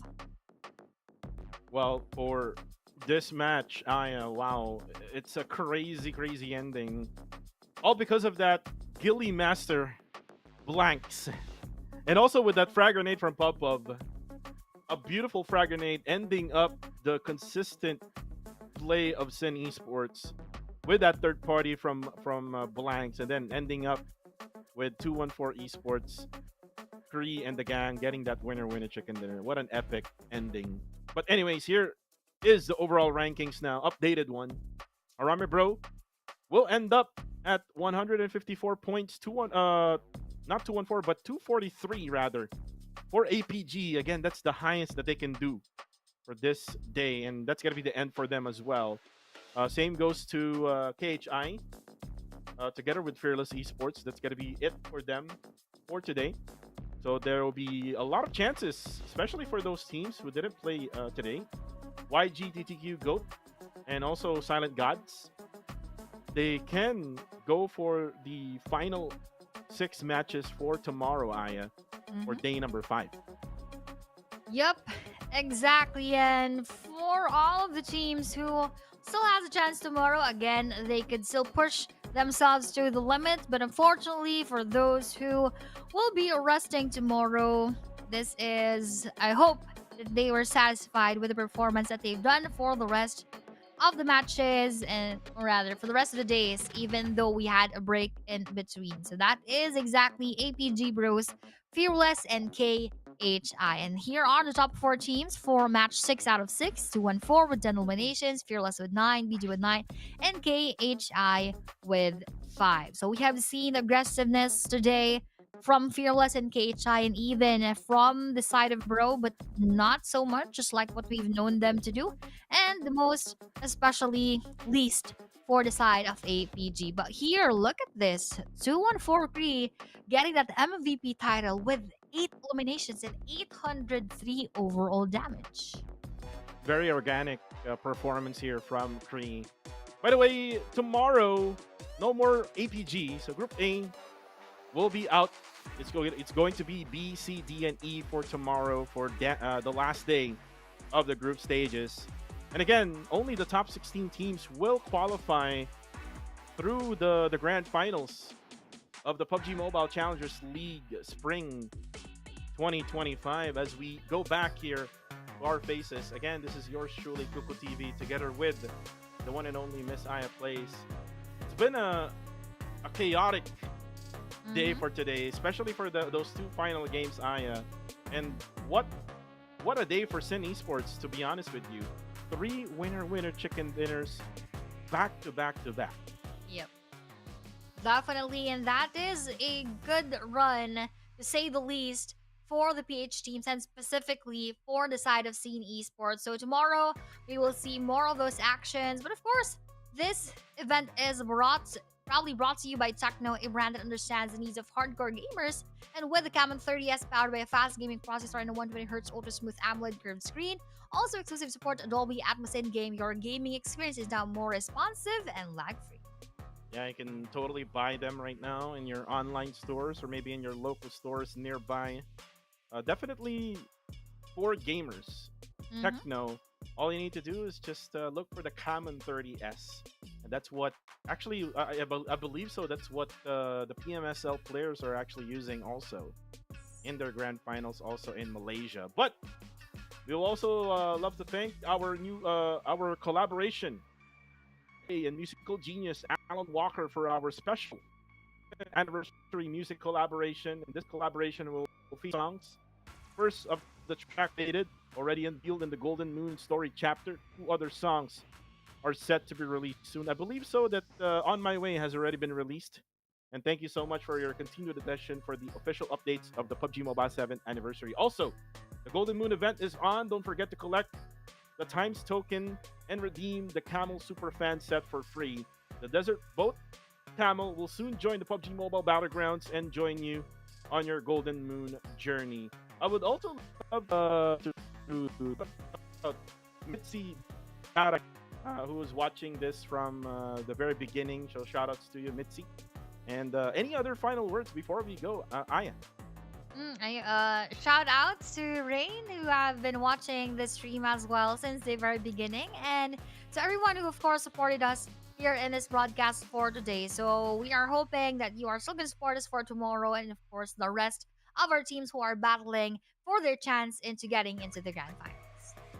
Well, for the meantime, Aya, again, this has been a really chaotic day number 4. Again, we are back here, but tomorrow we'll be back again for day number 5. Again, this is the PUBG Mobile Challengers League Southeast Asia Spring of 2025. This is yours truly, Kuko TV, together with Miss Aya.